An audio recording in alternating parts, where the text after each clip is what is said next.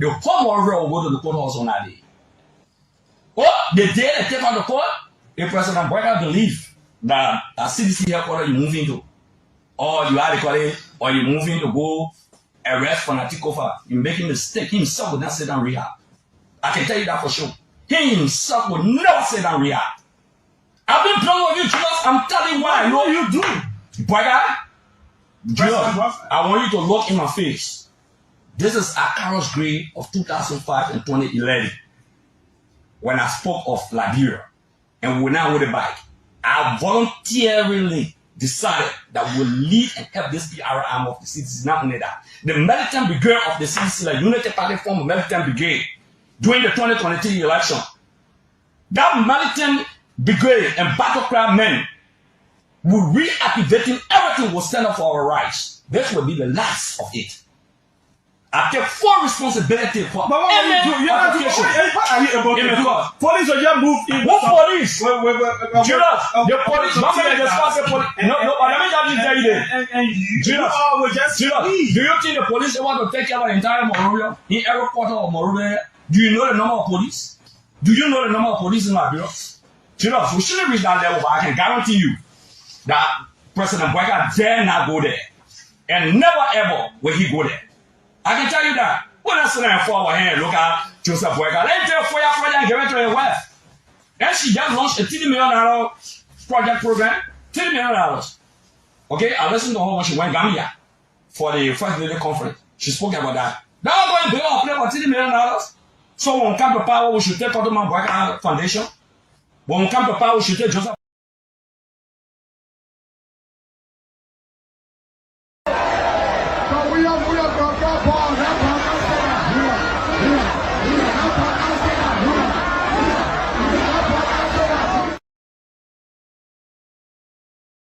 And when she voted and came back to me, I thank God I was born an American. Today I saw 9 jurors sitting under my voice, 15 jurors sitting under my voice, 9 of them returning a verdict of not guilty against a powerful government that wanted to be destroyed.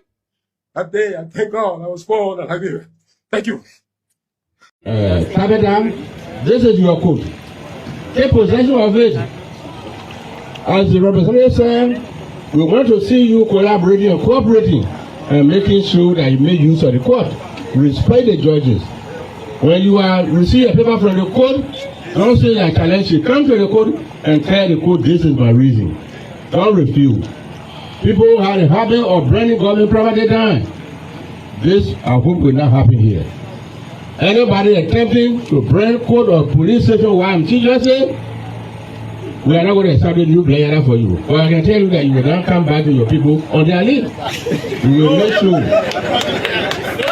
Confusion is everywhere. Every society, government, got good and bad people. There are a lot of good people in the country, but there are a lot of bad ones too. Prophet Key is an example. He was spoiling the good name of Nima people, they spoiling the good name of people from Sabata district. In our society, nobody abuses women court.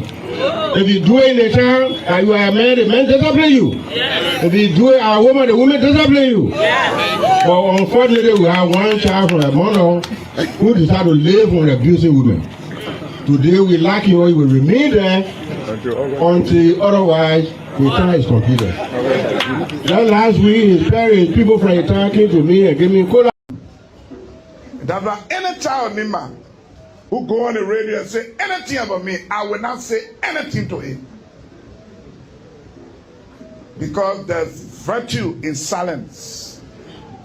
Sometimes you go very all of emotion, you talk something.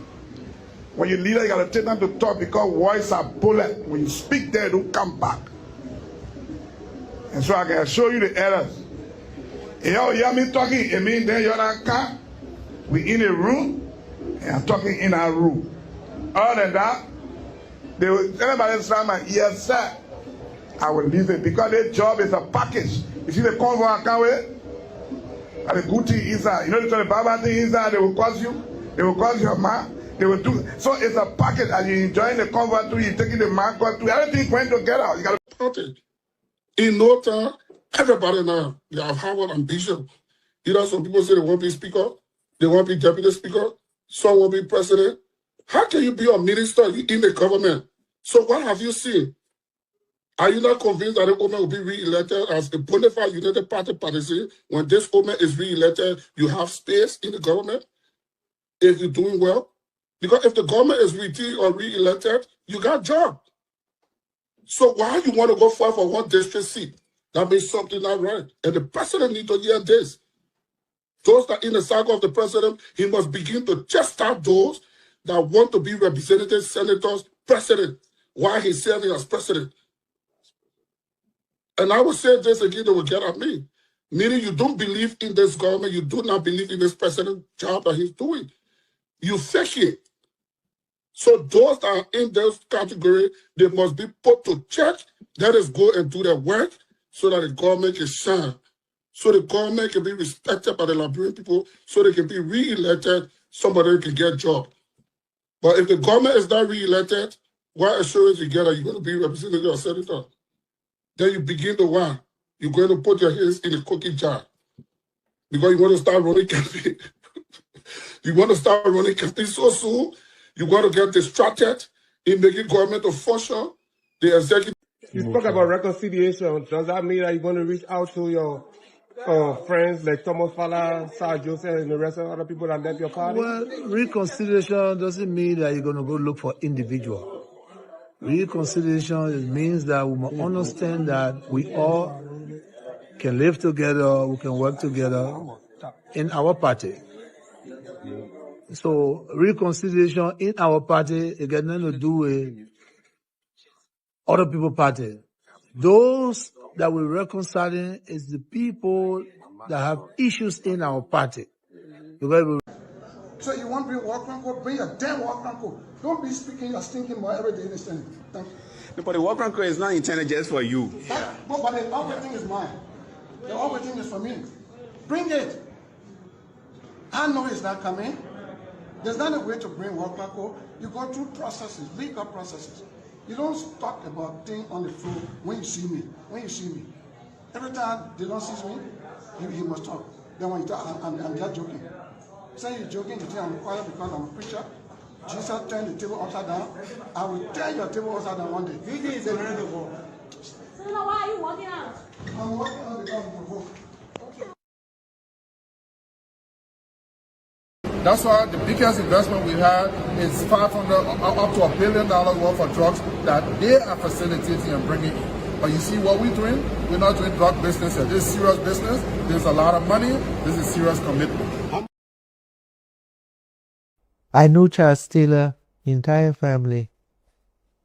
You do? There's Liberia now, we all know ourselves.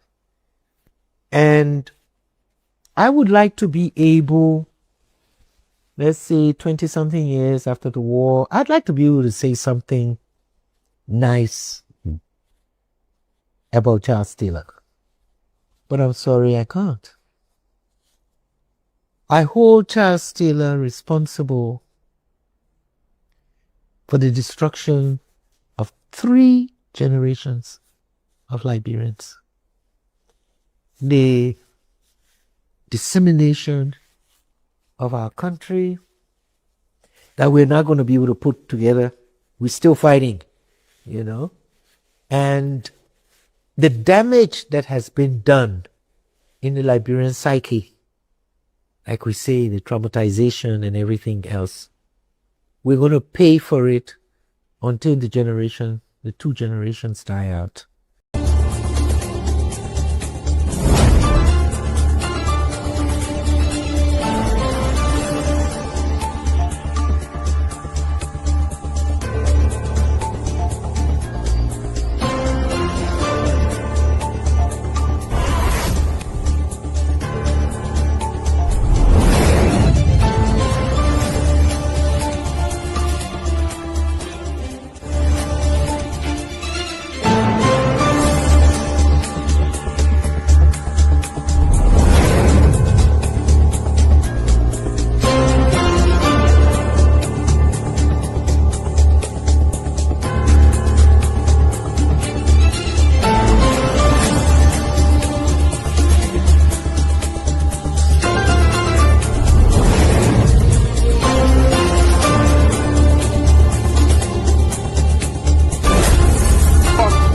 disappointment.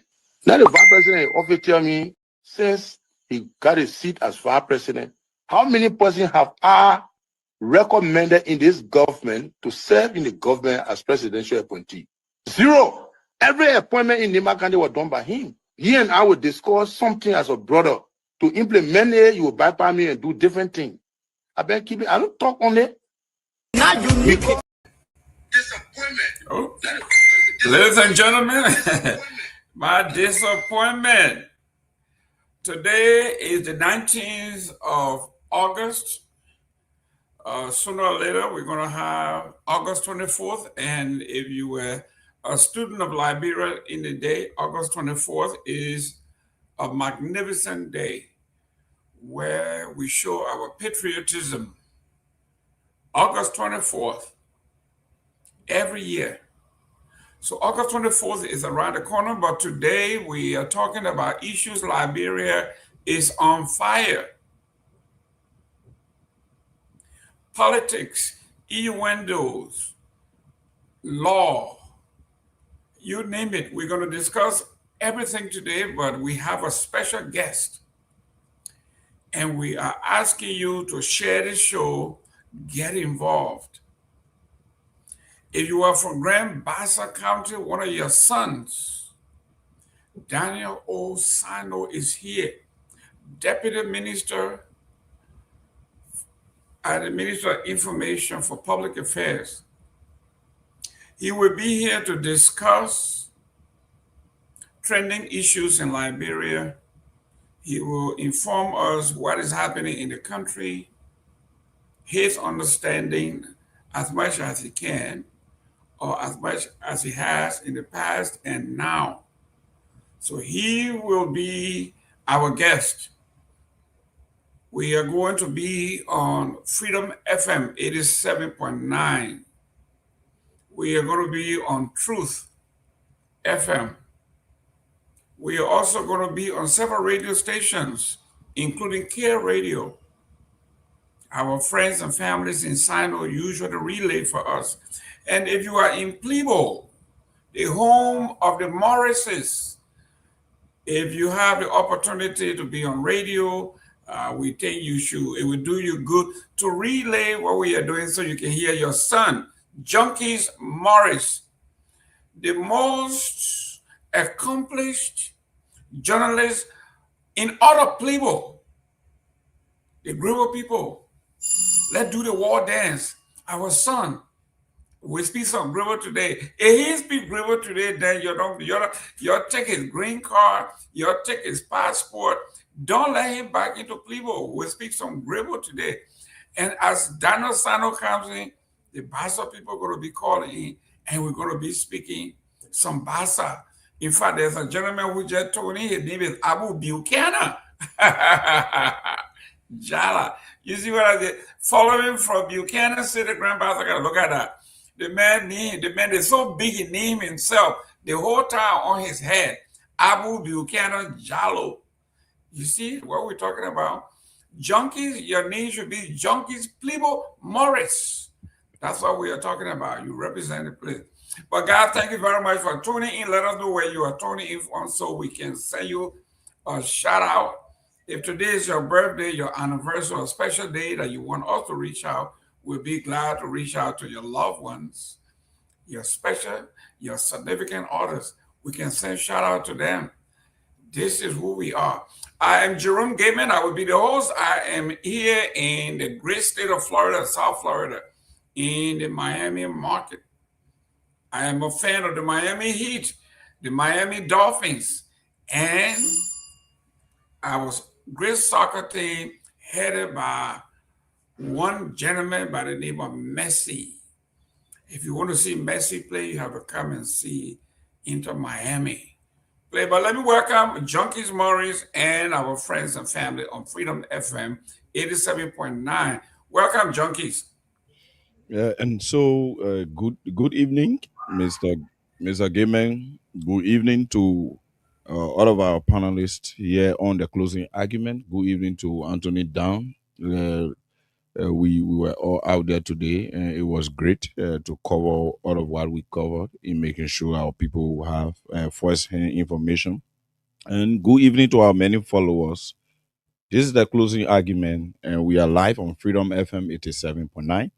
And my name is Junkies Morris, like Mr. Gayman said, and I'm from Peabody, Southern District, Maryland County. Welcome to the platform. Like he said, we have a special guest tonight. He's the Deputy Minister for Public Affairs from the Ministry of Information. He will be appearing, and hopefully, just received a call, Mr. Gayman. I think I'll send you that text. The former speaker, Dr. Chambers, just from the LMP headquarters, spoke with some journalists, and he said just a 5 minute wanting to speak to this matter in regards to the incarceration of the former vice president. He was just there and did not have the opportunity to meet her, but he just spoke with the deputy for operations. So I thought before our guests could come on, for us to take him for the 5 minutes, at least so we have some details. Since he said he was sent there by the political leader of the CDC to represent the party. So welcome. This is the closing argument, and we are live on Freedom FM 87.9. Welcome, Mr. Sylvester Pewee. But see, Pewee, welcome to the show. Thank you. Thank you. You see, he cleaning his glasses. But yes, if the former speaker is available, real quick, we can do that. And let's get updated. Man, this is the information is flying so fast. Let's do it. We are ready. Our man is in the DC area, the Maryland area. He's ready. He got a boxing glove on.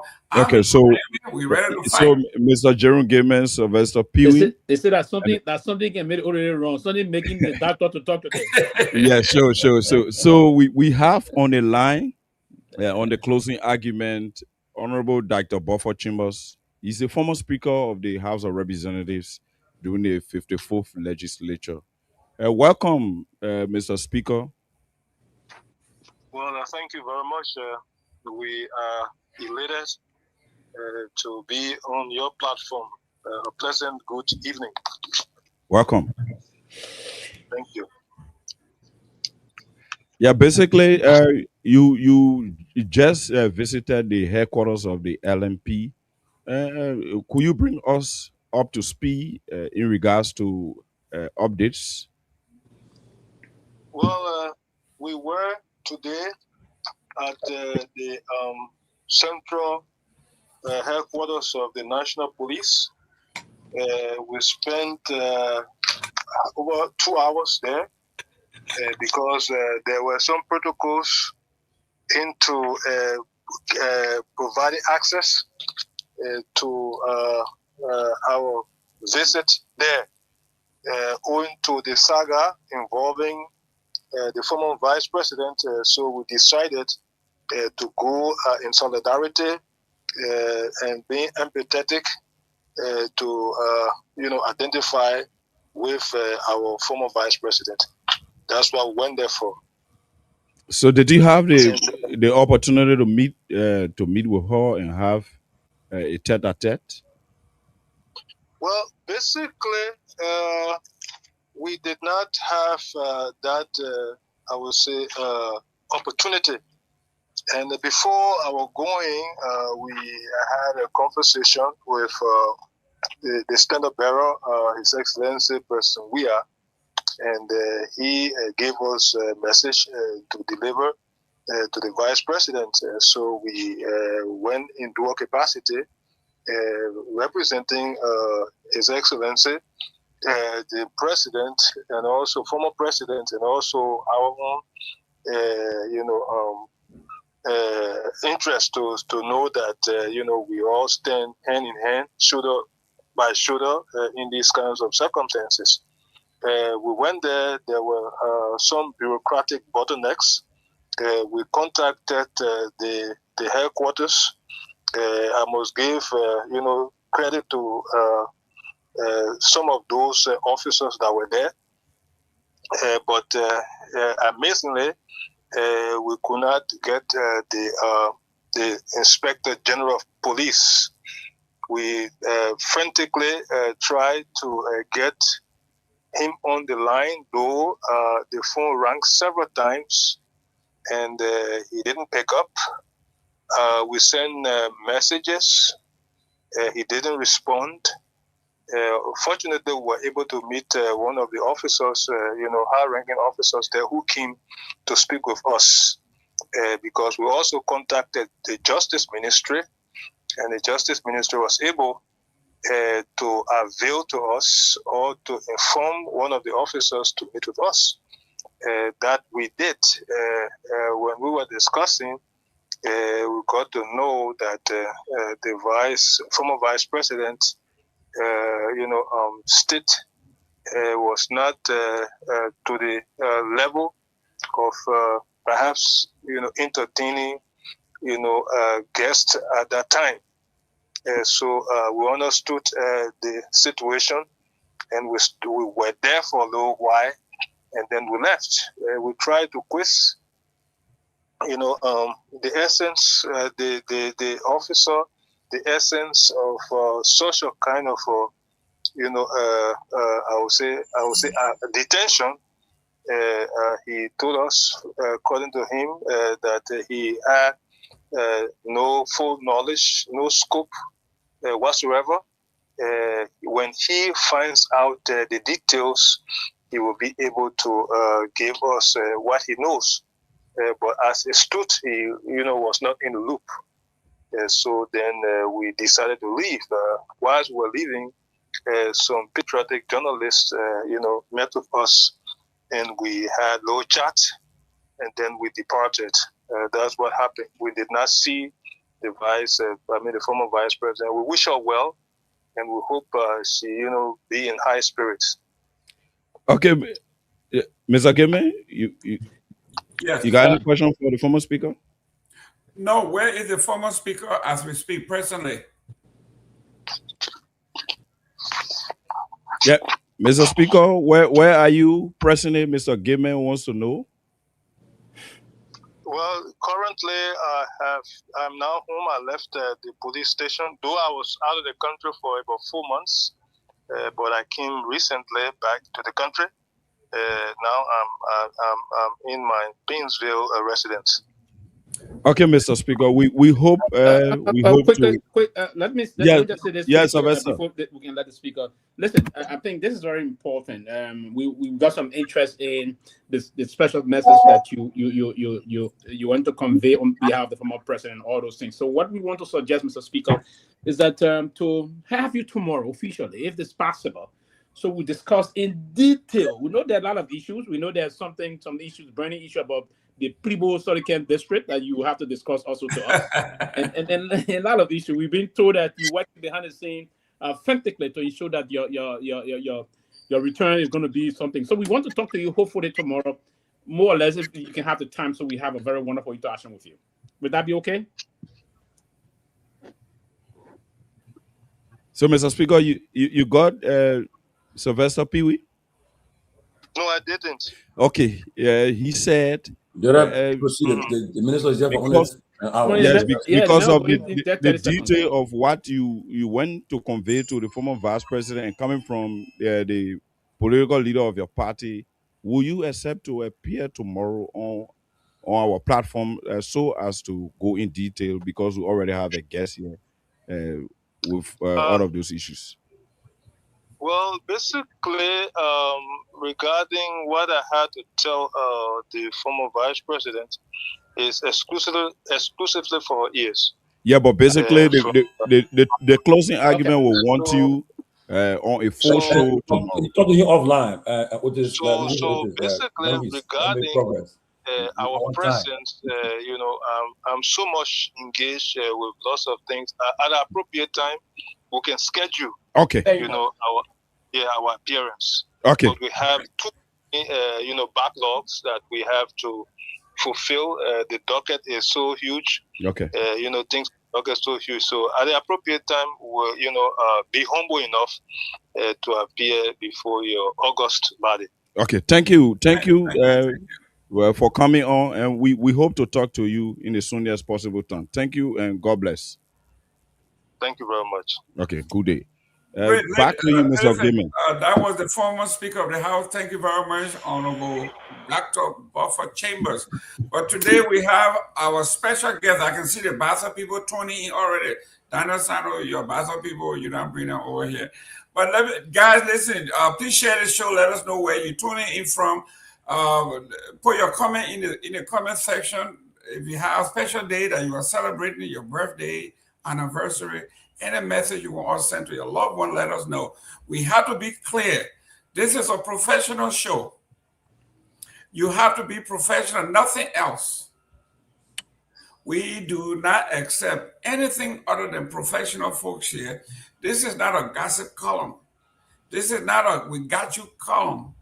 This is where we come to actually debate issues professionally. And as you do so, we say we have a lot of respect for our audience, and we expect that you will do likewise. You are professionals, you are grown, you are politicians. Whatever it is you do it professionally. And this is why I do not want to quote the Chief Justice.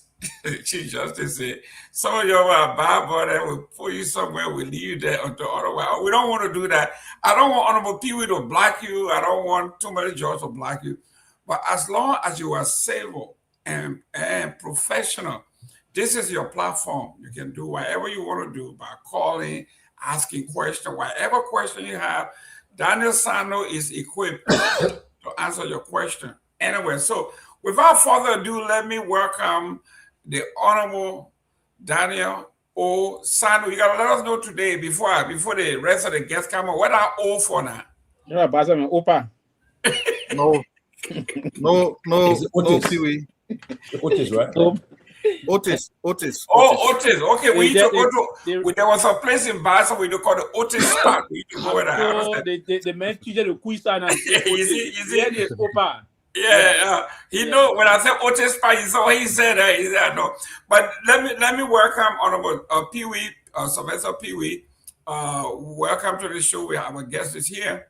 Yeah, thank you again. I think we look forward to having a very interactive show, a show that we cross across respect and the rest of that. And we hope that the minister will engage us and answer sincerely concerns and the concern of the Liberian people. So I look forward to a great show. Thank you. Let me go to Junkies Morris, our guest. You the boy from Kehleboe. Welcome to the show. Yeah, and so welcome to the minister. Honorable Minister, you are welcome. I'm here on Freedom FM 87.9, and welcome to the closing argument. Hope to have a healthy conversation tonight regarding the progress and success of our country. Welcome. Thank you very much. Let me go to Honorable Victor Nagbe. Victor Nagbe, welcome to the show. Guys, today we're gonna limit this thing to 1 minute. No talking too much. 1 minute. Go ahead, Victor. I'm talking directly to you, Victor. You're from your old order progressive. You're talk too long. Thank you very much, Mr. Gayman, Mr. Minister.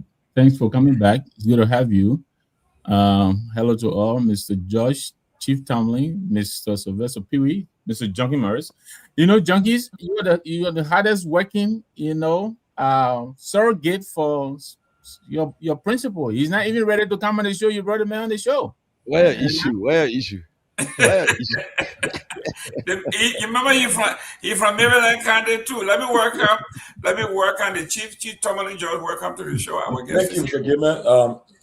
It's a pleasure to be on the show, and I want to express our thanks to the Deputy Minister for accepting our invitation to come on the show. Usually, it's not an easy thing to come on this closing argument, but he always avails himself when we call upon him. And he's here for I think maybe an hour, he said, but maybe we'll push him a little bit, but let's get it started, show started, so we have more time to ask questions. The Basel man don't run from that. You see the boy from the blue state. That blue don't run, right, Daniel? That blue doesn't run. We just said it. Okay, the Basel people, if you are tuning in, let everybody know that your son is here. And he represents you very, very well. Honorable Sano, you know that everybody knows you, but there may be few people who have never met you. This may be their first time. So can you let us know who is Daniel Sano? Good afternoon, gentlemen. And let me, I don't know what time is on your end. It's in the evening. Good afternoon, good evening, because it's now 9:30 in Liberia. To our compatriots in the motherland and abroad, it's a good thing to be on the closing argument. And I've been asked to open the argument by giving a little background about myself, which is sometimes more difficult to do because I'm Daniel Osando, and my father hailed from Bombay County. My mother hailed from Grand Bassa. And I'm more close with the Bassa people because my mother reared me. And so I live in Monrovia. I'm the Deputy Minister for Press and Public Affairs of the Government of the Republic of Liberia. I have an undergraduate degree in criminal justice from the AME Zion University. I hold a master's degree in international relations from the IBB Graduate School at the University of Liberia. I'm still pursuing additional academic accolade, which I can mention here. But I'm a Liberian citizen overall. I'm a Liberian citizen. I'm a patriot. I'm a nationalist. I'm a public intellectual. So it's good to have you here. Have me here this evening, and I look forward to interacting with you and others who will have the opportunity to call in later on so we can talk about the progress of the motherland. Thank you very much. Good. Let us hit it off. Honorable Pewee, you hit it off. Where do you also start? I know Dana got a whole encyclopedia ready to go. Yeah. Quickly, we'll come to the issue about what the debate is going to start from the drugs thing. I'm coming to the issue about what he's posted recently about Kamara and other things. I got some point about his current boss. I got some things, but I'll bring that later on. But I want to push you back. I'm going to say a wonderful good evening to you from Liberia and the rest of that. Today we listened. We saw the government of Liberia. We followed very closely, and the Attorney General of the Republic, who happened to be the Minister of Justice, charged the former Vice President criminally in linking her to this $300+ million drugs issue, and but details are still coming out. We hope that she stay with the police and the rest of them. I just want to find out from you. There's growing concern now about this police chief. A lot of things we're hearing from our side, from the investigative side of it. A lot of things being reported that this police chief is allegedly not linked, very closely linked to this drugs cartel. Evidence of three of his major agents were even involved. One of them got the $10,000. One of them is now saying to his lawyer and some senior family person that the Inspector General told him, and his lawyer is going to use that even to push for him to be whatsoever. The Inspector General told him to escort something that he didn't know, and he was just following instruction. That's the major regimentation in terms of paramilitary institution. You don't refuse order. So he was escorting something that his boss instructed him to do. Is the government of Liberia going to ask the Attorney General, the police chief, to recuse himself in the midst of this high level of alleged information about his connection to the cartel? So, Pewee. And quickly to end here, Martin Colley is also reporting today, and you, the government, used Martin Colley's statement to get to ask Biago to recuse himself. Eventually, you remove him from the DEA. Martin connected Biago with a pickup that was linked to one of those that is currently in jail. Martin is also now connecting the police chief of the Republic to not only pick up, but to a home that was built in 5 months. With the government of Liberia asks the police chief to step aside from this investigation? So you see, Mr. Sylvester Pewee, you're a very smart and intelligent individual. But when you have an opportunity to interview the deputy spokesperson of the government, I think we have to start the conversation on a premise that informs what we do moving forward, and that premise has to be, a solid, verifiable arguments. I don't think I accepted an invitation to appear on the Distinguished Closing Argument show to come here to respond to Facebook talk, Facebook comments, things that are not verifiable. It's a disservice to the national conversation. Because, for example, on the same information to ask Biago to step aside. You act on the same information to ask, listen, you act on the same information in the president's statement. They said from social media report, you ask for the same information for Biago to step aside. Why can't you do for the same? You see, the government probably... Why you can just cool off? Why you can just cool off a bit? I'm trying to remind you quickly about that. Okay, I will lay back. Say you want to be the guest, I will lay back so you can... No, you're not going to buy time. You're not going to buy time here. You act on the same information to ask Biago to step aside. You stay repeating yourself. You're not saying anything new. No, I'm not saying anything new because you seem to now comprehend what I'm saying. And you see, that's been very disrespectful. You see how you started? No, you seem to not comprehend what I'm saying. So that's why I'm going back. You see how you started the show? Now you see I can't comprehend. You seem to not comprehend what I'm saying. So I'm trying to. That's fine. That's fine. That's fine. That's fine. That's fine. Let get a chance to respond. Go ahead. Yes, but he had to retract his statement because you can't look at a guest and say a guest cannot comprehend what you say. You seem to not comprehend what I'm saying. Oh, you speak in English. Otherwise, we are mentally etiquette. I don't know about you. Answer the question, please. You use the situation the government used to be arrogant to get rid of Biago. You don't want to use it. I expect no better. Go back to the police situation and answer this question. You are smarter than that. But I'm smarter than that. Yes. So why are you behaving so childish tonight? Because if you don't comprehend something, we'll infuse it for you to comprehend it. Go ahead. Okay. That's right, so go ahead now. Do your commentary. No, my brother, sure. you want to bow? This is very disrespectful. Honorable, you have a civil conversation. You ask 2 questions. It's civil. Minister Sano, go ahead. Go ahead. You are a public official now. You need to have. I don't think I was invited on this show to be insulted.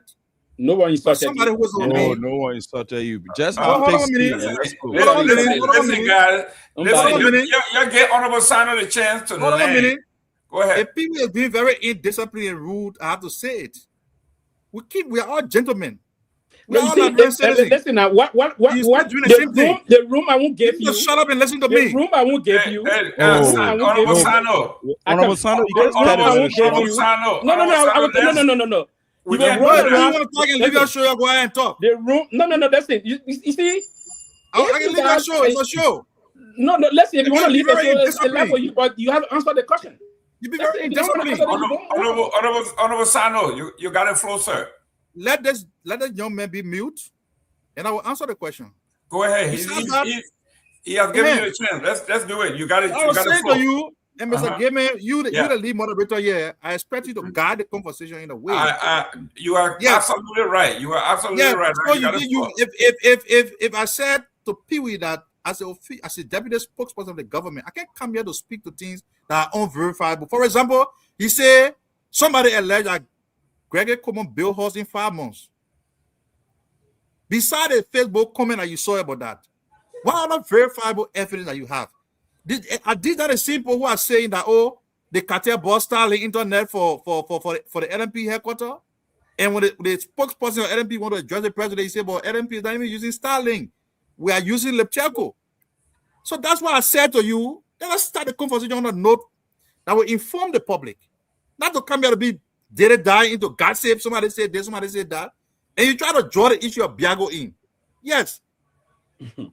Social media is one of the points where information is spread. If somebody says something about a future of government, and the president, based on the veracity of what the person said, the president said about committee to investigate, the government has to verify. But I also want you to know that we don't run the government on Facebook. If somebody go on Facebook and say, "Oh, Sylvester Pewee is dead," I'm not one of the person who will buy into it. So let us start a conversation on a more substantive note. Okay. As opposed to asking me Okay, to Daniel, address something. Daniel, you are right. You have no idea. But if I ask you now, the house that you say Gregory Kromah allegedly built in farm, where's the house? Where's the value of the property? You don't know it, but you're not saying it because you heard somebody saying it. I'm not in the business of that kind of. Okay, you gave us an hour. Let's get started. I know you want to tell us what the government has done, the achievement, all of that. Let's talk about the public toilet that was just dedicated by the president. Talk to us about that. What was the logic behind that? When you say public toilet dedicated by the president, I don't know what you mean. Oh, I don't know what you mean. Few days ago, the president dedicated a public facility by Nuka. It's a public facility. Yeah, toilet. It's not a public toilet. Yes, that's what it says on there. On the building, I didn't go there. I have no idea what you're talking about. Okay. Yeah, I have no Excellent. Let me go to Tomalin George. Tomalin George. Okay, thank you, Mr. Sano. Thank you again for coming, and we appreciate your presence there. Let me ask you, Split. This morning we woke up with the news of the former vice president being invited to the police station, and later on, the attorney general announced charges against her. Yes. Can you please bring up to date? I mean, besides what we heard of the date about this, what transpired today? So the attorney general read a statement at the Ministry of Information.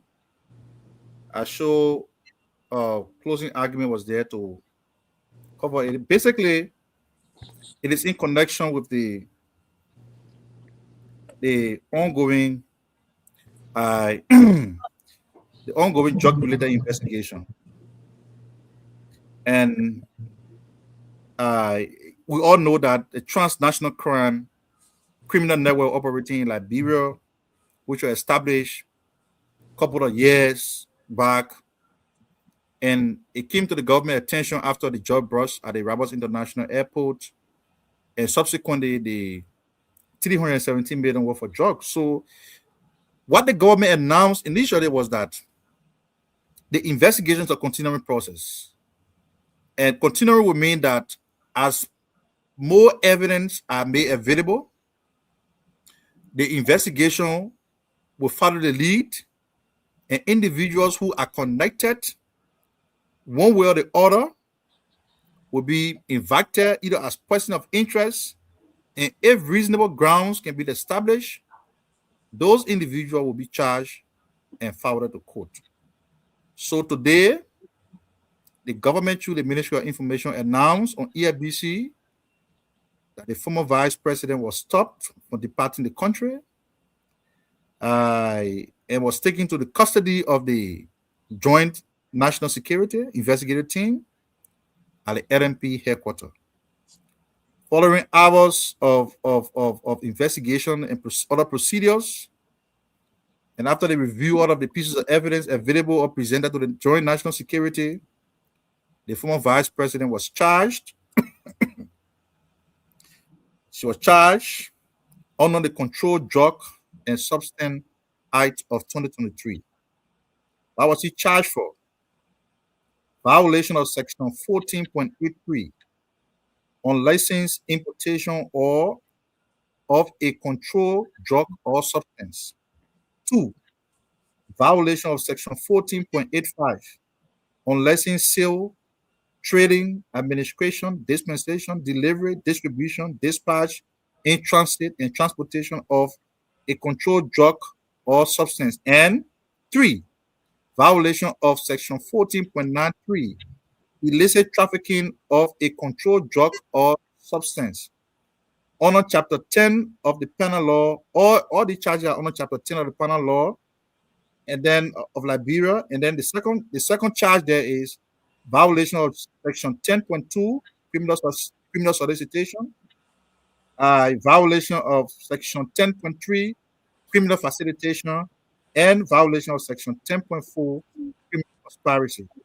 Under the anti-money laundering and financing law, the former vice president was charged for violating Section 15.2, which talk about money laundering. The government also further announced today the other individual. But since you specifically asked about the former vice president, those were the charges brought against the former vice president today by the state. And that investigation continues, but she's in the custody of the LMP. And according to what the police inspector general said, she'll be forwarded to court at the earliest convenience. So that's what we are with the former vice president. Quickly. Yes. I know there are a lot of this whole issue about the drug issue is dominating the whole country right now, everywhere, every media, every stuff. So can you assure the Liberian people that if this investigation leads anywhere, whether it's people in the government of like the present government, that nobody will fair, whoever is involved, whether it is the person in high position, they will not be spared. Can you assure Liberian people of that? If you followed all of the pronouncement by the chief executive of the country, he said that no sacred cow in this investigation. Wherever the evidence leads, the joint security have been instructed to take the appropriate action. And to that end, the public can be assured that nobody is untouchable in this investigation. It is about our country. It is about the reputation of the country. You know what it would mean for Liberia to be labeled as a narco state? Do you know what it would mean for our country when the cartel establish themselves here? Do you know what it means for the young people who are the future of the country? It's a very sad state. So that's why the president, even before this drug bust, had declared drugs and substance abuse as a matter of national emergency. Through the multi-sectoral task force, the government had taken multiple actions, right? You know the number of seizure of narcotic substances that the DEA had carried out at Bola Point, even seizing cash worth over $1 million US and everything. So we're taking it very serious as a government. So the public can be assured that this investigation is not selective. Wherever the evidence leads, and that is why, to prove that the government is actually not dilly-dallying with it, to prove that the government is actually committed, look at the initial action that we're taking, even before we moved to former officials. Look at the steps that have been taken against current officials of the government, people who were heading the drug fight. When the evidence led to the fact that they compromised one way or the other, they were removed and subjected to investigation. So there's no sacred cow yet. So if there's anybody, and this is where I want the conversation to lead, because there are a lot of speculations about this whole drug issue, and the investigation is not being carried out based on impulse or speculation. It's based on the evidence. Today, the former vice president was indicted, arrested, and charged not on the basis of speculation. When the indictment is unsealed by the Attorney General, maybe tomorrow or a day or two from now, you are going to see the actual reason why, beyond the charge I just read, you're going to see why her action, what did she do for which she been forwarded to court. So we have to be, while we want to be on top of the conversation, which is good, but it has to be held from an informed perspective. If people just throw things out in the media with a goal of undermining the credibility of the investigation, then it becomes unacceptable. Okay, that is why the president elevated this situation, this drug investigation, from the level of the DEA to the joint national security. Even the communication around this thing, we at the Ministry of Information, before we say anything, that statement has to be clear by the joint national security, because we do not want any contradiction around it. That is why I said from the beginning, I'll refrain from speaking to things that are not verified yet. If there's anybody who has any reason to believe that somebody who is on top of the investigation has compromised one way or the other, the government has said, go to the authority. Good thing the investigation is not yet being conducted by Liberian security apparatus. There are key U.S. government institutions that are in the country that are aiding this investigation. The FBI is here. The Homeland Security is here. The U.S. Drugs Enforcement Agency is here. Yeah? They got forensic investigators here. So if there's anybody who believes that, look, they may pay her in 5 months, he ain't got the money for it, this and that, take the evidence of them. The way to help the country is not to sit and speculate on Facebook or on a radio station. We're not helping. We have a society where our people are so, I don't like to say it, but they are so gullible. They hear you say anything, they get into it, they say, They say the IGS did so, the other policy did so. Let us stick to the verifiable facts. Let us stick to the one that we can prove. And if there's anybody who knows anything beyond what the government has done, we say, take the information, give it to the people. If you don't trust the Liberian government, even though you are a citizen of the country, call the U.S. Embassy, call the U.S. security apparatus, supply them the information. They will come and investigate, and action will be taken. Good thing the president has expressed the political will, and by action, he has taken action against current officials, least to mention people who serve in the former government. Today also, the Attorney General announced that, yeah, Honorable Sano, real quick, you called the U.S. Embassy, you called the LGA, you said we should call them. Can you please provide a number so we can have it published? Well, so the U.S. Embassy in Monrovia is reachable online. I don't have that number, but I'm just saying to you that you can reach out to them if you got any information. Yeah, no, but you said the LGA, that FBI there, we can reach out to them. Obviously, if there are special task forces, there are contact number that you have that we can. We're trying to help our government. We are all members. Yeah, so I will get to the DEA. I'll get to the Joint Security to see what I can get the hard code from there or whatever number they have to send it to Tomalin so you can share with you. But the point I'm making here is unfortunately, Mr. Gayman, the information people don't have. We have to. Are they serious to do this? Yeah, they don't have it available. Listen. Yeah, may not have it available. Listen, real quick. You said I'm gonna go to Junkie next. No, I know he was still in flight. But the man ended up 20. The man, I'm taking all the time to talk to him. Listen, he got on 1 hour. That man is being very disrespectful here. I'm not a guest here. Tomalin. Yeah, so let you finish your flowing. Let you flow. Yeah. I mean, you have your show, you can, whatever opinion you have, I'm not stopping from expressing it. But when you invite somebody and you have the person on your show, just be a bit respectful to the person. If you wanted to say all the speculation you got, you should not invite me here. But I can't be here and you speculate. Because I'm the deputy minister of information. What happened on the show today? A lot of Liberians are following, they will share it and say, oh, the minister on the show when anything was said. And I'm not going to allow you to speculate about it. And so Tomalin, that's what we are with the former vice president, and that's what we are with the investigation. And I think it's good that as citizens of the country, we are all following the process.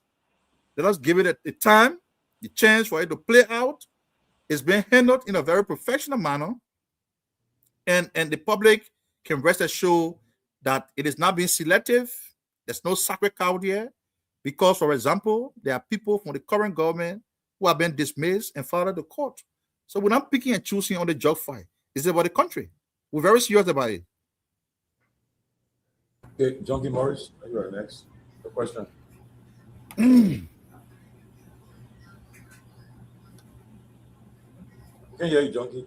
You're muted. You're muted. Yes. Okay, yes. Thank you, Minister Sano, for appearing on our platform, the closing argument. Basically, I got 3 questions, and I'll go to them quickly. Yes, sir. You, as the Deputy Minister for Information Services, have informed Public Affairs. Public Affairs, Deputy Minister for Public Affairs, have informed us here tonight that there's no sacred cow. In fact, the President have guaranteed that. So I want to know from you, not just by word, but by action also. Why is the delay? Since indeed there was a video trending. In fact, that video was authenticated by the EPS boss that it was not an AR video, and it was a video that indicted several persons. One, which video are you talking about? The video, the cartel members displayed the WhatsApp telephone number of the president's son. And that video, Minister Sano, you are laughing. That video was authentic. It was authentic. Almost everyone in this country understands that video was authentic. So I want to know why those persons named by the cartel members of receiving $2 million. In fact, being part of the Kababa harnessing their drug that they've been transiting through Liberia, and even saying that they have been doing business with the president's son. Why is he still not being called, and why are you people ignoring calling his name and discussing that matter as it relates to the allegation coming from the cartel members? The next question that I have to ask you: why place a knee as a Republican on the former vice president when she's not a flat risk? Why? This is somebody who is availing herself and submitting to the rule of law, and why they tussle over her appearance before the law. Why? And my last question, Minister, Go ahead. you've been ranting at people who are critical of the government. You've been very angry at us and making remarks and calling us names. How do you feel when you will refer to Liberians the way you always do? That's my last. How do I respond to Liberians?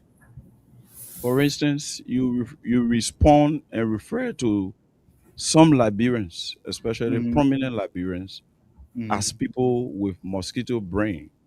Even on the show here, you just spoke in a condescending manner to Mr. Sylvester Pewee.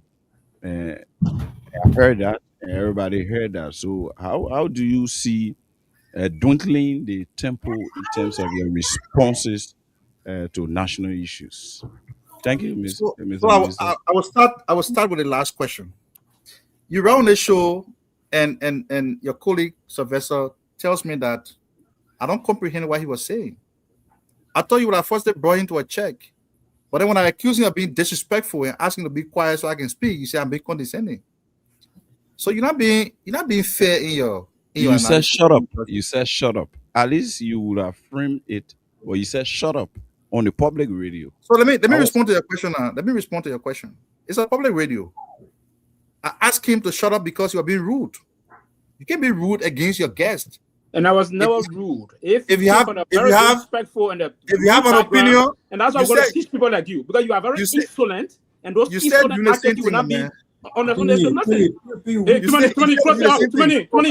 many hot there. No, the respectful guests will not tell me nonsense. The minister cannot speak. If you want to be a spokesman of the poor, don't do that. Don't do that. Don't do that. There's not being mature. Don't do that. There's not being mature. No. We'll talk about, but you shouldn't say things that's not correct. The whole thing, if you target other people should come and say what they want to say. People say what you want to say. Why are you being so furious? I know you to be a strong man. What happened to you tonight? I'm always strong. You're not strong. You always losing up the issue. I said you didn't seem to comprehend. Minister, just table throwing jobs and go to the issue. Yeah, and you can't do that to me. I'm not one of those. I'm not one of those. I was smoking right now. You want to talk all you want. I don't have to be here. But you can. No. It's not an issue of you being here. We'll respect you when you're here, but you have to be respectful. But be very disrespectful. Respect is neutral in terms of interaction. So that's what I'm saying. You can't come to an internet platform. All you bring as opening argument is gossip, and I say I will not respond to gossip. It's not. But it's saying gossip. The president acted on gossip. The president acted on gossip. You're not helping this platform. You're not helping this platform. What if the president acted on gossip? Go ahead. That's your opinion. Listen, I know you want to protect your guests. I know you got interest in your guests, but you have to be you also got to protect Pewee. Yeah. Don't do that. So go ahead. We're going to do this. What interest? What interest? Probably he will tell it all after the show. He will tell us. What? Say what? He will tell why he got interest in it. You can't come and make a statement on the place, say, and you appear, you don't want to answer the question. If you don't want to answer, don't answer. But don't say something that's very respectful to you. Don't do that. Don't do that. You've been disrespectful. I will keep saying it to you. Go ahead. You're disrespectful. Don't do that to me. You see me. I'm very calm here, man. What happened? What's this, man? If anybody will put up such attitude on the show, I don't expect to be you. Whenever you in Liberia, we meet. We're on a platform and we'll come and do what we They do. never all meeting in Liberia. This is about the facts in the country. It's about facts in the country. It's not good. Minister, to the point. To the point. Let's the radio if you want that to time. if you all your insult, you can go ahead and do it. But not in my presence. What doing this for? Who watching us, man? You ask them to your show, they respect you and come, and all you do is start to have and disrupt. What is that? You want to go to the issues? So, are you responding, Minister? Yes. Are you responding? But John, you ask the question again. Answer the question, man. You can't answer the question. Answer the question. Okay, so on the first point, on the last question you asked, the first point, I didn't come here to go back and forth with anybody. Liberia is such a country that everybody got opinion. One thing I don't do is to argue the opinion of anybody. Opinion are not facts. If you listen to my opening argument, I said that base the conversation on facts, what we can verify. Because if you open the Lana in Liberia and other Liberia, everybody got opinion about everybody. Especially for someone who found ourselves in government. They say they want to say about you, whether that's true or not. So I'm less bothered about people's opinion.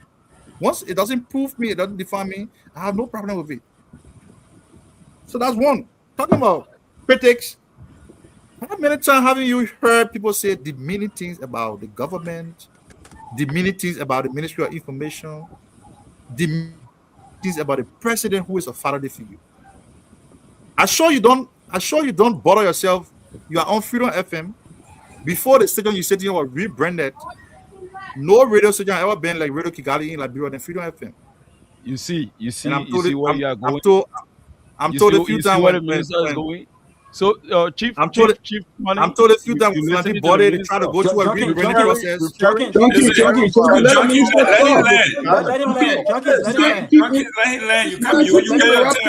him talk. No, let the minister land, Junkin. You have your opportunity. Yeah. And when Funanti recently bought the station, they say they're rebranding, which is good. At the Ministry of Information, we are fair offended by what Freedom FM broadcasting.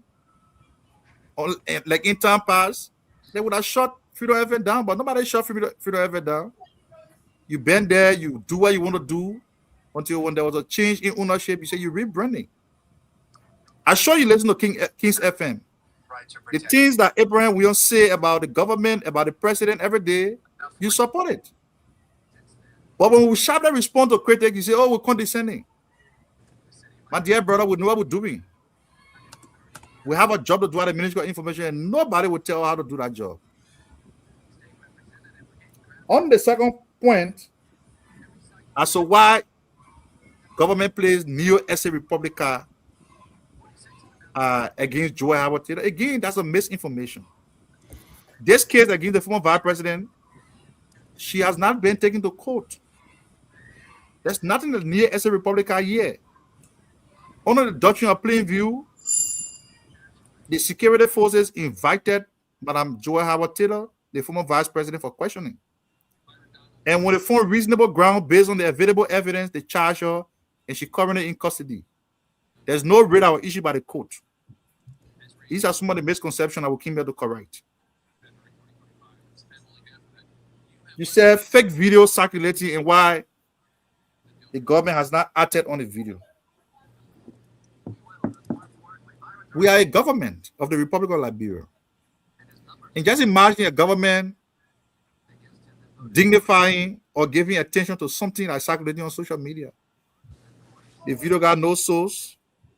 Somebody come, they call their face, they wear masks, and they say they're speaking on behalf of the cartel, and they're calling people names. And the simple who put out the video, they come back, and they say the video was real. Nobody argue with them. But the simple who made a video, they come back and say the video was real. It's not AI generated. But the government did not argue with your video. You made your own video. You said the video real. But the government, we're not in the business of dignifying those kind of petty propaganda. The investigation is ongoing. It's a serious investigation. In fact, what the EPA boss said is that the people who are sharing the cartel video, and they say they will do the thing because we're burning the drugs, they all send a video of the government burning the drugs to them. So I showed the message reach the cartel.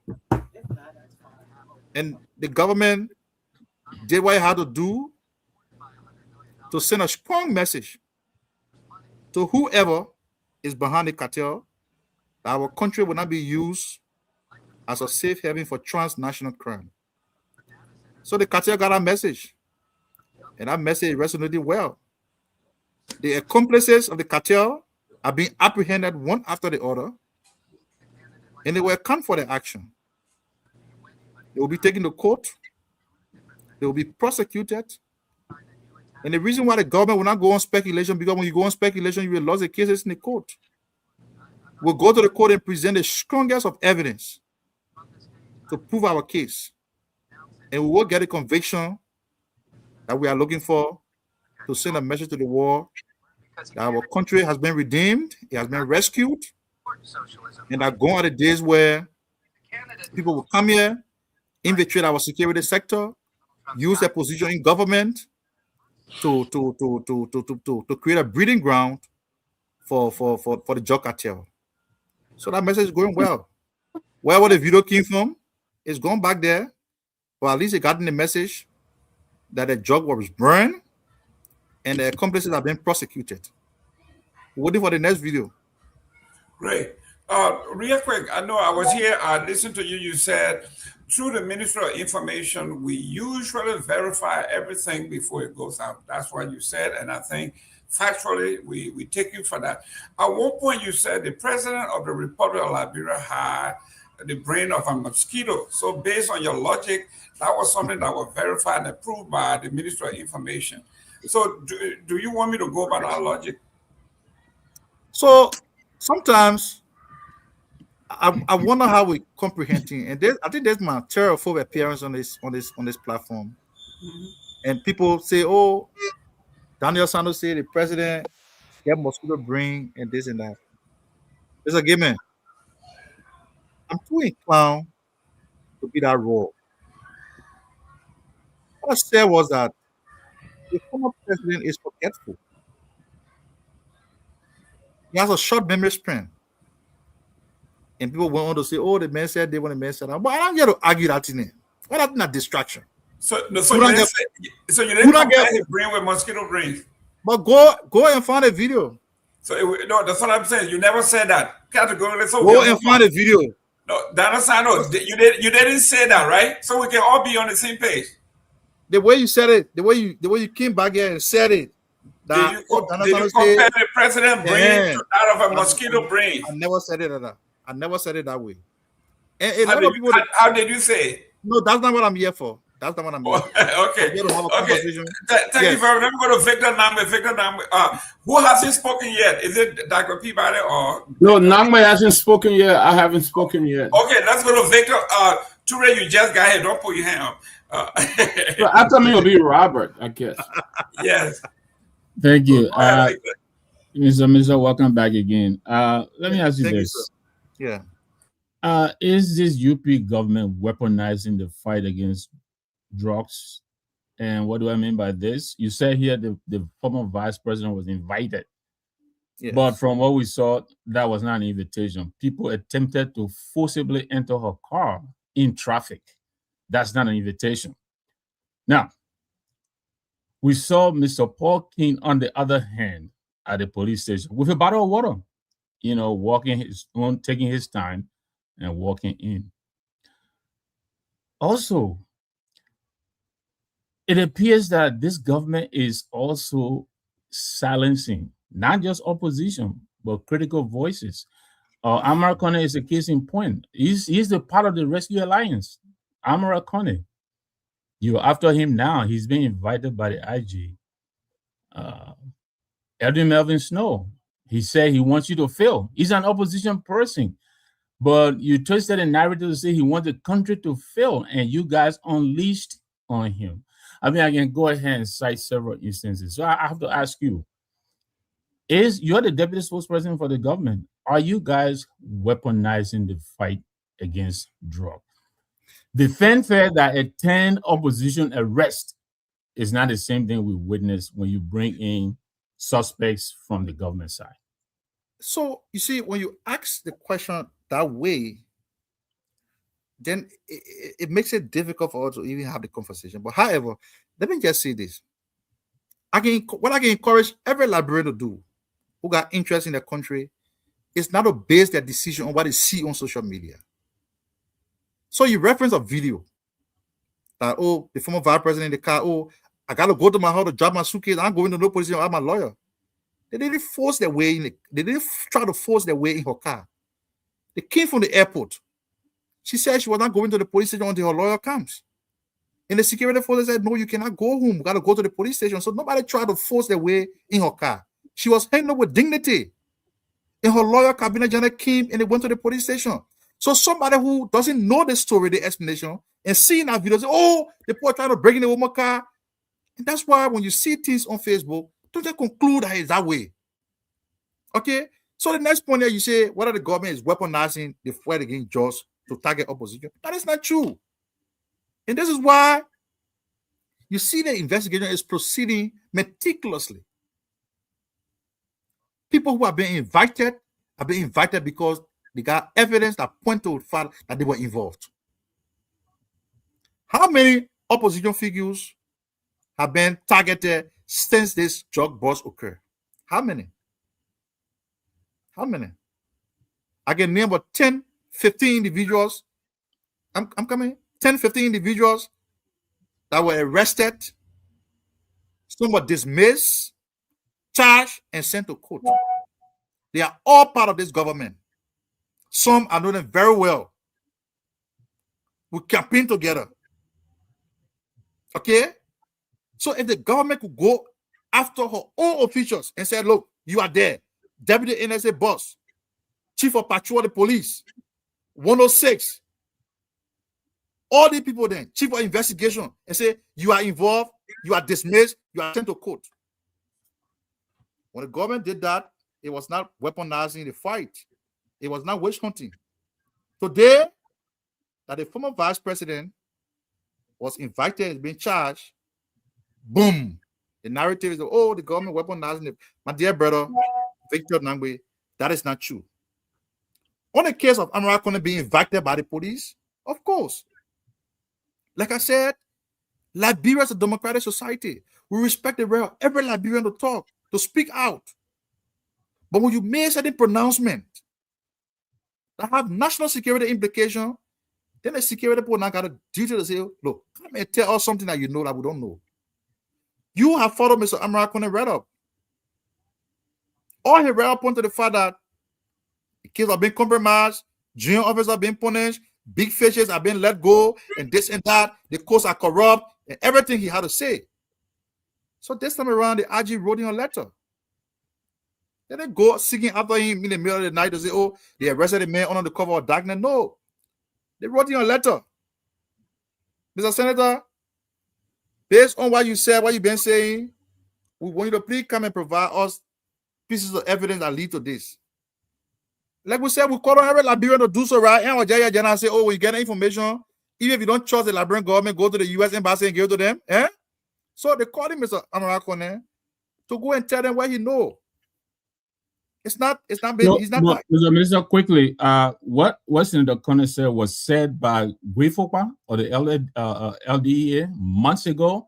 The same thing was said, Mr. Fofana at the LDEA, former deputy director. He said that. The current IG, who is actually writing to invite Senator Kone to the police station, he said exactly what Amara Kone is saying. No, and so I asked you. So what IG said, yeah. Mr. Nagbe, what IG said was that the cartel goes as far back as 6 years ago. They are top, current, and former government officials that are part of it. Right? Correct. So the question I want to ask all of you on the show here, the people that have been arrested, filed out the court so far, are they not top senior government officials? Not top enough. Not top enough. No, not top enough. Not top enough. Okay, that's fine. If you would say to me that the deputy managing director of the Roberts International Airport for operation Is that a top senior government official? I don't know No, what because senior government official is. I'm saying this because at the time, some of these people were already named when the IG said this. You're some of making these names mistake. were already out. No, some you're of these making names have mistake. been out long before the IG said it. Which implied to us that there were more people, even higher than these people who had. You're making mistake. You're making mistake, Mr. Nagbe. As at the time the IG made that statement at the Ministry of Information press briefing, Mark Crow had not been dismissed and forwarded to court. But his name was already out. Please give me a chance, boss man. Please give me a chance. The argument cannot be that the people that have been dismissed and sent to court are not senior government officials. It can be. No, but that's not my point. That's not my point. I'm saying to you that these very names that the IG are the names that you're referring to, Kuyon, Mike, Dahn, and all these people. These names were already out before Gregory came out to say that there are senior people involved in this, which suggested to all that. In addition to these people, that there are the people still higher than these people. I think we have to do justice to the conversation. The IG came to the press briefing and made a statement. The following evening, before these people were relieved, before that press release came from the executive marshal, dismissing them and sending them to the police to be charged and sent to court. So one preceded the other. You can't say that these were already dismissed before the IG made a statement, because I was there, I handled the press conference. So that's one thing. So you can say the former vice president who has been charged today is not a senior government official, former senior government official. She is. Today, the government also announced, the Attorney General also announced that the former deputy NSA boss for administration, he's been invited. So all the high officials are former officials. What about the current? That's right. So wasn't the current deputy NSA boss also dismissed and sent to court? That's not the top. When the man said the very top government official. I already said that he disputes that, but Let me go to Mr. Peabody real quick. Before you go to Peabody, I got something clear. He said he agreed that the former deputy director of the NSA for administration is a top government official, right? But in the case of the government, the guy who was serving as deputy NSA boss for operation was also dismissed and sent to court. So let me ask you this. I know we got to go on. Let me ask you this, right? Today you call in the former vice president. What about the current vice president who has been implicated with several photos all over the place? What are you guys doing about that? What about the president's son, Joseph Boakai Jr., who has also been implicated? This is very sad for our country. Hang on now. He came out and released a statement. Is that what you got? Is that sufficient for you for the investigation? That so I insist that this investigation is not about ESA, DC, and AC. It's not about indicting people who are on pictures. Nobody has been indicted because they're on picture with somebody. Okay, Mr. Sano, real quick. Real quick. Hold your thought there. The president's son has acknowledged that he was in touch with the cartel. He said he received telephone call and he texted back to them and he showed his text messages. Okay, isn't that sufficient for him to be called, to be invited? You say the president's son admitted where? Everywhere in his press and his and his text message. He said he got a call 3 o'clock in the morning.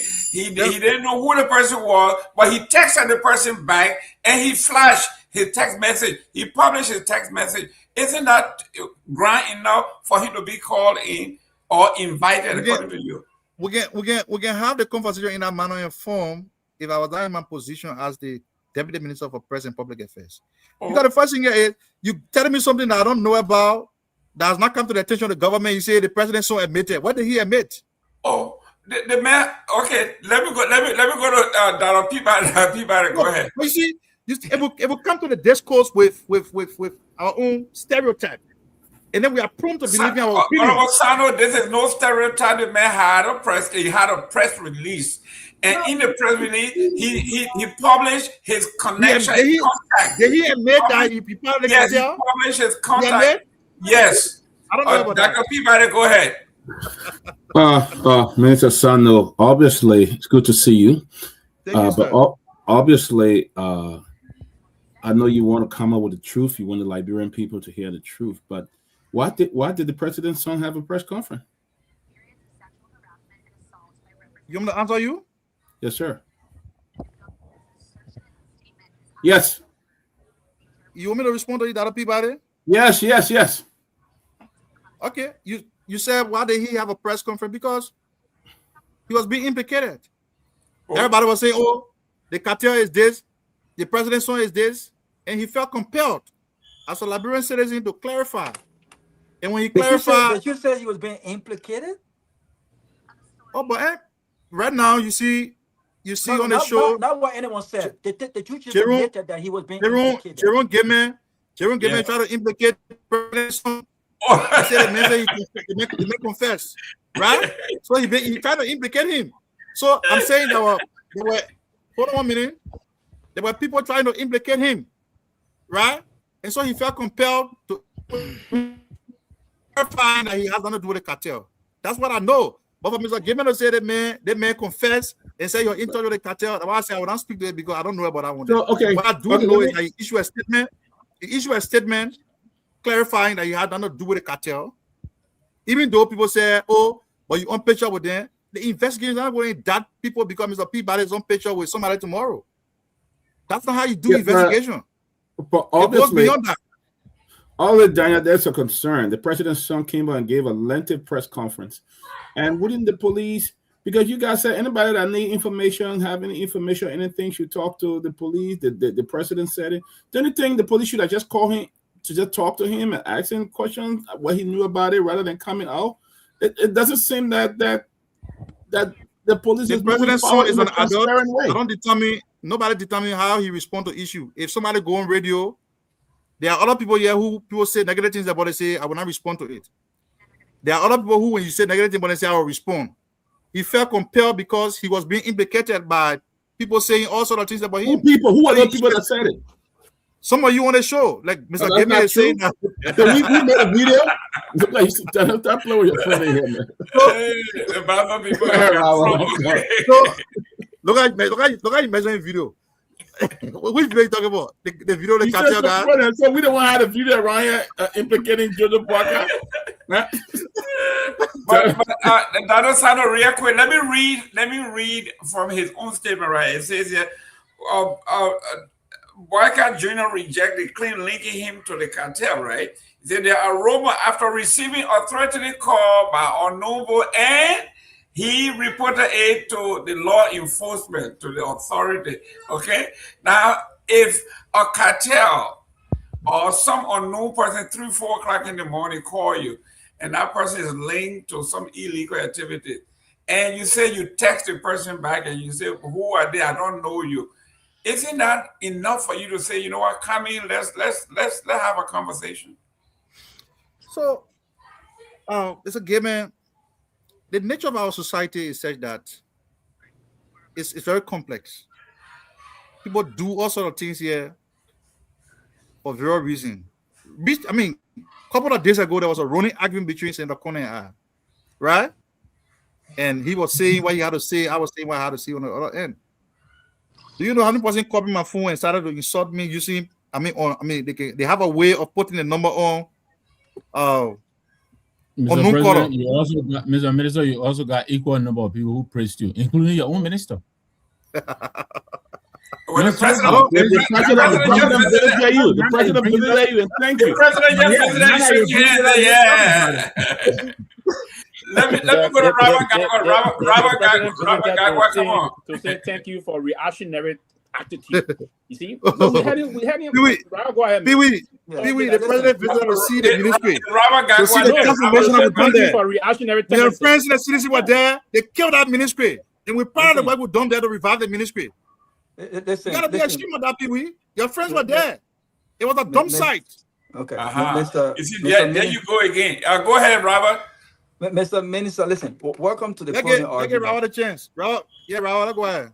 Yeah, welcome to the closing argument. And in as much as we always batter you on this platform, I always like to give people credit for still making themselves available. So thank you for making yourself available. Rob, please start over. I was not getting you. Please start over. I was welcoming you again to the platform And speaking of credit and recognition, the fact that you have always made yourself available to come and interact with us, even though we don't always agree, I think is commendable. So I was saying thank you for coming on and making yourself available. But Thank you, sir. but since you mentioned opinions versus facts, and you just talked about we've all followed Senator Amar Collins' write-up on social media. And so I want to focus on the facts, and I want you to respond to that. I don't want a political response because I will push back, right? And I want us to have a nice conversation. So before you joined this government, you publicly made some very insulting and disparaging comments about Joseph Boakai. And so I will quote you on this. On quote, August 30th, 2017, you said, and I quote, "State funeral costs a lot. Let's pray for Joseph Boakai." Unquote. May 24th, 2017, you said, "If the Iron Lady could not help, what difference can a feeble, retarded, retarded, retarded," and for those that are listening, a retarded individual is pretty much a person who lacks logic, and is Sleepy Joe Boakai make. Say no to Joe. Unquote. On June 13, 2017, you said, and I quote, "Joe Boakai did not seek moral high grounds when payroll fraud was discovered in his office. Ben Sanvee has made the difference." And last, you also mentioned June 27, 2017, Ambassador Wendell McIntosh of ADA is live on a Coastal Show exposing how corrupt Boakai is. 30K for what? And so your assessment of Joseph Boakai, I want to know. I want to give you an opportunity in this public manner, because you have spoken condescendingly, you have insulted unprofessionally in ways that I don't think you should be, especially when you mount the podium of the Ministry of Information. You have counterattacked others who have constructively criticized the policies of Joseph Boakai. And I think as Deputy Minister of Information, it is incumbent upon you to give clarification and to buttress the government's progresses and whatever based on the facts. So what has changed between now and then? Your assessment of the president, your politics, or the opportunity to serve in government? So, Robert, I know you're a very smart, intelligent individual, and I was shocked when you tried to cite what has been circulating by seditions on Facebook as screenshot from my social media page. I purposely decided not to respond to those screenshots because the first thing, my page is an open page. And I think when the debate between Senator Corner and I got tense, Sedition came to his rescue. And the only strategy was to go, I don't know what it did. And I was sitting in the restaurant eating, and I just saw tons of screenshots from Facebook, but they're not actually what I said. I can say to you that they cloned those screenshots or they have done something with them. In fact, somebody alerted me that there was a plan to kind of attack my page. Mr. Right? Can we move forward, please? Because we can't sit and allow people to come in and be that blatantly dishonest on this platform. But Sylvester, please let him land. Yes, please. We cannot allow that.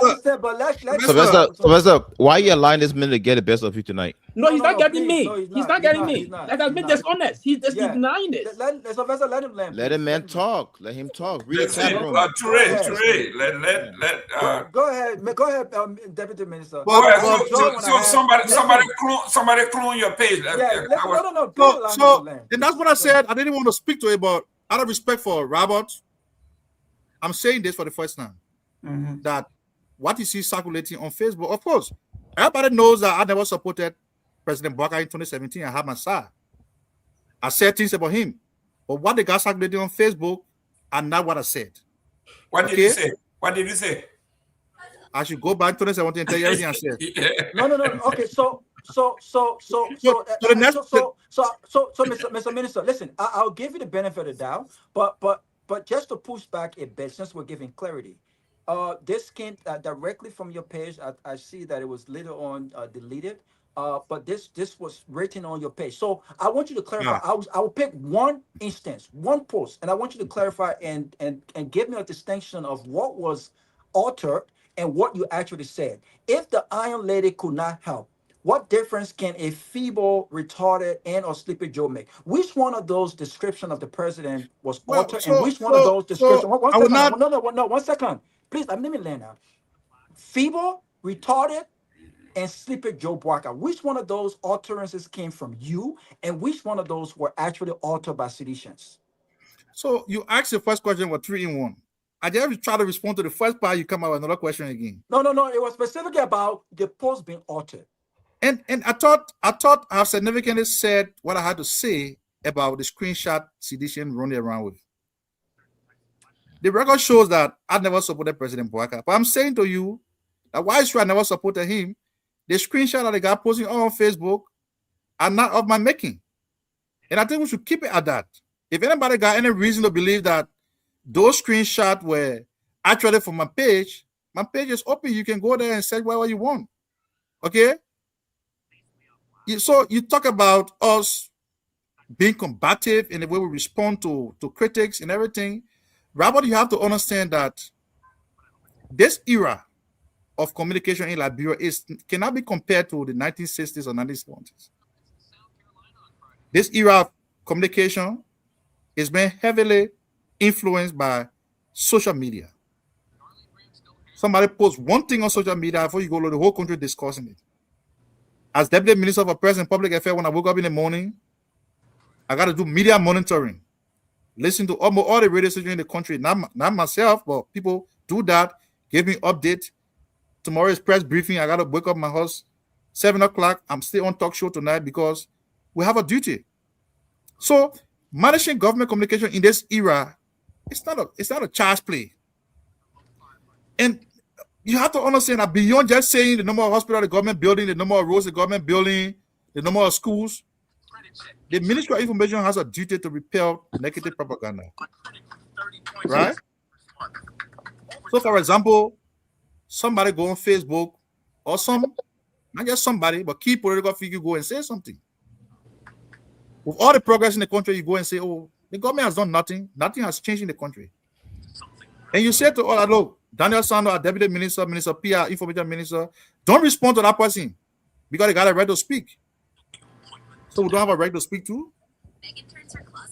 So who has said if somebody criticizes the government and we respond to them, doesn't mean, is that not healthy democracy? That's how the democracy should be. Nobody going to arrest somebody arbitrarily. So the same right, you got to criticize the government. People in the government or who support the government got the same right. Now I see a lot of people got problem. Oh, the Ministry of Information, they're going after critics. We're not going after critics. So Simon Freeman went on UR campus last week. What did he say there? He said at the Ministry of Information, President Boakai sends those Zogos there. I'm sure all of you are happy with that statement.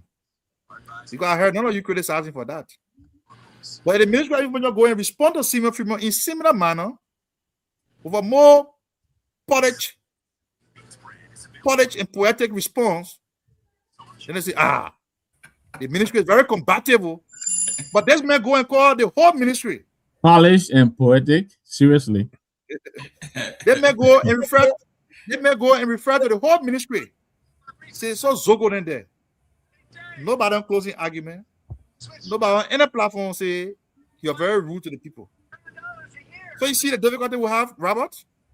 Listen, I understand. I understand that they come. Yeah. Let me add my last question. Robert, let me add my last question. Let me add my last question. Let me add the last question. Yeah, I gotta add my last Go question, ahead. guys.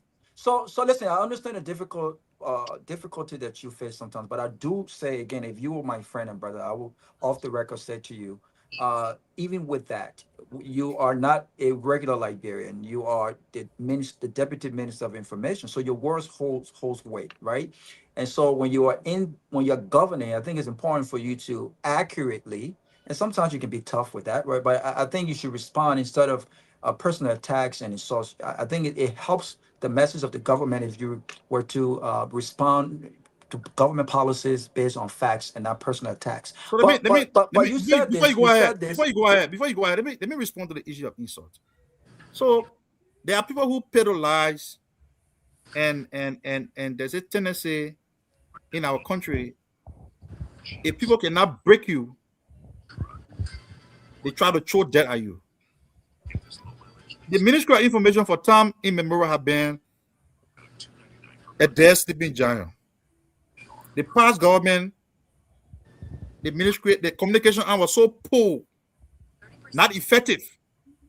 And that's why they lost the propaganda warfare. Okay? So people are surprised that the ministry have become so robust and proactive. But I want all of us on the platform to point out any instance where anybody, be it an assistant minister, a deputy minister, or even a minister proper, can you point to one instance where anybody has ever stood at that ministry platform to ring insult, to cause mind and power on that platform? Can you point to any instance? Well, there are intelligent insults. But let me ask my last question so the other guys can come in. And I'm trying to focus on facts with you today. This is what you said about Senator Amara Conan. And I quote, who considers Senator Amara Conan as a critical voice in Liberia when this man bears the greatest responsibility of reversing some of the gains this country achieved in the past? And you insinuated that he was a part of a rigged election. And I think that rigged election, you were referencing the election of President Weah. 2017. 2017. Could you provide some facts to that accusation? Because I think it's a grave accusation. Also, when you talk about a critical voice, Mr. Minister, I want you to, in hindsight, you are now the Deputy Minister of Information. You had a very consequential election in 2023 where you did not win the first round. Like him or not, it took A. Amar Conan to come and put some sort of leadership, some sort of foundation. And one will agree that he played an integral role in not only strategically ensuring that votes that were votes were counted, that there were no foul play, but he helped you to be able to work in a government that you work in today. Many will argue that God first, without the leadership of Amar Conan, it would have proved difficult for Unity Party to have won the election, just like they did not win in the first round. Do you seriously believe that you, Sendo, is a more critical voice and a more relevant voice than Senator Amar Conan? Do you truly believe that? So, thank you, Robert. And I think I did a number of responses to Senator Amara Conan, but specifically the one that seeks to debunk his false claim that he knows how to win election and he made President Bouaka president. In that article, I detail a lot of things which I think people need to go after to read. For example, George Weah was inaugurated on January 22nd, about 2018. Robert, there were men on the ground who laid the groundwork. Our advocacy intra-party working group led to the formation of opposition working group. And we young people from that opposition working group was planted in our parties to compel them to go into a collaboration. Liberty Party, ANC, Mariah Yakula, Jacob Jalla, Bouaka Jadiba, Mo Ali, Maurice Clement, Klatume, Augustine Frederick. We laid the groundwork, Many Packet Domoe, for the formation of the opposition working group that eventually led to the formation of the CPP. But beyond political party work, the likes of Henry Costa, for example, organized 2 protests against the weird government. Martin Colley, bring back our money. The June 7 protest, Henry Costa. So you see all the people who sacrificed when it was difficult to stand before the government, when auditors were dying. You see all the sacrifices. You jump over it. And you see somebody who joined the rescue mission 1 week to the second round to be given credit for the victory of the rescue mission. I'm too inclined to settle for that. I'm not disrespecting Senator Kone. Senator Kone comes from Bapolu County. Excuse me, guys. Excuse me, guys. Somebody have their TV or something. Can we all mute while he speaks? Thank you. Senator Kone comes from a town called Bele Bassa in District Matidi, Bapolu County. He managed to. So can you mute, please? I think it's from you. From me from where? You guys, you put something here? First, you mute. Yeah, you just come and. So he managed to convince. You put something here? My man, after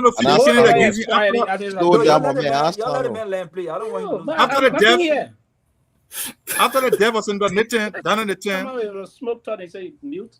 He managed. Go ahead. He managed to get the United Party to feature Kennedy against him. So he was unopposed. The Rescue Alliance, they didn't feature Kennedy in Bapolu County. So Senator Kone was unopposed, but guess what? In his hometown, question. Do you think you got more credible than voice than Senator Kone? In his hometown in Bele Bassa, Joseph Juma Boaka, candidate, United Party Alliance, was defeated face down in the first round. In the second round, United Party was defeated face down in that town. Right? So we respect everybody who played a role one way or the other to bring the government to power.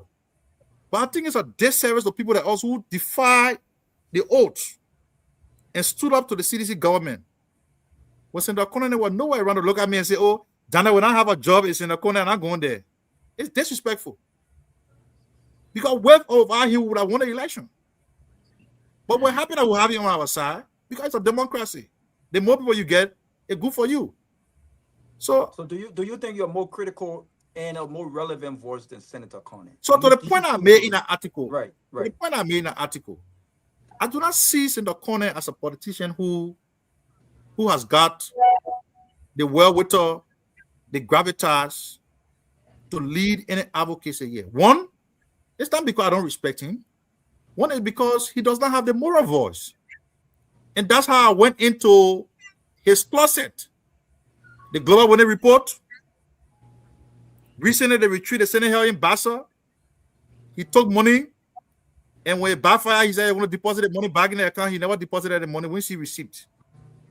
He was chairperson of NOCA, a statutory board position, while serving as Minister of Finance.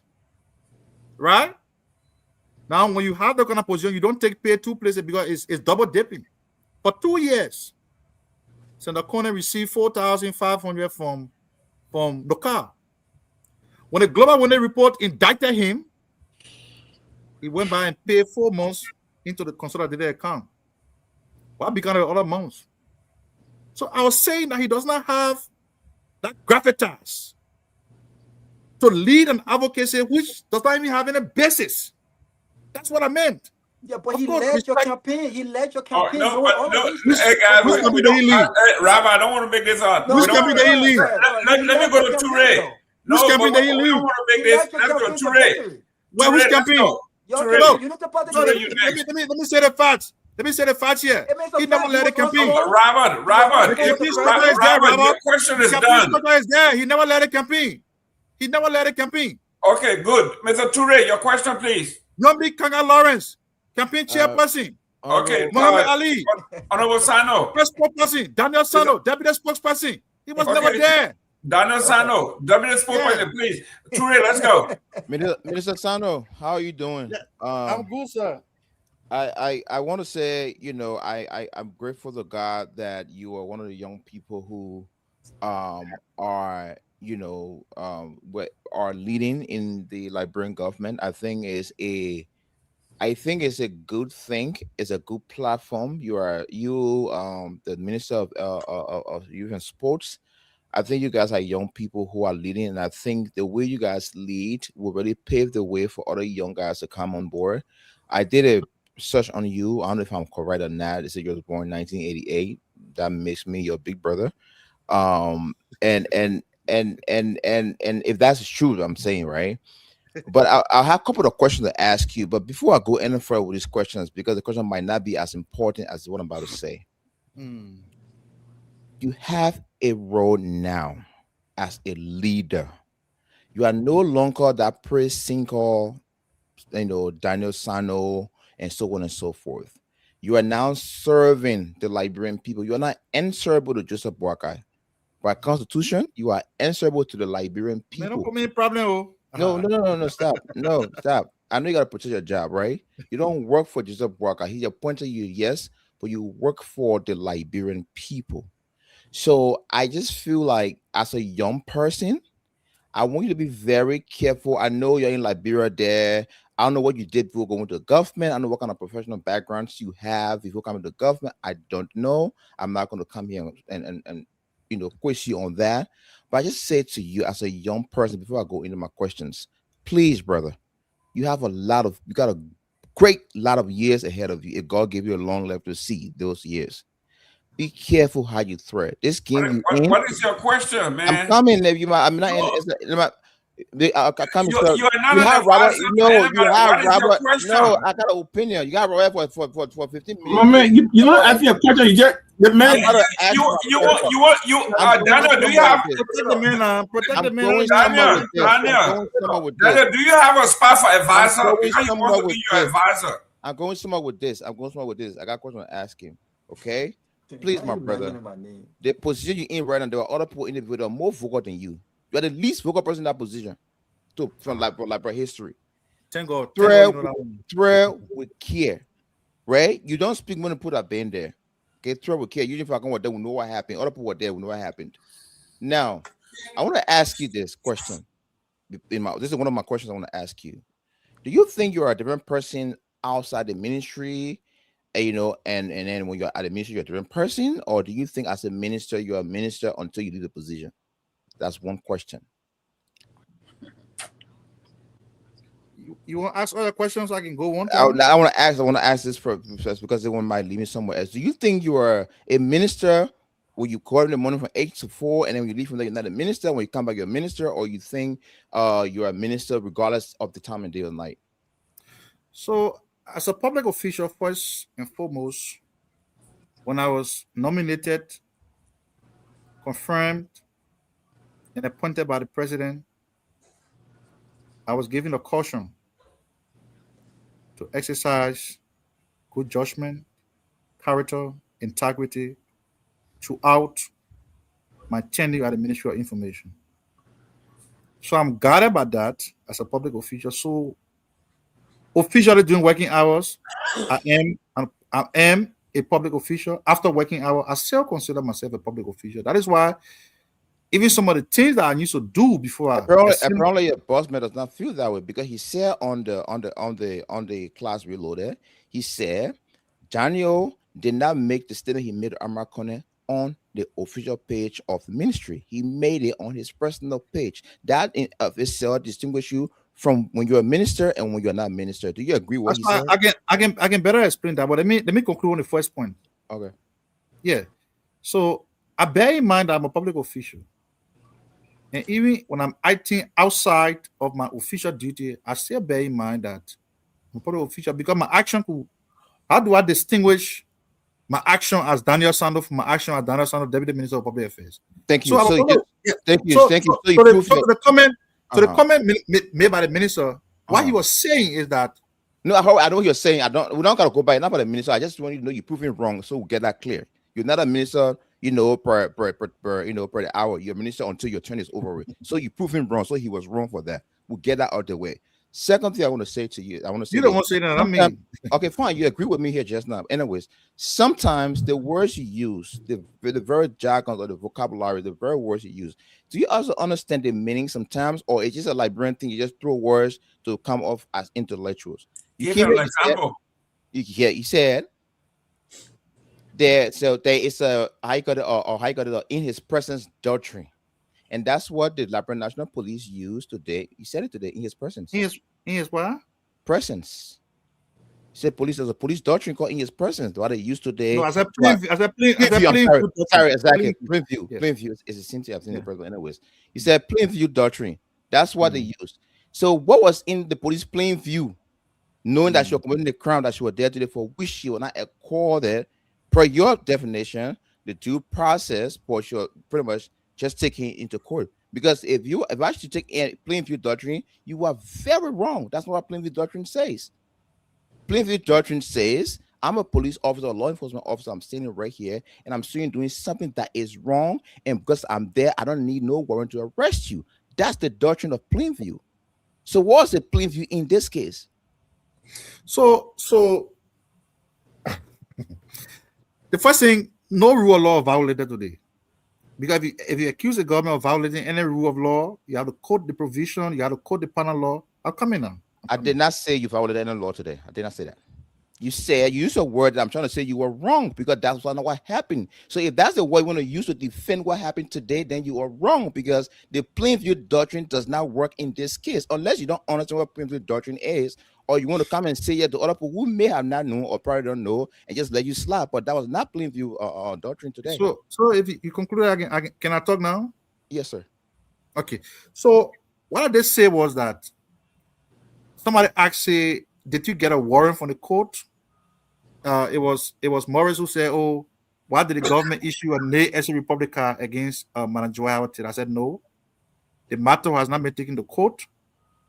The police sought to invite Madam Joy Howard Taylor for questioning, and when she appeared at the airport to leave the country, which would have obviously disrupted the investigation, she was arrested in plain view. The police saw she was leaving, so they arrested her and brought her back to the place for questioning. And when they established that all the evidence well corroborated, she was charged. She's currently in detention. So I was very clear. You are not clear. You said it was a plain view doctrine. I'm holding you to that word because she was arrested in plain view, bossman. No, you said it's a plain view doctrine, so we need no warrant for that. That's what you said on this show a couple of minutes ago. But I don't know what the issue is. So my brother, go back, do a research. You got a very critical position. I know you have to defend your government. You got to get paid, right? the private sector is not blooming like that. So some of you that got this job, and I would have probably done similar thing to you. I probably would have just pivoted differently. So you got to protect your job. Well, I say, young man, I'm not going to ask you many questions because you know why?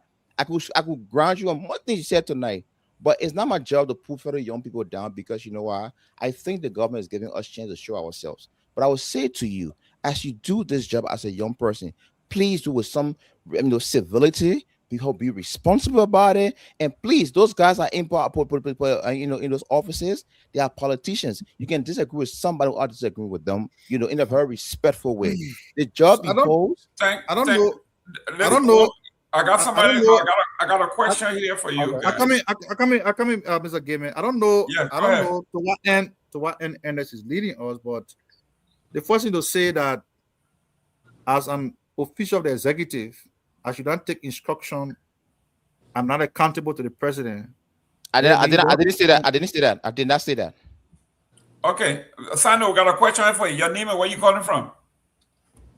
Yeah, my name is Sarah. I'm calling from Delaware. So who's Sarah? Who's Sarah? Sarah Dopoh. Good. Go ahead. Yeah, my question to the minister is, first of all, Mr. Minister, I want to say hi and thank you for coming on the show. And hi to all of the panelists. Unfortunately, I couldn't come on because I have some busy schedule. But my question to you here is, you went on your Facebook page a few days ago and made a post. You said, quote, world best, Africa best, Liberia best.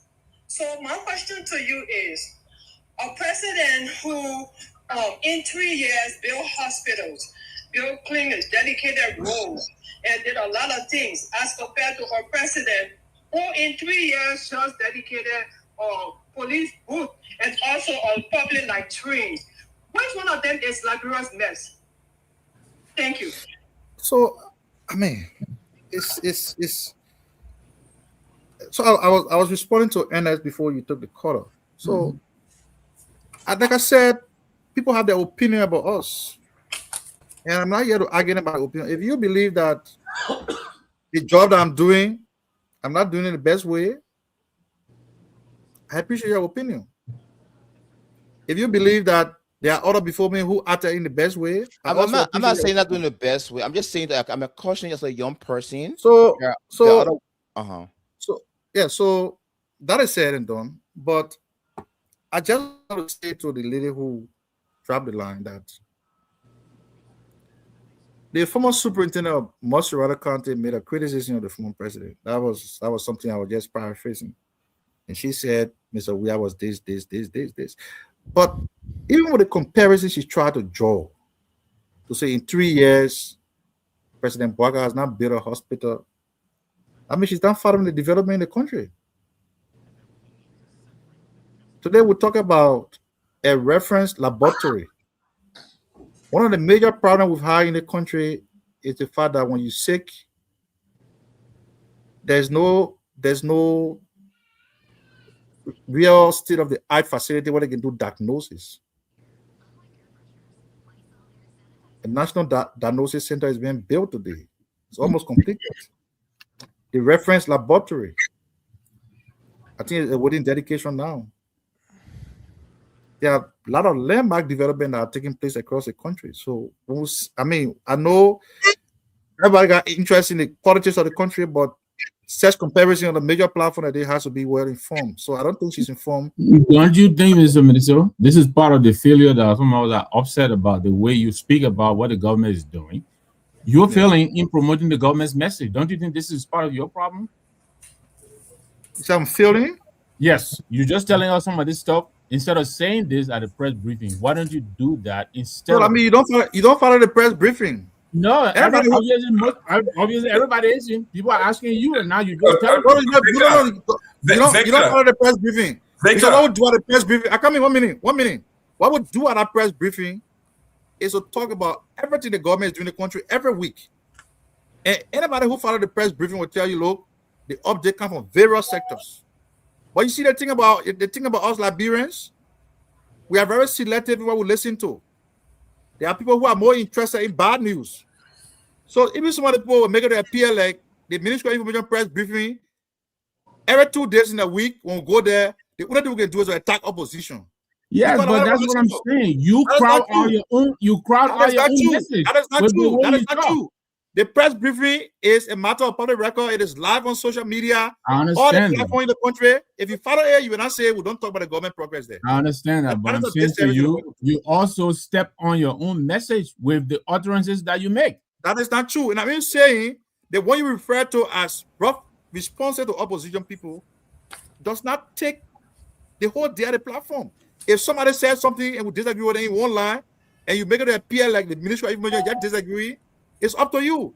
But there are Liberians who religiously follow us and they know what the government is doing. That is why you see, even on social media, efforts to tear down the government, it's not working. Because there are people who are Liberian citizens who are dedicated at time to say, my job would be to go from county to county, district to district, to highlight what the government is doing. Today we're talking about Modern Sports Academy in Bong and Montserrat County. I'm sure you don't know about that too, because you choose what to listen to. That's a Honorable Sano, listen, those of us who are into management and reporting, you have not reported anything here that your government have done and completed. I would have preferred you to say, if you went downtown Monrovia across the bridge, this is the project, it was done, this and it finished. You are only telling me what is in the pipeline around the country, nothing specific for anybody to go and verify. You said you should go from country to country. Anyway, let me go to Sylvester Pewee. No, let me clear that point. To say I've not been able to enumerate government progress. Yes. How many interviewers here? 2, 4, 6. We got 8 persons here. How many persons have asked me anything about government progress? Can I've been on the show for more than 30 minutes. For more than an hour, 30 minutes. Let's start in Grand Bassa County, my hometown. Our hometown, Buchanan. Nobody asked me how many schools the government built. But Daniel, why you think Nobody's supposed to ask you. That's your job. Daniel, let me go to Pewee. Pewee, you're next. Why you think Pewee next. I have to respect you. The question you're asking, you had a There's a call. I got a call. You chose to ask me, I mean, be careful, you going to join this and that. Okay.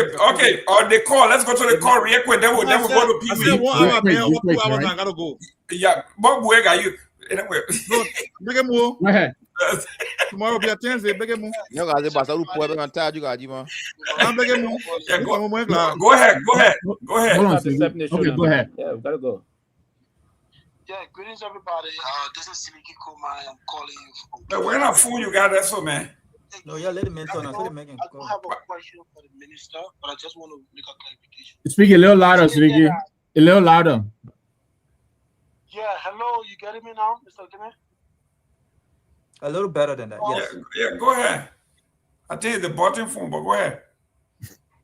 I'm not using button phone, Mr. Gayman. Hello, I don't know if you guys getting me. You getting me now? Yeah, go ahead. Okay, good. Again, I'm Seleke Kromah and I'm calling you from Kigali. So, Daniel Sanvee, I don't have a question for you, but I just want to make a clarification quickly about what you just. I think during your explanation, you mentioned something that when you and Kamara were doing it back in football Facebook, Sylvester had to come to a rescue. That is a myth, Daniel Sanvee. The people that can bring Kamara down intellectually, they're not one of those people. Okay, and to come on the show, to make that exception, to make yourself look good, it gets quite unfortunate. And let's be clear here, Daniel Sanvee. For you to be minister today, and because of American effort, whether you like it or not, that's a fact. And everybody that's on this show or watching this show, they know that's a reality. So whether you agree, you don't agree, that's a reality, Daniel Sanvee. You and your boss, Jerome Gayman, you guys are not doing a good job. Unfortunately, we have a president that is surrounded by people that can even advise him to get rid of people like you. And this is why I think that we're not asking for government policy, because you are not functioning as a, as somebody who is propagating the function of the government. That's why we're not asking you questions here about the government functions or the policies of the government. Every day and night you are insulting opposition leaders or critical forces who intend to hold this government accountable. And you think you can stop people or silence people from speaking up for the country that they love so dearly? I think you have to rethink my dear brother. But Amara Conan was not training or Sedition came to the rescue because of you, Daniel Sanvee. I just wanted to make that clarification here tonight. Thank you. At least explain anything was talking about Amara Conan. So thank you for your opinion, boss man. Thank you. Yeah, it's my time. Yeah, go ahead, Pewee. Yeah, and I sat. This time, I don't think I have much of a question. Well, you take another round of question. I gotta go, Mr. Gayman. It's already. I know you gotta go. One more. I gotta go. This is not I'm making plans. I just first and foremost wanted to go back to certain things to clarify against part of it, and you tried to tailor the whole discussion on the basis of facts and the rest of that. And you said something about Amara quickly, and I thought. And as a board member, Amara was not even chair of the board of NOCA. That was a mischaracterization of the fight. He was not board member. Well, go to the Gloire when they report. You can't defend Amara Conan. If you capture that, and then you never have on the sports. I see. If you capture, if you said that is categorically a misinformation. Amara will never go to the Gloire when they report, my man. Amara Conan defender. Can you let me please? Amara was not board chair of the board. Amara was a statutory member of the board because the position minister. Didn't I say yeah? No, you said he was a board chair. I said started to remember. No, you said board chair. You said board chair. You said that. I don't want to go back. I hope you won't say. And again, are you proud of Amara Rego Anuka? Amara was an extraordinary. Are you proud of him? Amara was an extraordinary enterprising. You see the deception. Someone double dipping. The record show you are double dipping. That's why I'm coming quickly.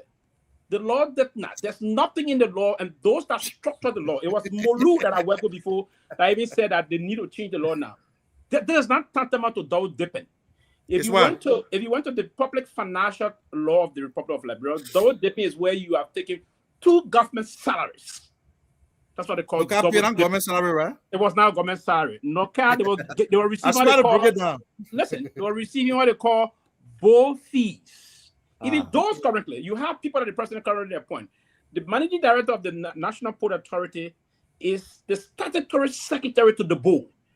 When the board set, he received board fees. That is not enumeration. I think he knows this. That is not enumeration. Say that again. Say that again. They receive board fees. When the board, whenever the managing director of the National Port Authority is the secretary to the board, statutorily. Yeah. Whenever the board convene or defend Amara corruption, you lying on the people. No, that's not lie. That's the fact. Sano or Pewee, let me say. It doesn't work that way. No, listen. So money from it doesn't work that way. Robert, I know what I'm saying. Sano, 1 minute. I will never count this to it. Sano, what? No, Pewee. If Noka is basically a government entity, yes, and it uses money for fee or salary, isn't that government money? Okay, so let me come to that's where Jerome Gayman stated, and that's Jerome Gayman did an honest thing when I was with the GSC. Jerome Gayman wrote by himself in the legislature. He said we have to review these things because if the man is setting the name of a bowl fee, it's not enumeration, but it's a bowl fee. Gayman said we have to change the law, and to do that, you should change the laws. So we talk about Freeport. You cannot understand why the country was falling on so all these people defending corruption in broad daylight. Mr. Gayman, the Minister of Justice is saying nothing. The Minister of Justice on almost all of the bowls he received both. Does it take pay? Don't lie on the old man. I'm begging you. I'm saying this so you go and check it out. Until you change it, and then I was trying to distinguish. Amara did not. No. Let me end quick. Please. Okay, I gave it time to end. Thank you. So Amara did not receive salary that was tantamount to double dipping. No. The PFM law is very clear in terms of that. So I need to speak to that also. But quickly to the Ministry of Information situation. And Senator Vapla came up quite recently and condemned the ministry. He said, you guys are not performing your job. I'm not the one. So you're not the party senator that said that. She said, you guys are not performing. She complained to the Liberian Senate that the Senate should take action. That you guys are involved into reckless reactionary tendency, attacking people, not informing the Liberian people on what you are doing. Now, your statutory responsibility is to inform the Liberian people on government issues and the rest of that. I'm not the one that said that. The senator can I come in? And we'll close in the next 30 seconds. Allow me. The senator stated that. I'm not asking. I just want to bring those points in. You want to. The last point is the issue about. I just want you to tell us. Today, we saw an elaborate program where the government came to announce the charges against the former vice president. You had 3 major police officers. That's a great point. 1 deputy NSA chief. Can you tell us today the way I saw you are doing R-legging, you try to let that you take it from your head, but I know you're spying on the people to read those charges. Can you tell by spying on the people also? What are those particular charges against Johnny Dahn, Kwabo, and the fellow from the NSA? Can you actually tell the appropriate charges government brought against them? My friend Sylvester Pewee, see you at the end of the show. I'm going to go now. Anyway, thank you for the question. But let me get to the first point. I'm not going to allow you to slide with that. It is absolutely untrue, and this is a public platform, to say that a statutory member of a board who is simultaneously serving as, for example, in the case of the Minister of Finance, is allowed to accept what you call board fee and this and that. It's absolutely research wrong. that tomorrow. Call me. You tell me I'm right. Research. Please give me a chance. Give me a chance. And this is why your argument falls flat on substance. Why didn't people like you raise that argument with Global when they indicted Amara Corner? Did you see the new progressive reports? That's rhetorical. We rejected it categorically. They are wrong on that. They were wrong. Give me the distinguished panel here. The way the government is structured, so much you know.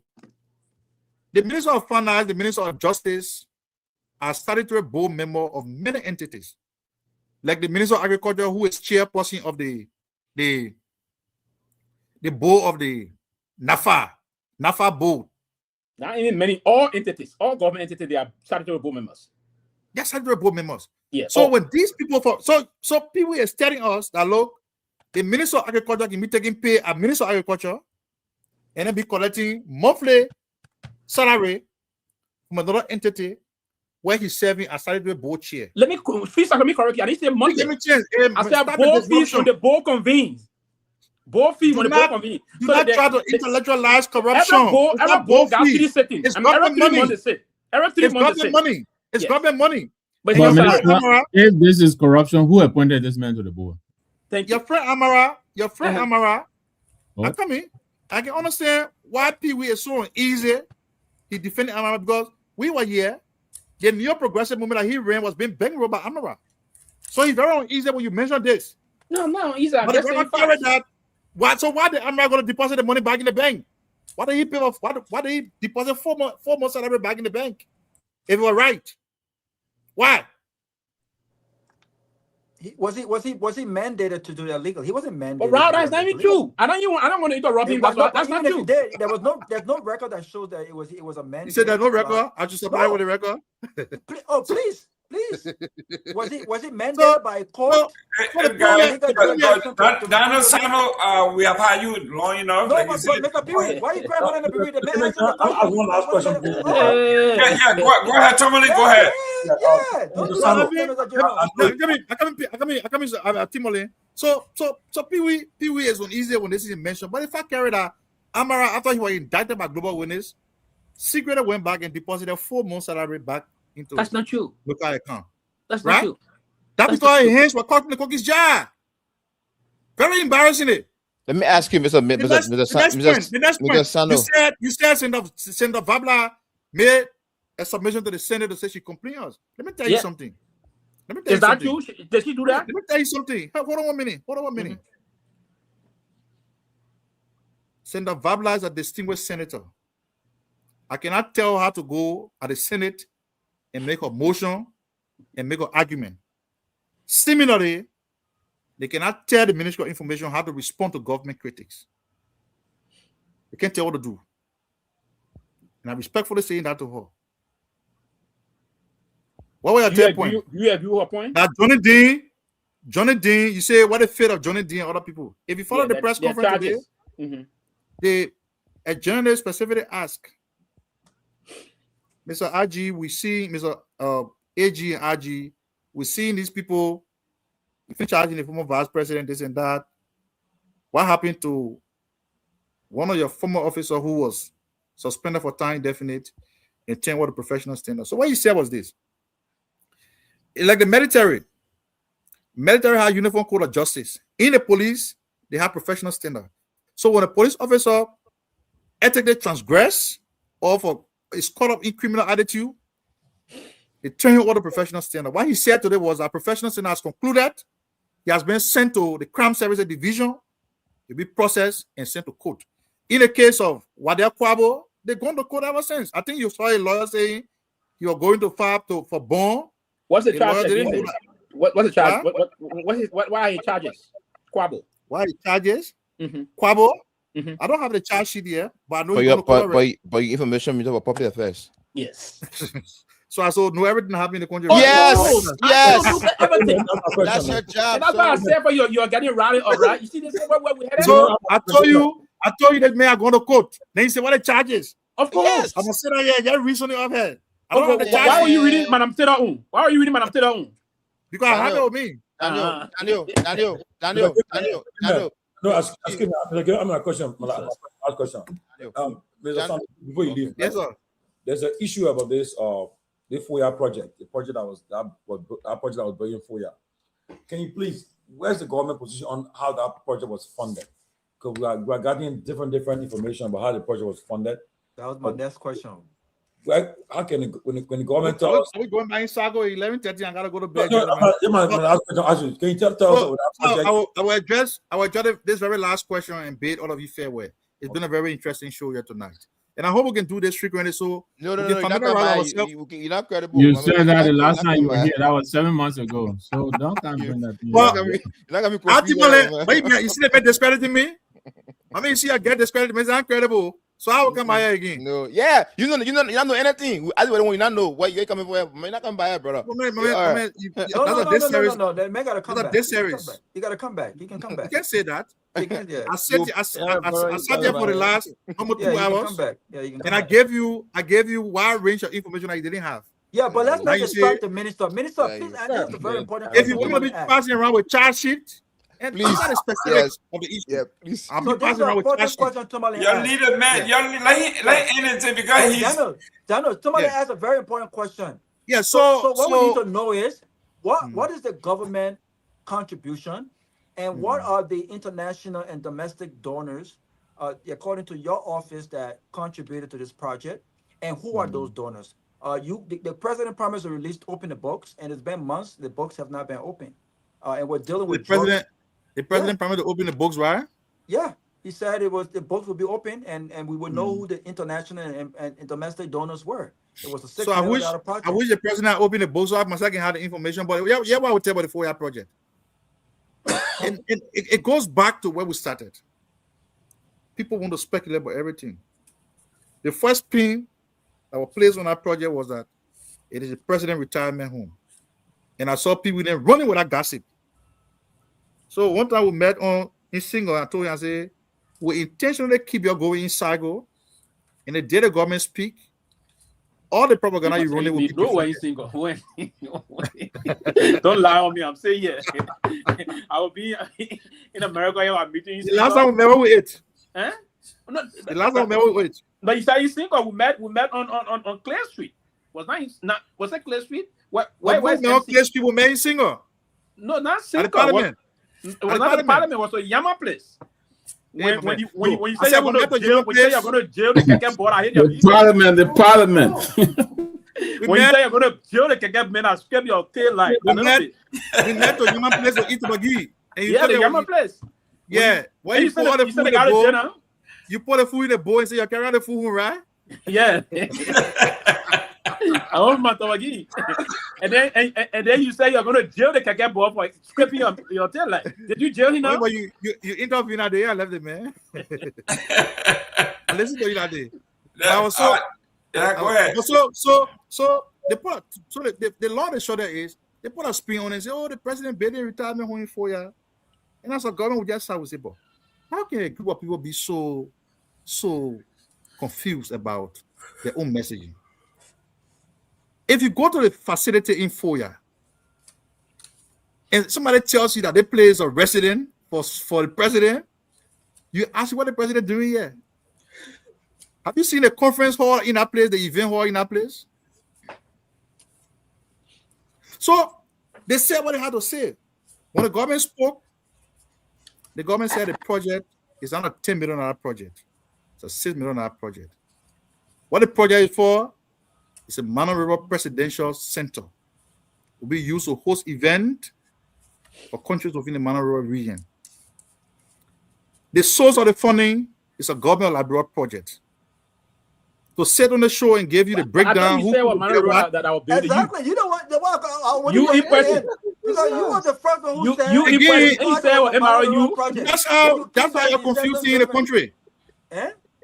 But you said it. You got me right here. You got me right here. The comment that I made on social media, put up all your social hold on 1 minute. Hold on 1 minute. The comment that I made on Eddie Jaworo post. That everybody, all the deputy ministers said this. Said my understanding is this project is a Mana River related project. Right? That fuels the insinuation that Eddie Jaworo was making that he got information that they played at the president who and this and that. I said, my understanding is this project is a Mana River related project. Mr. Minister, do you know information? Hold on 1 minute. Hold on 1 minute. Today, the government of Liberia tells you and say, this project is a Mana River Presidential Center. How different is that from what I said on the? It's a difference. No, it's different. Union, it's a difference because the insinuation. First of all, as deputy spokesman of the government, the whole government, if you're not informed about an issue, don't speak to that issue. Because what you say So you now telling me when to speak, right? No, I'm not telling you when to speak. You speak however, but because you spoke then, because you spoke then, people said it was a Mana River project. I'm saying to you that the project was being funded by the Mana River Union. I'm saying to you,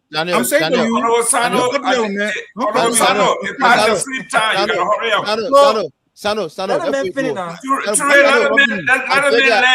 Let me go. Sano, before I go, brother. But you're not my guest. I come here, I said, please, Rabbi, I beg you, 1 second. Do you regret those things you said about Burger when you were not supporting those things you said back, and do you regret them now today? What do you know that I said? They made deny already.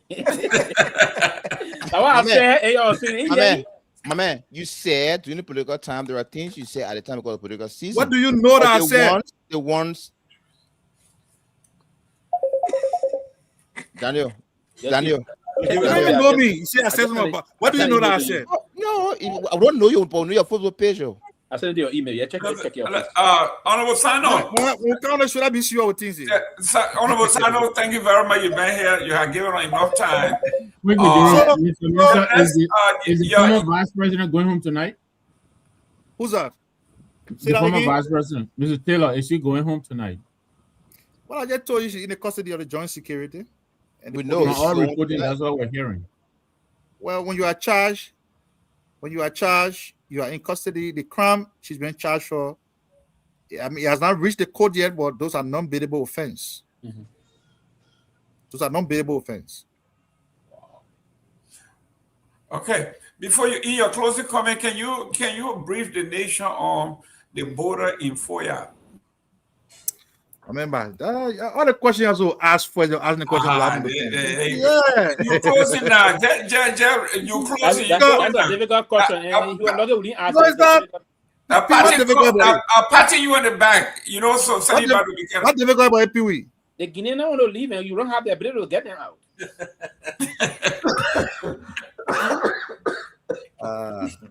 Pewee. Yes, sir. We're running a serious government here. Not a government you're running says here. No, I mean, to be honest, you're doing good, but you got some lapses and put Daniel Sano. I knew you were going to say, if I didn't say, Daniel Sano, your advisor brother read their need to raise, he's looking for a place. Do you have an advisor role there? No. Mr. Gayman, I have to go. Yeah. Junkie, you gotta wait. Let our guest leave. Go ahead, Sano. Mr. Minister, I'm sure you guys received some level of serious media intelligence money, and that will be the next point I'll be training you up. How much you received in this? We'll open it next week. Media intelligence money. And you are talking about attacking Kamara, but you didn't say the kind of money we'll get it done. That's what the next debate coming up. Please be next week Wednesday again. Good, please. I beg. The next time I come here, the issues will be laid out so we can stick to the issues. No, now we got all the rhetoric because I mean these are things you said. I mean, unfortunately, we should be policy focused. But unfortunately, you are in the news not because of the policy and the progress of the government, it's because of the comments you're making. And Raul,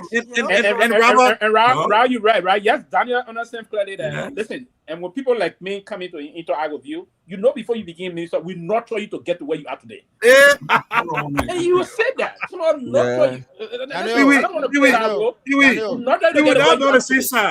Okay, guys. Sano, your uncle on the line. You want Sano? No, I am. I won't be committed. Sano, your uncle got one quick question. Go ahead, quick.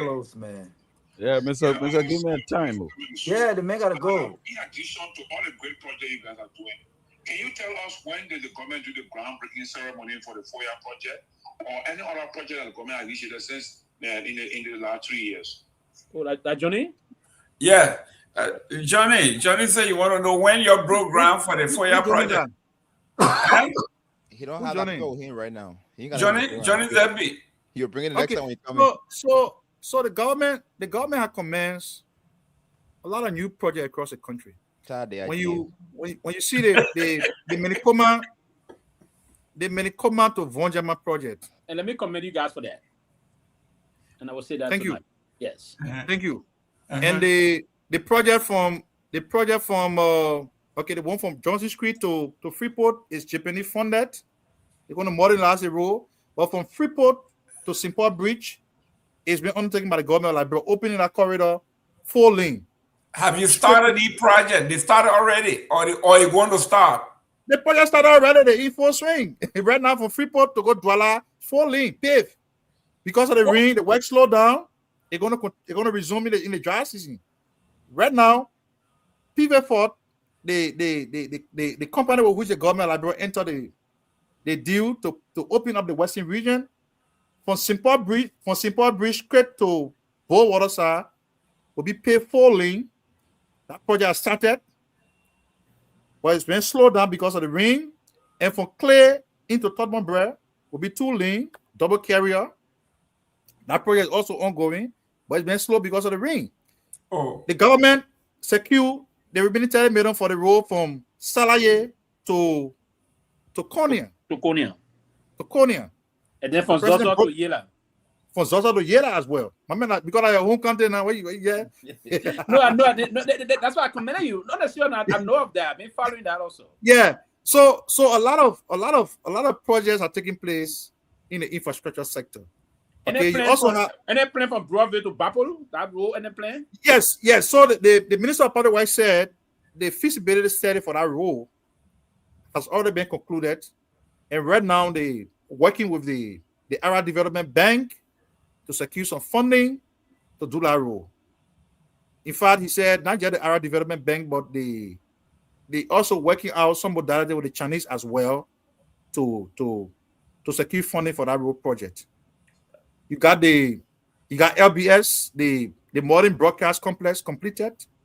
The overhead bridge is ongoing, which will modernize that whole corridor for our capital. The RIA road, when we finish? The RIA road is also ongoing, but the way thing works here is that when the rain get heavy, the real work will slow down rather than doing structural work along the side of the road for the drainages and everything. But the project are ongoing simultaneously. So that's why the Minister of Public Works said in the dry season, next dry season, the country will be a country of projects. The autoport development will resume, and all of the road project will be ongoing. Which one is the autoport? Autoport, it means taking place all over the city. Come on, man, young leader, man. I want to know what. Quick, Daniel, quick question, Daniel. The Samuel Toy case. What sense does it make to you guys to go and retry somebody who had already been acquitted? What sense does it make to you guys? Well, I like to be very, very laconic when it comes to issues that involve the court, because it is sub judice, especially as an official of the government. What I do know is that after the jury handed down the verdict, which in my own opinion, let me just forget my opinion, but which set Mr. 12 free, there were some members of the jury who went back to the judge and said they were tampered with. And based on the affidavit they filed before the judge, the Supreme Court instructed the judge to investigate. The judge has investigated and, of course, has set aside the verdict of the jury. So where we are now, I think there was some challenge to that decision before the Supreme Court. So the case cannot proceed. But even if the case cannot proceed. Jenkins, mute your phone. The case cannot proceed. The case cannot proceed when the Supreme Court has not decided on what was taken before it. Once the Supreme Court decide on the appeal or a bitter exception filed by Mr. 12 lawyer, that case will resume at the trial court. But it's a good thing. It's a test to our legal system. Mr. 12 boasted that the courts were very, credible. I think it's a failure to the legal system, though. It's not a failure. I mean, you say you'll be very Junkie has to go. Right? Let the man close. So Junkie's out of go. Let the man. Gentlemen, that's save other issue for Wednesday. I'll be. You gotta go to work. You gotta go to work tomorrow. Thank you. Wednesday. Daniel, I'll call you, Daniel.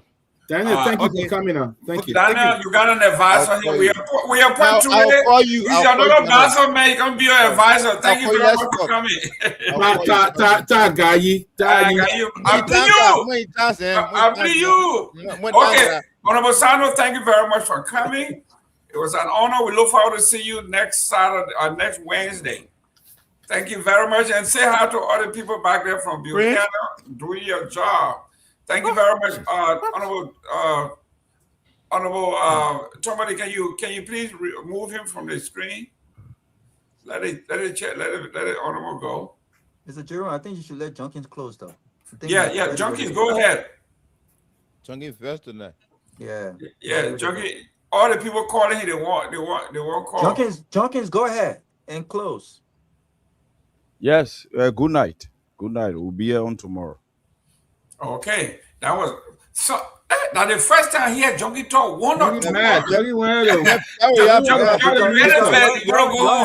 Y'all allowed the minister to attack Junkins, and y'all didn't give him the time to respond. And besides, I think the minister had a walk in the park today in my mind. No, I would disagree with you. He did not. He did not.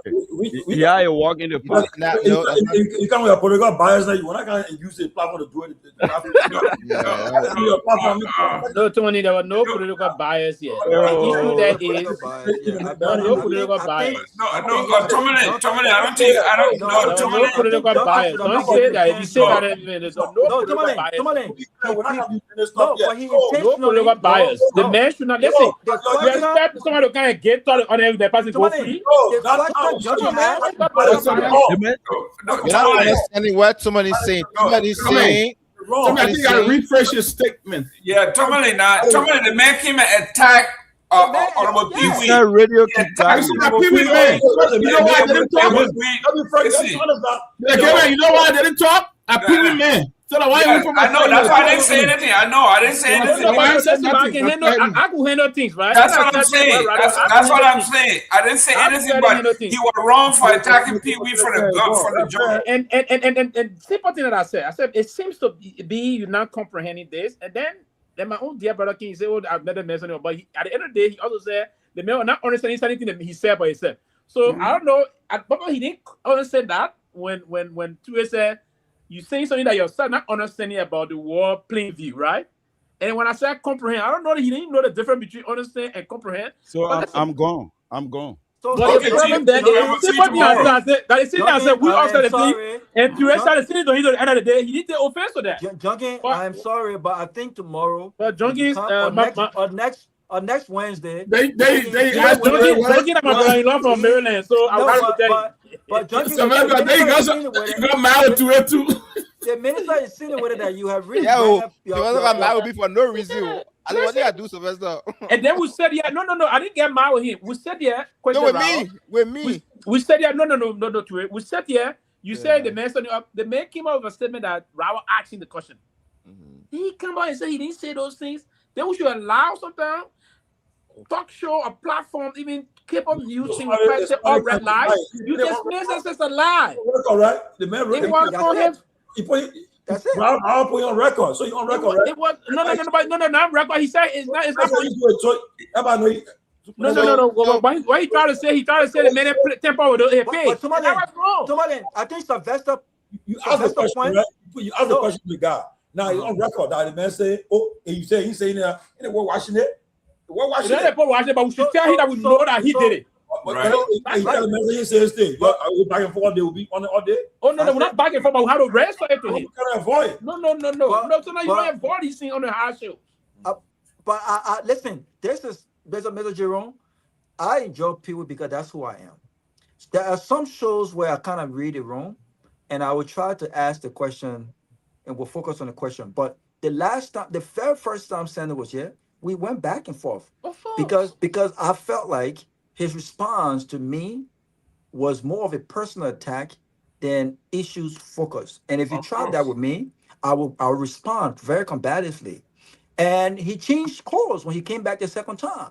And today he has continued to change course and whatnot. But I don't think there's anything wrong with Pewee saying, because these are his comments Of course, I don't expect Ghana Senator to come verbatim. here to say I call the president retarded. But I think it's incumbent upon us when we have the deputy. Listen, this guy is the number two.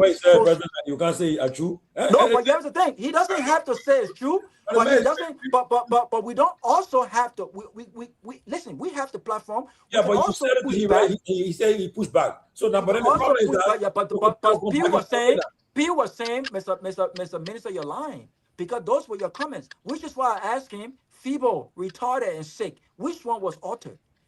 Did you say feeble and you didn't say retarded? Because these were his words. He wrote them on social media, and it has come back to bite him. But listen, I will always give him credit for showing up. There are people who we don't talk to every day that won't show up. The fact that he comes here, even though this is out of his comfort zone, I think he's a bit getting comfortable, right? But I think we're here to ask the tough questions, and the guests are here to answer the tough questions. And when the guests attempt to disrespect the panel, I think it's incumbent upon all of us to protect our panel. So, ladies and gentlemen, in as much as we want to protect our guests, we want to have an engaging, respectful conversation with our guests. The guests cannot come here and attempt to disrespect or intelligently insult us.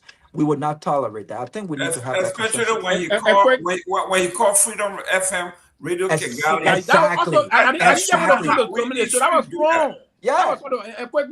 And to a point, Mr. Gayman, you said something also that is important. When Mr. Gayman brought it into him, so I just sent the video. I didn't want to disrupt the thing. Somebody sent the video, but why he called George, we are mosquito brain. Someone said that. So he said, but to the quick point I was trying to push, and that's why I had to do that while he was on the show. And by tomorrow, I will come back to the file. They have been going through some of the history of the file, the PFM law, and I will bring that. But tomorrow, I will give to this platform, by all chance, I will try to complete it. The level I'm talking about, the public financial law of the Republic of Liberia, relative to boards of corporations. They don't take salary. And I will do that person. They don't take salary. What they take is board setting fees. That's right. Amara will never take it. So we're not in violation of the PFM law. We have the public financial law of the Republic of Liberia. He just going on this attack to go after Amara to get some attention here.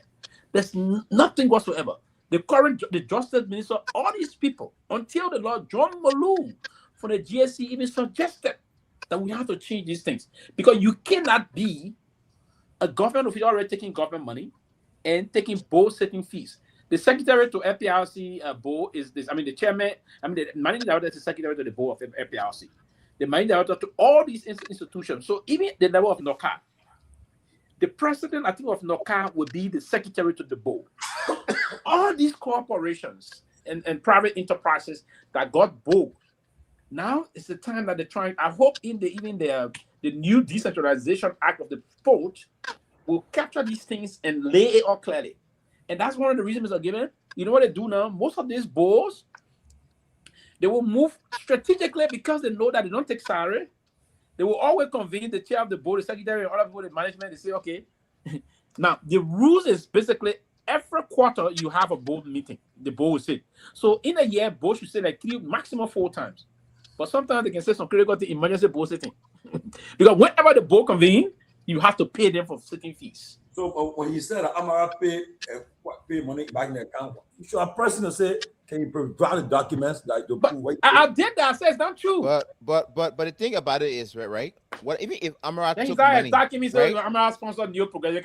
That's not the issue to say. No, that's not the issue. The issue is, and Amara, there's no record. You said new progressive is an independent political movement that will stay hard moving around. So he's shocked. So we are about to move big time. We're about to open a massive radio station. So you come and say that Amara opened the radio station for New Progressive. Of course, members of the New Progressive will do a lot of things to initiate things going on in the country. So what are you going to say about that? We come to get involved, so you shouldn't say that. So if Amara even took money at the time the Amara was there doing that job, at that time it was legal for the board to get paid for when they sit. Exactly. That law just changed March 17, 2026. Just a couple months back. That's when they changed it. You can no longer do it. Now, anybody who does it after that, they will be the one committing crime. As of the time Amara Dem was there, it was not a law. It was a norm. And they say, and that's how they introduced that whole thing about double dipping. So the thing about my junior brother is this, right? That is the norm of Liberia leadership, right? They kind of they glory sink because why they want to protect certain phase to be in certain power or certain position because they're there. He defended his position, but what I think is he can be a very credible young guy in that position, depend on how he goes about how he speaks the issue. And to be honest, even in the great America we find ourselves in, sometimes the press secretary that they're running, sometimes you don't have all the answers. Like, I don't have the facts on that. We'll get back to you on that. That's the easy escape for any public relation or press secretary or anything. I don't have the facts now. I will get back to you. Today or tomorrow, they can't hold you for not saying or for saying because why? You told them you don't have all the facts. But here on this show we're doing tonight, they're asking him questions. He's trying to provide answers where at the end of the day he's misleading him. Those are the people that will make the government look bad. Those are the people. Yeah, but Mr. Nagbe, I wanted to provide a very quick information. That's why I wanted to make a clarity concerning the RIA road project that the minister said is currently ongoing. That is not true. I thought they just put stop to it. They just stopped it. Definitely. That's the reason why I came on. It's not true. It's misleading because just a few days ago, East International, which is the contractor constructing the RIA corridor, was invited by the Joint PAC committee that has been chaired by my Gili County District 5 Representative Clarence Scott and Senator Kamara. But then they sent an excuse asking the committee that they're going to be out for 90 days due to whatever reasons they want to be. And according to the chairman of the committee, they can only be given 30 days. And within the 30 days, they should not be paid any money by the Ministry of Public Works until otherwise others from the Joint PAC account, Public Accounts and Expenditure Committee. And so the RIA road project has been stopped for more than, 3 or 4 months, 5 months. It has not been going on. And the minister did not just say the truth about that. And that's why I wanted to come on and make it clear to our listeners that the road project is not ongoing. I'm on the road 24/7. It's not ongoing. There are no contractors. East International is not working. And every other person knows that. So thank you very much. How about the bridge? Any sign of any work beginning there soon? The two overhead bridges? No. The bridge heading to the airport also. No, there's no work on that bridge. There's no work there either. I was just Mr. Pewee from Duazon, where the road starts from, up to RIA. There are no contractors on that road. The bridge is still at a standstill. You want to see people carrying pickups, taking irons and leaving the area. I've passed on that road several other times, going to Lower Margibi, and the only thing I see is people in green and red vests. Taking irons from the bridge to working site. leaving the area, and there are no construction. Anthony, quickly, my last point on that. Anthony, quickly, my last point on that. Do you think, from what you read now, that road will be done between now and 2029? According to the Deputy Minister for Technical Affairs at the Ministry of Public Works, the contract with East International should be expiring 2027, and so there are plans that they will be extending the contract, even though East International is not carrying on works on the road, but they're going to be extending the contract from 2027 probably to 2028, 2029. But I'm not optimistic on Pewee that road is going to be constructed ended between now and 2029, because there are lots of work that needs to be done on the road. And road work is now a one-day thing, it's now a two-day thing. That's a gradual process. And if they're not working now, there's not enough time left for workings.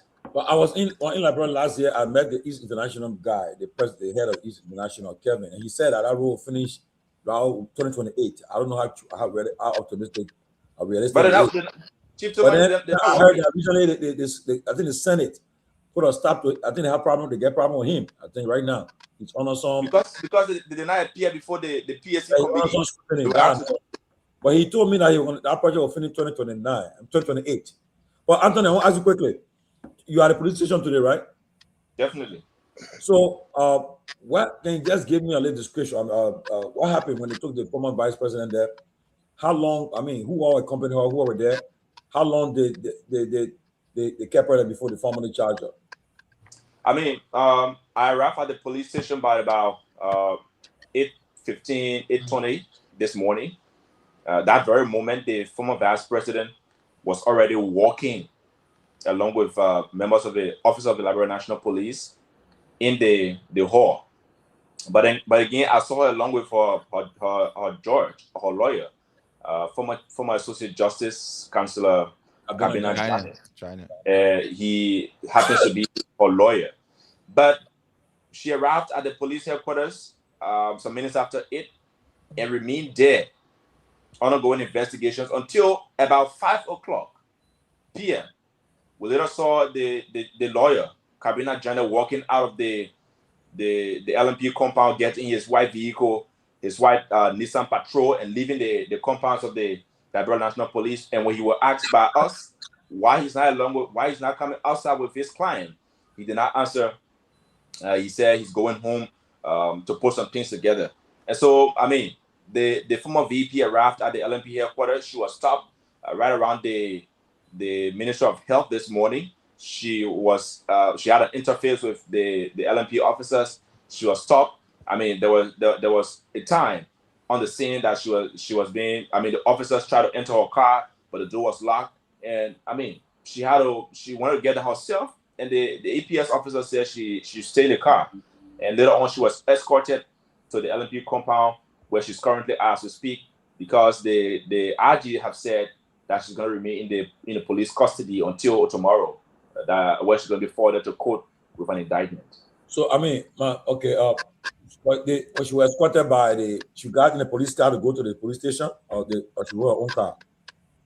She was in her own car, but then she was escorted with the police, by the police to the headquarters. So the police, she at the police station tonight, but is she in a cell or where they got her? You know, where they got her, because we don't know.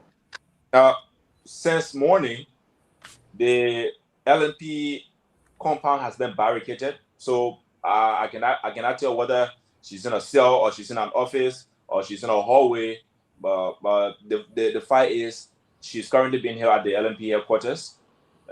She has not been released, and the police have said she will remain there until it is convenient to release her for onward forwarding to court. Somebody, I'm coughing. President, we have just issued a statement. Somebody can read that statement. Yeah, let me see if I can read it. Yeah, issue a statement. Yeah, but with the issue, there's a holding room there. They would open the hall. It's a holding room. Wow. We're going to do the transfer tomorrow. That's all. I've been in jail. They put me in jail for 3 days there before. For now, there's a holding room. They're not going to take us to the cell. 6, 7, and 8 on Moluba. Yo, 3 nights, man. They have me in a place. There one guy, one deportee from America out there. I have the former president statement here. Should I read it? That's my read a statement. Yeah, read it, Anthony. This statement by H.E. George Manenwea, former president of the Republic of Liberia and political leader of the Congress for Democratic Change, August 19, 2026. Fellow Liberians, what we all witnessed today has further revealed the extent of our democratic decline in the last few years, marked by the continuous use of extrajudicial powers by President Joseph Boakai to trample upon the constitutional rights of Liberians who hold opposing views.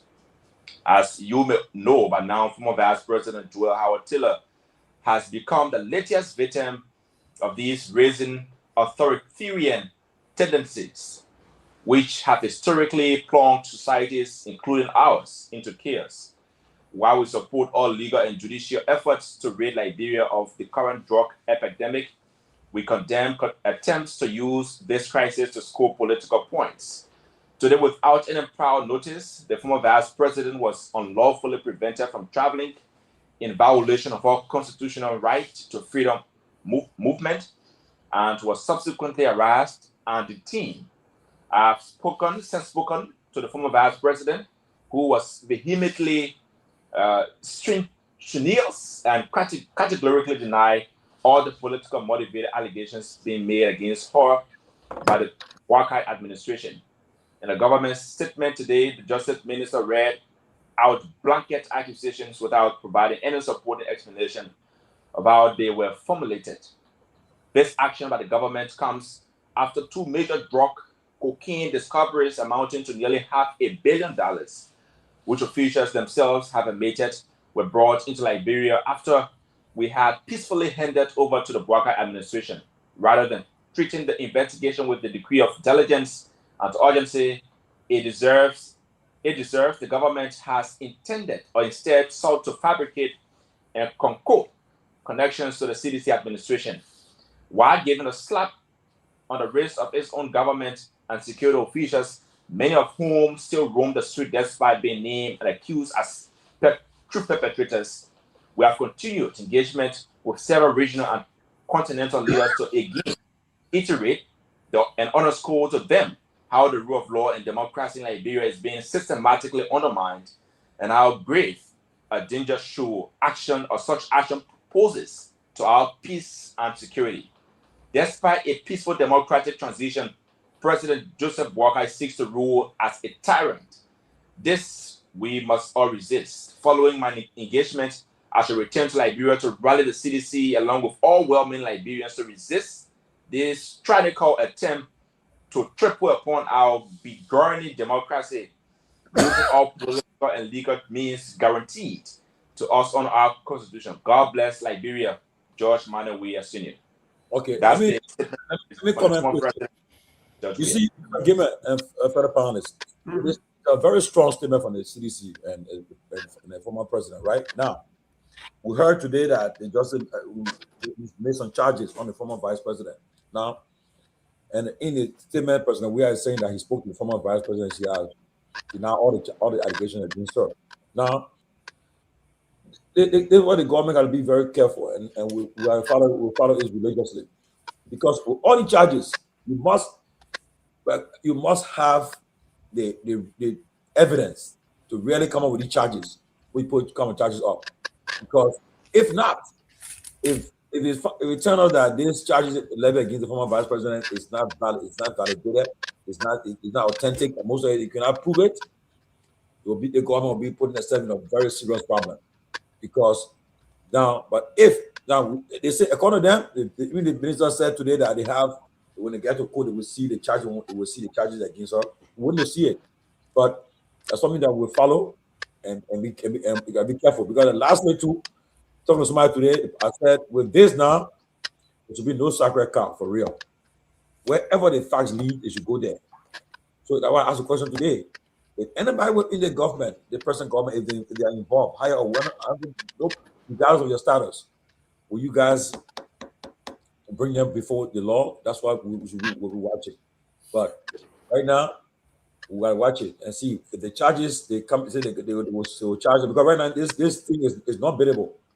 You drug case is not biddable. So tomorrow they take her to court, they charge her, they will send her straight to prison until the case is finalized. It's a serious matter, so let's see what happens. But she's not going to prison; she's going to jail. But listen, not the same thing. Not the same thing. Tomalin. Okay. Tomalin. We all do respect. What is Central Prison? Listen. What is Central Prison? Oh, Central Prison. Just for her, she's not going to jail. She's not going to prison. She's going to jail. She's going to go to jail when she be convicted. They say in Liberia, they're the same. In prison. In Liberia, it's the same. They just, It's not the same. It's not the same. It's not. But this is what United Party is known for showboating, for news. Now, when I look at it, I knew the whole thing was a charade when they started saying that importation of controlled substance. Look at the word they're using, solicitation, and all of these. Listen, if the person is caught with drugs, period, that's what it is. What the person brought controlled substance in the country, distribution of controlled substance, money laundering, and all of these things. Right now, we didn't know really the facts of what. But this is what we are saying. Yeah, because but I say to charge a former vice president, this is not. She's not just a common citizen, though. Right. But we know that. But look, the people falsely accuse the former finance minister. Very careful. So for an example, right? If we three here, right, and if we were transporting drugs to be sold, and three of us here, me, Mr. Jerome, Mr. Gayman, and Mr. Tomalin, or 3 of us supposed to be selling drugs. If once I'm aware of it, in any way, shape, or form, and I play a part in any way, shape, or form, whatever that charge is, even though I was not on the scene, whatever that charge is, right? It can be determined that I was in collusion with you. I'll be charged with the same crime. So, Miss Vice President, former Vice President, she is probably charged because the same charge level against those guys, she's formed directly somehow connected to that charge. So she may not have been on the person on ground. But if the guys were doing money laundering, if they were doing what they had the intent to sell, and with the drug they curse them with, for the fact that they can prove that she helped in that process, she'll be charged equally. Same as if you're not in a vehicle. That's what I'm saying. So when you let me the information that I got from my and I trust my information. Okay. This says one of the supposedly drug dealers, has in his possession a Liberian diplomatic passport. Okay. That was recommended by the former vice president when she allegedly, allegedly when she was vice president. Right. But even with that, when President Joseph Boakai administration came in, the first thing they did, their first act was cancel all passport. So every passport in Liberia was null and void. So if the drug dealer is still using that passport as we speak, it is the responsibility of this government. Somebody in this government is allowing her to use an expired illegal passport. That's true. So that's the she is not. That is a good observation. However, even if she issued it during the last time, that was null and void from the You're right. Let's hold you saying custom. You are right. But what they were saying, what Gregory them said that you probably missed, or your source did not tell you, they said she made it as though as a past official at that level, she still had influence in certain areas that could have still issued new passports to those people. So let's hold tight there, right? Yeah. So let's hold tight there. And do you know, these are very grave charges. True. Very, very grave charges. True. And if the evidence does not, if the evidence does not cannot substantiate what is being alleged, not only if I was Joel Howard Taylor, if I was a son, I'm not taking this lightly. This is beyond politics. So let's assume, to get Mr. Gayman's point, all diplomatic passports were recorded. All. All. So if all diplomatic passports were recorded and reissued, then it says that to where applicable. It wasn't. It did not. No. It did not say to what. No. Yes. The information that was put out from the foreign ministry is public record. Okay, sure. It says all diplomatic passport, because there were concerns that there were individuals who were issued diplomatic passport. This had nothing to do with drugs concern. There were people who were issued diplomatic passport that should not have had this diplomatic passport. So every single one that had diplomatic passport needed to return, and there would have been review of some of those diplomatic passports. That's what I'm saying to you. But the point that we're making is, if I had diplomatic passport and I returned my diplomatic passport, and the foreign ministry reviewed and determined that it was okay for me to continue to use that diplomatic passport in the instance of a drug dealer, how is that Joel Howard Taylor's fault?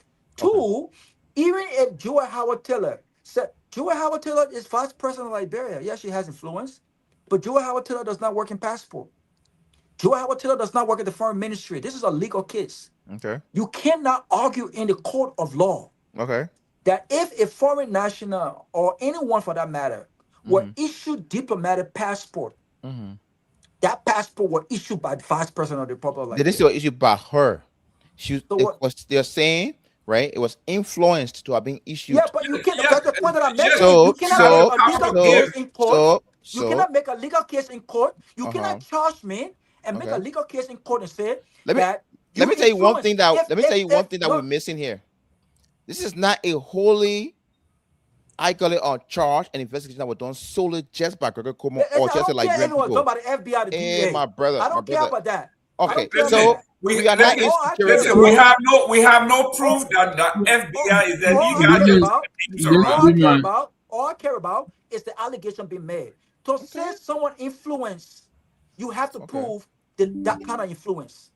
Okay? You have to prove that in court. It can't just be said by mouth. But the major point here is every diplomatic passport was returned. Those currently in possession of diplomatic passport has been approved and authorized by the foreign ministry under this administration and not under. Do you know what Constantine Griffin said?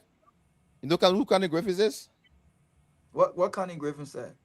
Do you know who he is though? No, I have no idea who that is. Constantine Griffin. Okay, to the lawyer. Yeah. I have no idea who that is. Yeah. He said, in as much as there was a high court held guilty, all the charges against him for aiding and abetting, the court could not prove it because they didn't see Tito doing nothing. They just held him responsible. But the court are looking at his influence he made to have made this happen. Listen, in law. That case on Taylor there. Thank you, exactly. You know what it's me about you, Dre? You take instances and you take examples. You take examples that don't even make sense. Do you truly believe that Charles Taylor? Do you truly believe that Charles Taylor is in jail because of crime committed in Sierra Leone? Do you think he's in jail because of crime truly committed in Sierra Leone? He's in jail because of aiding and abetting. Yes, aiding and abetting. That's what it said. Let me get my take on this. Before I fall asleep, let me, if you guys don't mind, this will be my closing as well. Thank you very much. The CDC has to really wake up and take this thing seriously. I think this is a systematic takedown of the CDC. I listened to the statement from the former president. I don't know, whether it is a real statement, but look, these people came here, they kicked them out of the headquarters. They humiliated them. They took down their highest ranking officer in the government, the speaker. They succeeded at that. They're now taking down, a former vice president. They have to take notice here of what is happening, and I think they should really, really give it the seriousness that it deserves.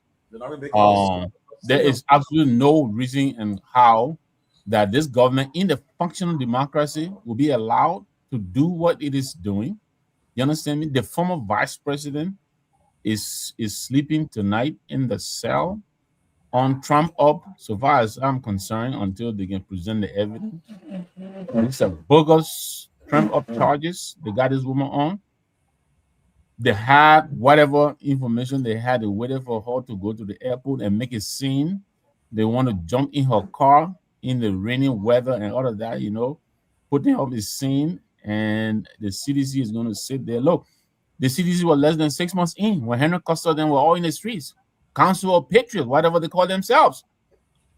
They brought it to them, and they're going to sit here and allow these UP people who are proven to be incompetent at all levels. You understand me? Daniel Sano comes here. We're telling him he is stepping on his own government's message. That's why nobody's hearing it. He comes here. He comes to show off. So, but I will tell my CDC brethren, they have to wake up. And we in the opposition, because what affects one affects all, we have to also come to rally around the CDC. This cannot be allowed to stand. It cannot be allowed to stand. It cannot. They need to put up the evidence they have against this vice president. I'm not a Joy Howard fan. I don't even know her. But I think what is right, and what is wrong. They allow this woman. Look, what is his name? Jamal King. We saw the man with his water bottle walking around in the police headquarters on his own, whatever it is. But they're going to corral a former vice president trying to enter her vehicle forcibly. She wants to go to the bathroom. They will not allow her. Do you understand me? Why? Same nonsense they took coming out, all these people, bundled them up and put them in the South Beach. Today they're walking free, Maryborough and all these people. Incompetent bunch. but they're allowing them to diminish them in the way they're doing. And they have to really, really wake up. You know, the former president of the country, we'll see when he gets back. You know, our political leader is here. We will have to huddle. This government is consolidating. This is becoming a very intolerable. This is a police state that they are succeeding in putting into place. We have to stand up to what they're trying to do. This cannot be allowed to stand. You know, but I want to thank you all for the opportunity tonight. A lot of people pay attention. There were a lot of comments in this session too.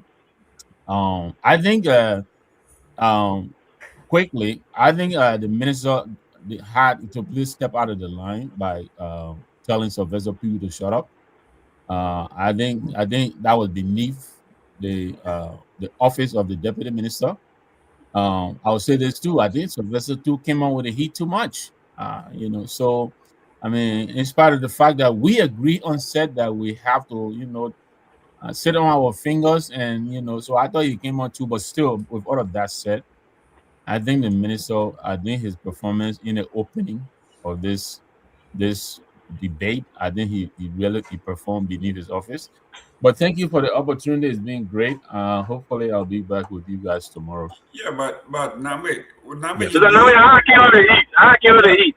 No, but Mr. Nagbe, you know the rule of the debate. If you have nothing to debate, you have nothing of substance, you attack personality. That's an elementary rule, and that's what the man was doing all day. Somebody says something, he attacks you, and he got nothing. He did. What the government has done. The man couldn't tell what this government have done. He says the road to this place is almost done. That road is almost done. As it started, because of the rainy season, there will always be rainy season in Liberia. Correct. So we know this. So he had nothing to say. So that's why he had nothing. If this man has something substantive, he will have enumerated thousands of things they have done.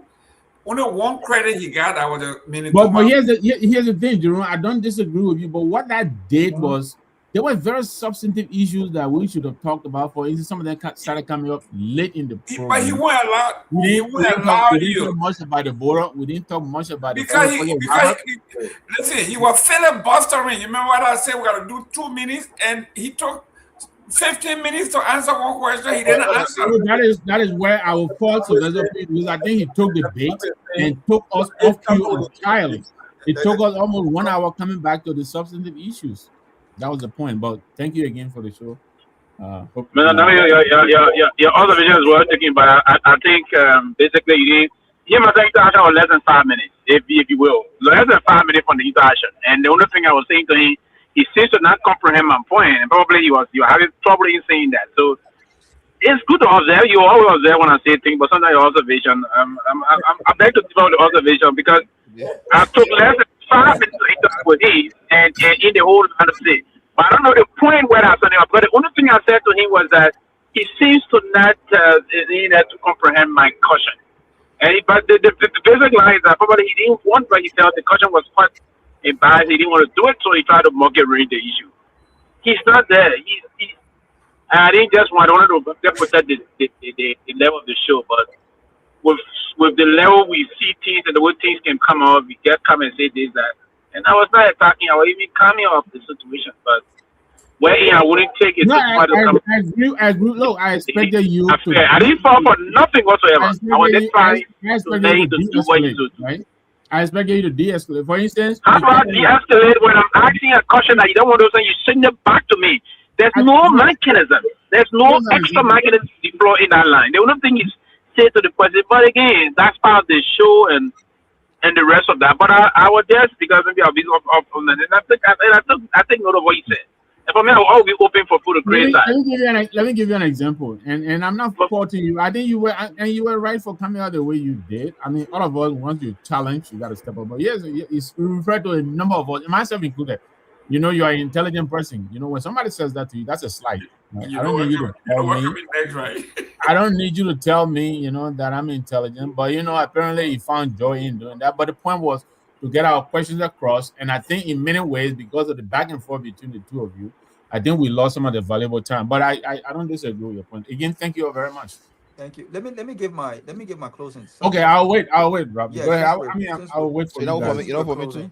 But anyone, even a blind man, would have known that there were no evidence proving beyond a reasonable doubt in any court, not alone the international court in The Hague, after they had captured Charles Taylor, would have vindicated him.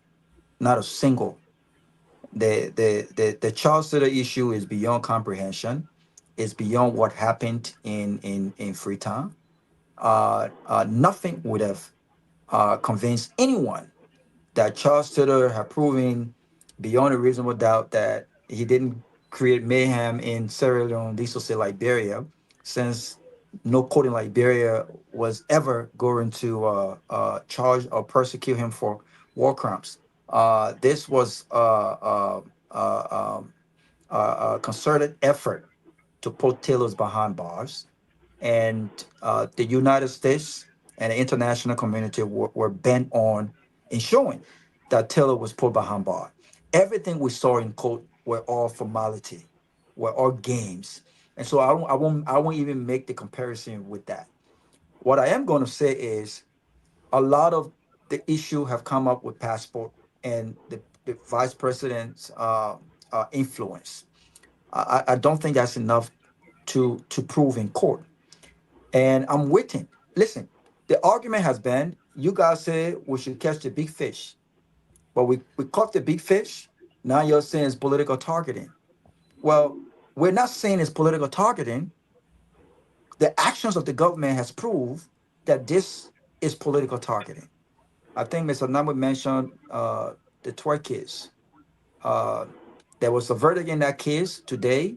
They've gone back to the drawing board to ensure that he's destroyed. We saw what happened with the former foreign minister, and we'll see what's happening here now. But I will wait until the evidence are out. We want to fight drugs, but I think we've got to be very careful on how we go about doing so. And from all indication, I think this government is targeting political opponent, because all of the so-called big fishes that are connected to this drug thing, is it a coincidence that they're going after big fishes from the previous administration? You can't tell me that all of the big fishes are coming from the previous administration. That can't be a coincidence. In one of the charges, they said something about unlicensed authorization or distribution of controlled substances. Mm-hmm. What is that? And when I saw that, I was like, wait a minute. Unlicensed distribution. Sounded to me, Bravo, like they're throwing the kitchen sink at home. Yeah, anything that was stick. What is the implication of this? Yeah, the Colombia, they get license to bring control. And how do you really? I sat for a second and I called my buddy who's a lawyer, and he laughed. How do you really explain this in court? And so listen, I hope this is not a 2.0 Samuel Twer. We saw what the government charges were against Twer, and we saw that they fell flat on that bus. They couldn't prove or substantiate anything. And if I'm Joy Howard Taylor, and I'm not a big fan of her politics, but if I'm Joy Howard Taylor, I'm going to court. I want to have my day in court, because this is just beyond politics. This is character def. I mean, you got to unlicensed control. What is this? But we'll wait. We'll wait. Maybe the next big fish will be the current vice president. Maybe they're going to arrest the current vice president. Maybe they're going to call the current vice president for questioning. I say one people happening Friday again. One big. I have two big niggas coming up. Listen. When I listen to Dualu, what they are saying, we know who we want. You step on the tail, and then here we holla. When he said, I know exactly where he was going. Really? Okay? Really? Yeah, So, Mr. Gayman, if I may quickly, I would just want to speak to, and I hope, listen, and I don't think anyone is close to Madam Taylor on this platform, like in terms of we, from the same time, we are relatively well, on a serious note. And It's one of the reasons why we from the same year that time. We're from the perspective she told me that before that and after she was very close to my late father and the rest of that. This is very concerning to some of us, if you will, in terms of the way this is unfolding. But I will hope, and that's why today I will not be sentimental about it, and I will try reading it out to see the real things should come out. But the government will have to do more. I'm being told, and that's why I said they got some extra recording on her. She and this extra recordings. That's what I'm told. Well, for some of them in the security sector, that this Sheikh guy had some telephone conversation that was recorded. Probably he was planted to do that. That's what they're saying. But it has not been yet verified from that perspective. I will hope. That's why they rely on to charge her. But they won't use the recording because, according to what I've heard, also with the recording, it implicates some other names that they won't release. Exactly. And there was a conversation. They are going. So there's a lot more beyond the recordings that they have currently with them, and in keeping all these things they are engaged with. Now, the Gregory Kromah situation, we all been calling. I even sent personal text to Gregory this morning. When this came down, I was going to say, if you can go for the former vice president, all this thing, we're hearing your son involved into this thing. Exactly. And that's one of the things I said, and your man went right up. The other person didn't understand what I said not too long to know the house. The issue about the house, it's not only the house. They are cash, they have gifts that they have been given personally to Gregory. Gregory appointment to these guys were two major appointments. Now, what about the situation was he was just told to do this. But Johnny, and that of the chief of intelligence of the Liberia National Police, those are people that Gregory allegedly deploy to coordinate with these people now. The reason why Gregory is staying with the force is because he's there to protect him and other powerful government officials. So that's why they're just doing this. If care not taking, they will not take out Gregory, because if you hit Gregory, a lot of powerful people in the government will come down. Very powerful people. If you hear me say very powerful people, you should understand this.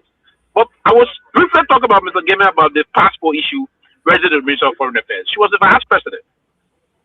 The passport regulation law is very clear in terms of that. The office of the vice president, the president, two presidents in the country can sit on their own and just say, I will give this, I will call Pewee can carry the diplomatic passport or privileged passport. But we have three categories of privileged passport. The diplomatic passport, the book of honor, the official passport, the book of official representation, and the service passport, the book of service. The service passport is for low-ranking government officials that are going to perform government responsibility, and along with those non-state actors. They will still be state actors, but not active government officials, like the Lone Star national team. They will carry service passport. The Lone Star volleyball team, the national culture too. All the people will carry service passport. Official passport would be for the deputy minister, some major director, and other things. Diplomatic passport will be for all head of senior government officials. That will be the president of the republic, the vice president, and his spouse. For the president, his spouse, and his children will carry it. And then all head of entities, that will be ministers, managing directors, all head of entities. The only institution that assistant minister carry diplomatic passport is the Ministry of Foreign Affairs. So when I was the ministry, we carry diplomatic passport because only that ministry can carry at the level of assistant minister and deputy minister will carry that. The reason why I'm saying this is that it is possible that maybe she said, okay, this person will perform certain tasks in my office as the vice president, so she can request the minister to issue that person diplomatic passport. Should the issuance of the passport based on the person of the person's personal engagement in terms of criminality, should that also be carried along? No. No, you can't prove it. It doesn't make sense. Yes, no. So it should not. So let's say I'm the vice president and I'm saying Rabah is working as a special envoy in my office. Rabah should get diplomatic passport. They will give it to Rabah. But if Rabah were to engage into any shenanigans or anything dubious, that would not be transferred to me. But the only thing I can do in that line, I can take immediate action if I heard that Rabah was involved in something that is inimical towards the office of the vice president whatsoever. But those passports that were given to him from the time he was arrested, all those things, those passports expired. Long time. Because the passport issued to him was the validity of the passport is 2 years.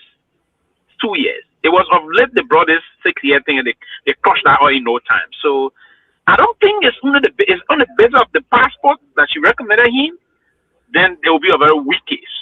But as I said, they got any other thing, we want to wait and see because they're linking her to these 2 Malaysians. If we listen to the Justice Minister today, there are 2 Malaysians that they call. They are also trying to link her to that. Yeah, so I mean, that's just what I thought to say. For the passport, we have people in the government. Now that you have charges with monstrosity, you're going to be. Listen to the former president's statement. It's a powerful statement, though. And if they live according to the statement, you have to push them to do some things. And that's why the Guardian accepted today. Yesterday, the president in him said, due to social media posts, they asked Biako to step aside. Why can't you see social media posts that Marty is saying that today to ask the police to step aside? Then he got rallied, he got this. I was not saying nothing wrong. I was just saying things that are unfolded. He said we are speculating for social media. But your president knew that in his statement. Asking the Minister of Justice, they knew that. I mean, that's the point, gentlemen. I just came to, See you tomorrow. That was for Toure to close. Toure. This weekend I will see you guys. Go ahead, Toure. You saw me. You heard me. Hold on. Toure finish closing. I don't close yet. I sat here quietly. I didn't interrupt you. I didn't interject. Not because I agree with you. You see, you're taking a whole meeting. You should have been closing now. Same courtesy I gave you. You should have been closing. You're taking 1 minute to complain. Let him go ahead, Toure. Go ahead. Having said that, let me tell you something. There are things that those guards are seeing, that they have reviewed, that they have investigated, that you and I we have not seen, we have not reviewed. Yeah. We just all we're doing here is Monday morning quarterback. We're doing here. Oh, if you're happy, oh, you're not happy.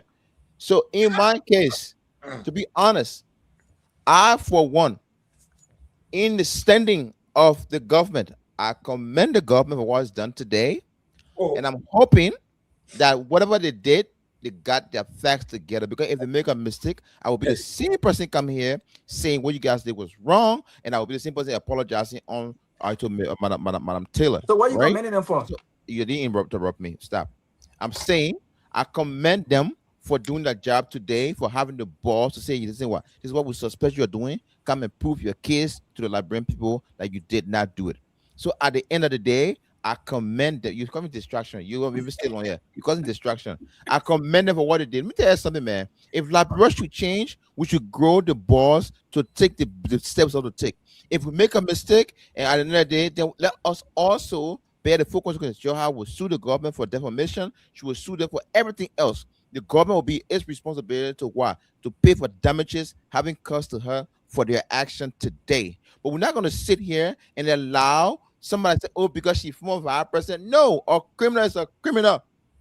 A criminal is a criminal. So what alleging, if it happened, that then if it's true it happened, then she is a criminal and she should be held to the same level of criminality like they will hold anybody. And the former president George, we have spoke today. I respect his courage. He's a leader. He's speaking to his base. He's speaking to his people. Any political party would do that. I'm not here going to say George we have spoke bad. I respect Mr. President. I respect Mr. George Weah. He led his country before. He could still lead again. He's a big brother I respect. I like him on many different levels. However, I'm not going to hold him guilty for what he said today.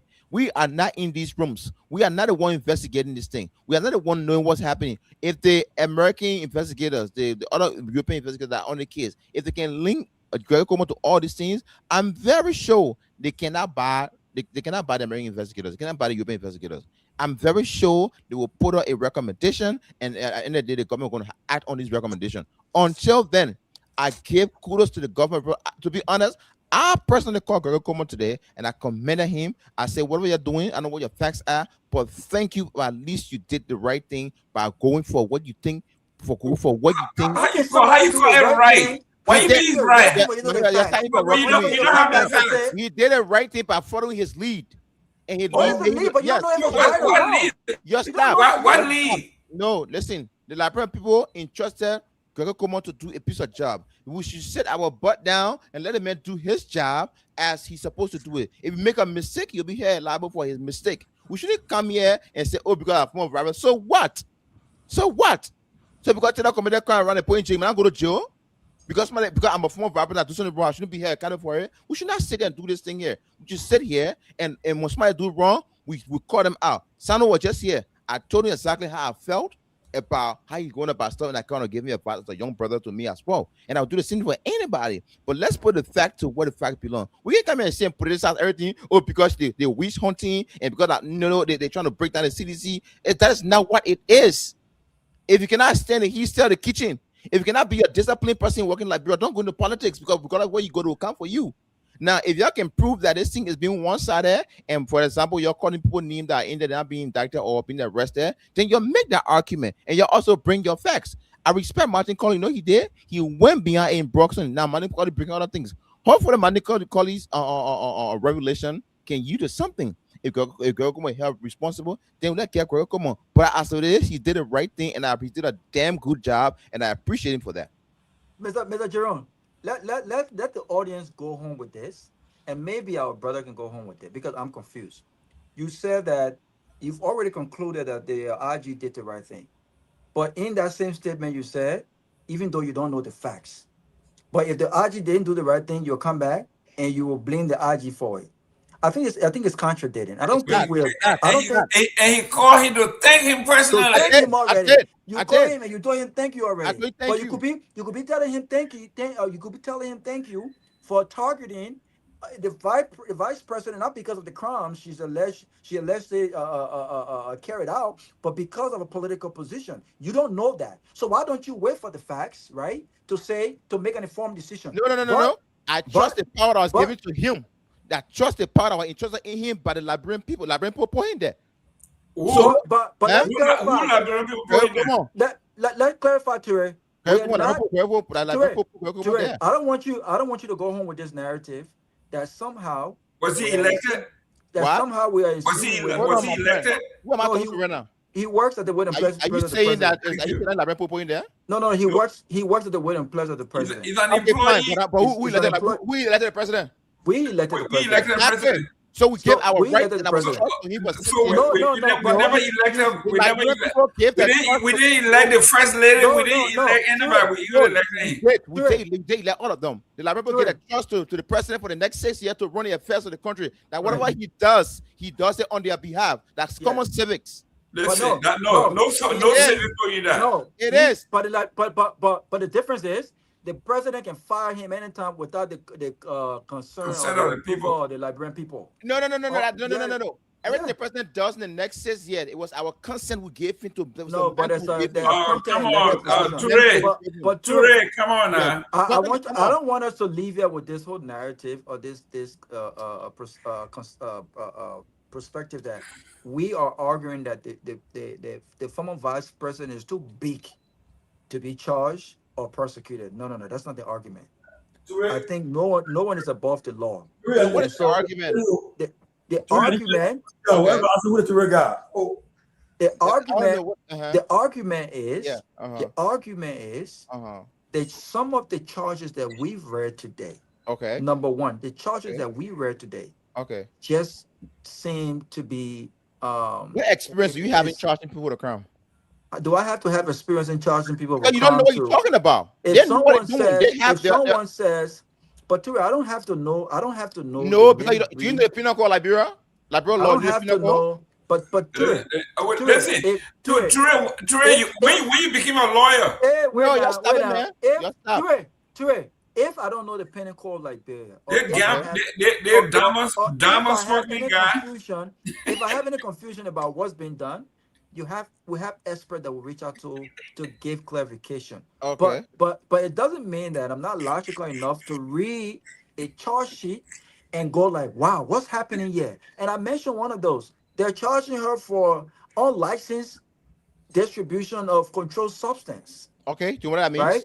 Do you know what that means? What it means? What that means is, for example, if Guinness is something that's to be sold by prescription that nobody's going to have it, right? And they find you with Guinness in your hand, and you are giving it out. When you don't have the lesson to do that, that's the unlicensed. They didn't lesson to do that. So did the government show you a picture of her doing that?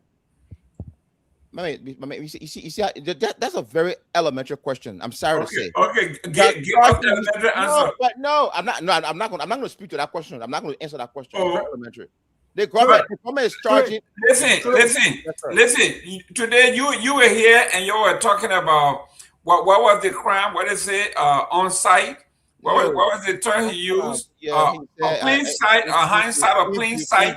Yeah, plain view. Yeah. Plain view law mean you were there and you saw it and you captured. You didn't need no warrant. Yes. So you were telling us if they had a plain view that she was selling drug or she was selling stout. Some people don't understand plain view. Minister, some don't understand plain view doctrine. But this is what I'm telling you now. That's Saying we understand it. why you thank him today. That's correct. She was ill. Prepared. Arrested. She wasn't arrested. She was illegally arrested. She was not illegally arrested. Just because Sano misspoke does not necessarily mean he was. What am I? Just because Sano misspoke, it happened. No, Sano misspoke on a plain view. There was no warrant for her arrest. There was no warrant for her arrest. She was not invited. She was not invited. They intercepted. You don't understand what I'm saying. You are listening to me to respond, not to understand. Sano used a doctrine. He misspoke on that specific doctrine. That's what I'm talking about. Listen, but I'm telling you what we saw happen. I don't care about what he said. Okay. What we saw happen is that one, she was not invited. Two, prior to her heading to the airport, there was no warrant out for her arrest. Okay, so Matthew, right? The mistake I think they made today, right?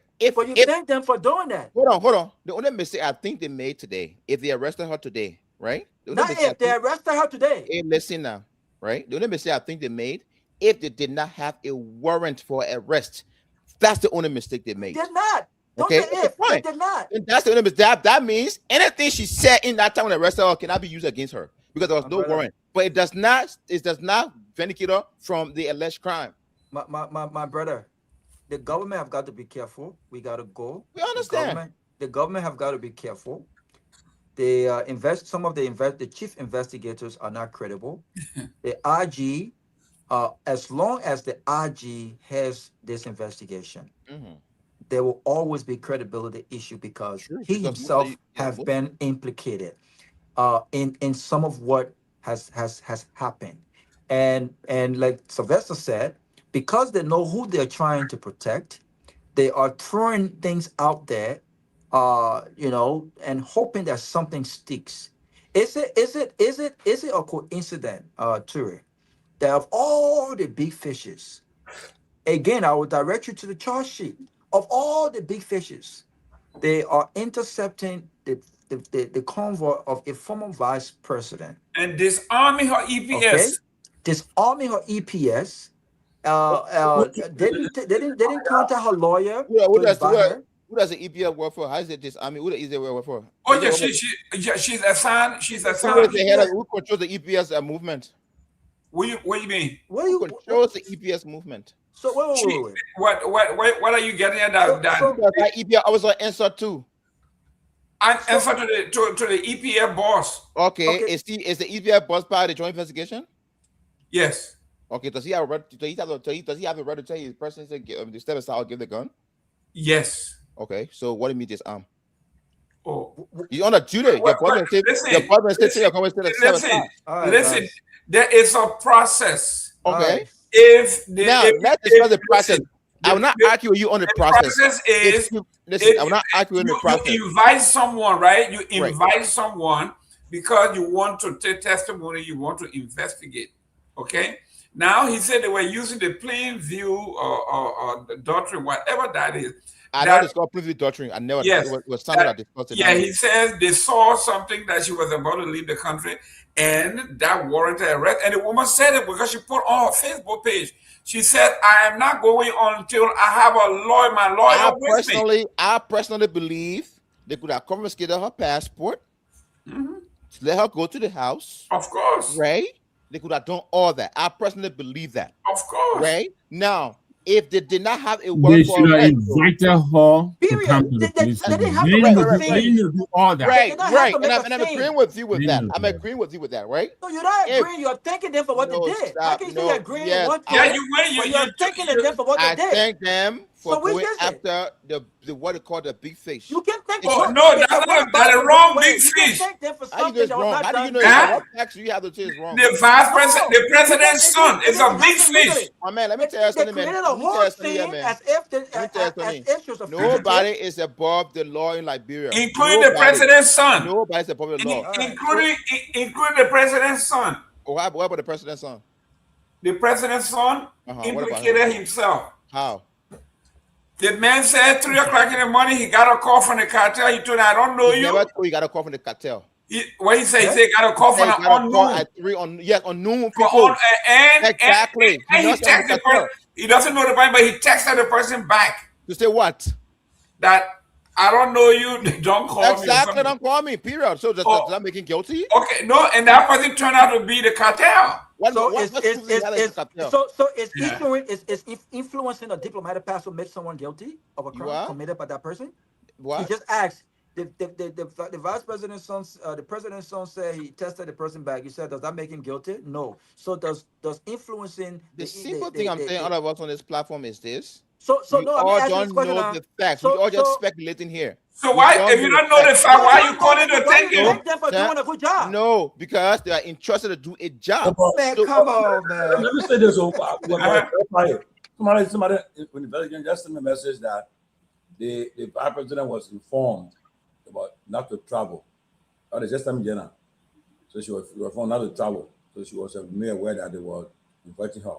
Okay. It's not reliable, but the person said the part investigation. That's no. I won't believe what you want to believe. That's the problem. Yeah, but let me say Jerome quickly, right? And then Tomalin, that is helpful. Thank you, but still, all they needed to do was they did not hold from traveling at the airport. True. But all that fanfare they were doing and all of that. But you know what? In society, we are not equal. You understand me? What he said, they should look. So okay, Madam Vice President, you cannot travel, but we invite you. And she says she can't go to a lawyer. Allow they can send a police with her to go to her house. Allow her be there from there. Regardless of anything, she has served this country. Your former vice president, former president. Exactly. It's former vice president. She's not a flat risk. I know. No, she's not. Your name and where you calling from? I am Roland, calling from Arizona. Go ahead.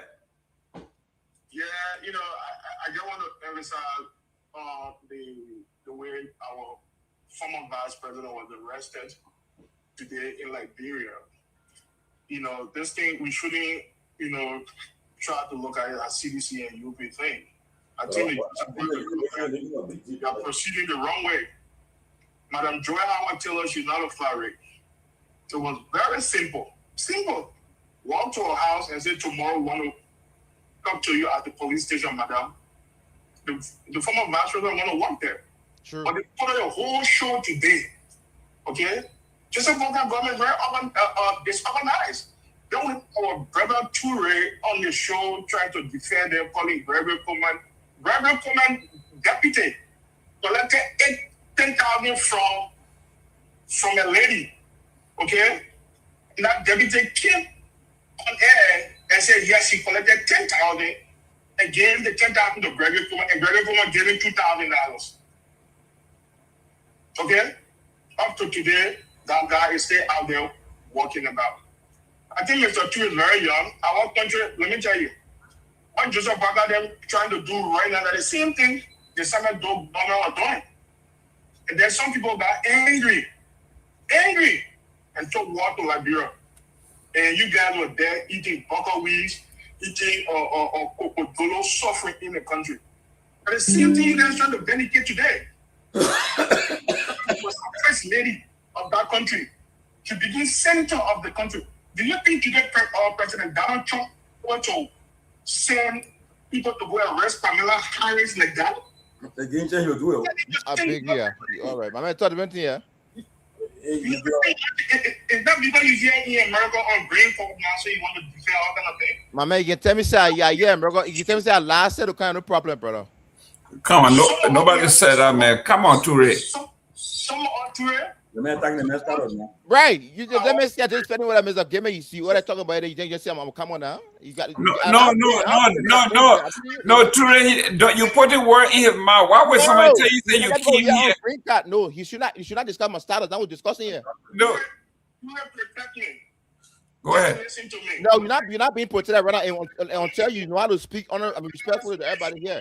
You might disagree with my approach, but you gotta be respectful to the people here. In the UP government, you are unactually distracting people. Somehow we are imparting people. Distracting who? What did I distract? I've never used no direct statement on nobody here. I'm very cognizant of things that I say here, sir. You are actually distracting people. You are an agent. You're so confused. You got 1 minute trying to tell Anasana, oh my man, I'll call you tomorrow. Oh my man, no, you are a kid. No, you should discuss the issue. The way they arrested that woman. How does that man, sir, with all due respect, I don't use Dano Sound. I don't the same words Dano Sound use on Sylvester, I don't use on you, brother. But yet now you're speaking, brother. Because you're not making no complete sense to me right now. Please be quiet, brother. So how does that mean? When I tell Dano Sound, oh my man, I'll quit, what does it mean? My point I'm trying to make to you, but you guys say is this, right? You're politicizing this thing here, and the longer you're politicizing it, the longer it's gonna continue. What I'm saying to you is this: this Kehleboe guy was interested to do a piece of job. Let me respect what he's doing in the scope of his job. If you come and he made a mistake, he will better because it was a mistake. That's what I'm saying to you. So at the end of the day, Mr. Jerome, you're muted. Ture, let him in. No, you muted. That man, I don't got problem. I don't have problem. He landing, but he gotta be. He can't come and people disrespect what I'm saying to him.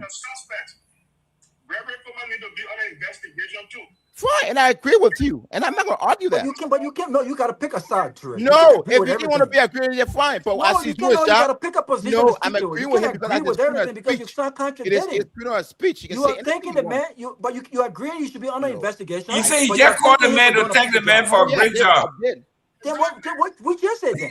I did. So my point I'm trying to make to you is this, right? Until. Mr. Gayman, thank you for the time. We'll always go here and put Mr. Ture in check. Thank you.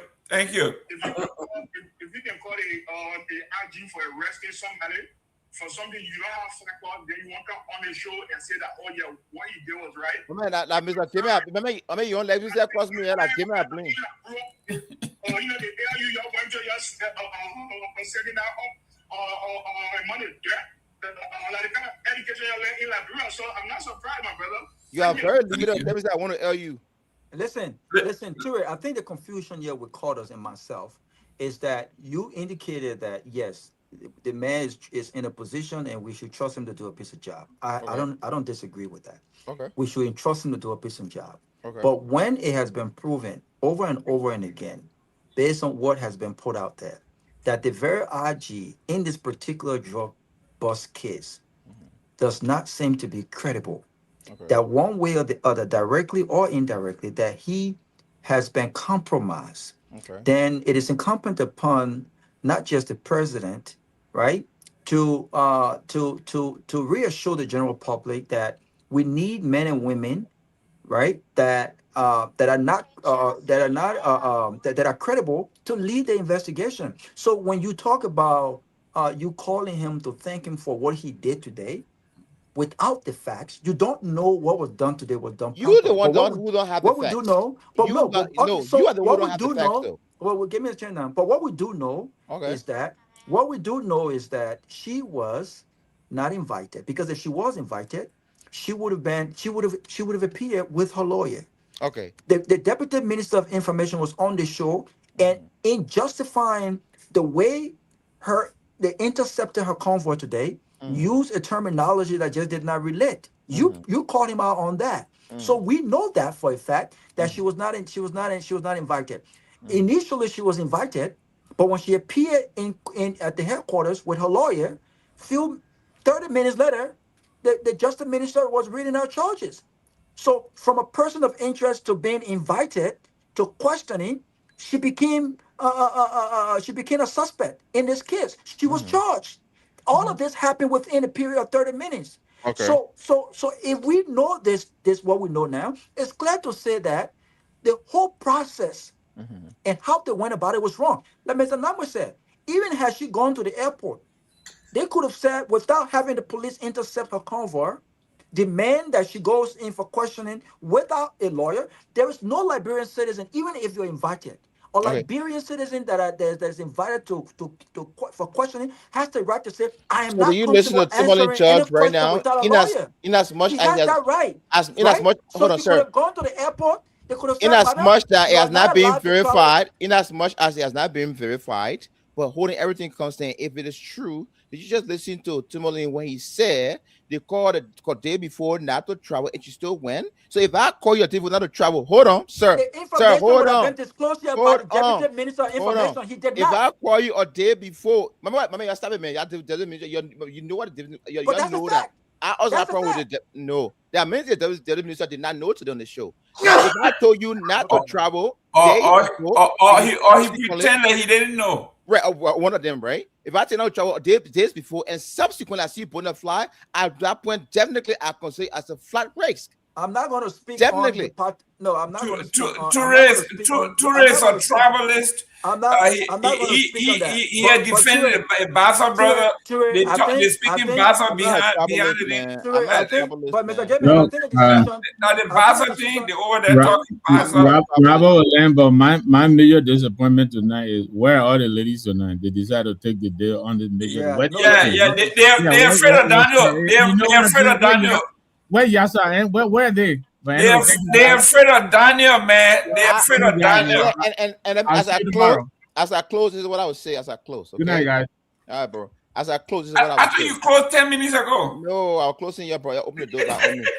As I close, this is what I would say. Right? Until it can be proven that Kehleboe Gongloe did wrong, until it can be proven that he's compromised. As of now, he's been entrusted to do a piece of job, and he's doing it. As another Bassa brother. All of you from Bassa. Mama, y'all military, y'all make it trouble, y'all make it politics. Yeah, Daniel Sando from Bassa. Kehleboe Gongloe from Bassa. Let my big brother, how you call him, Robert hear me. And Robert too from Bassa. No, but I mean, you probably Tomalin from Bassa. Dr. Peabody from Bassa.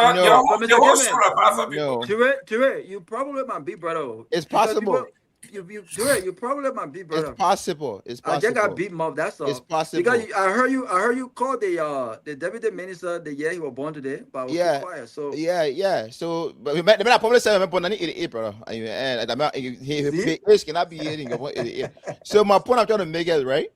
I'm hoping that Kehleboe Gongloe is not wrong.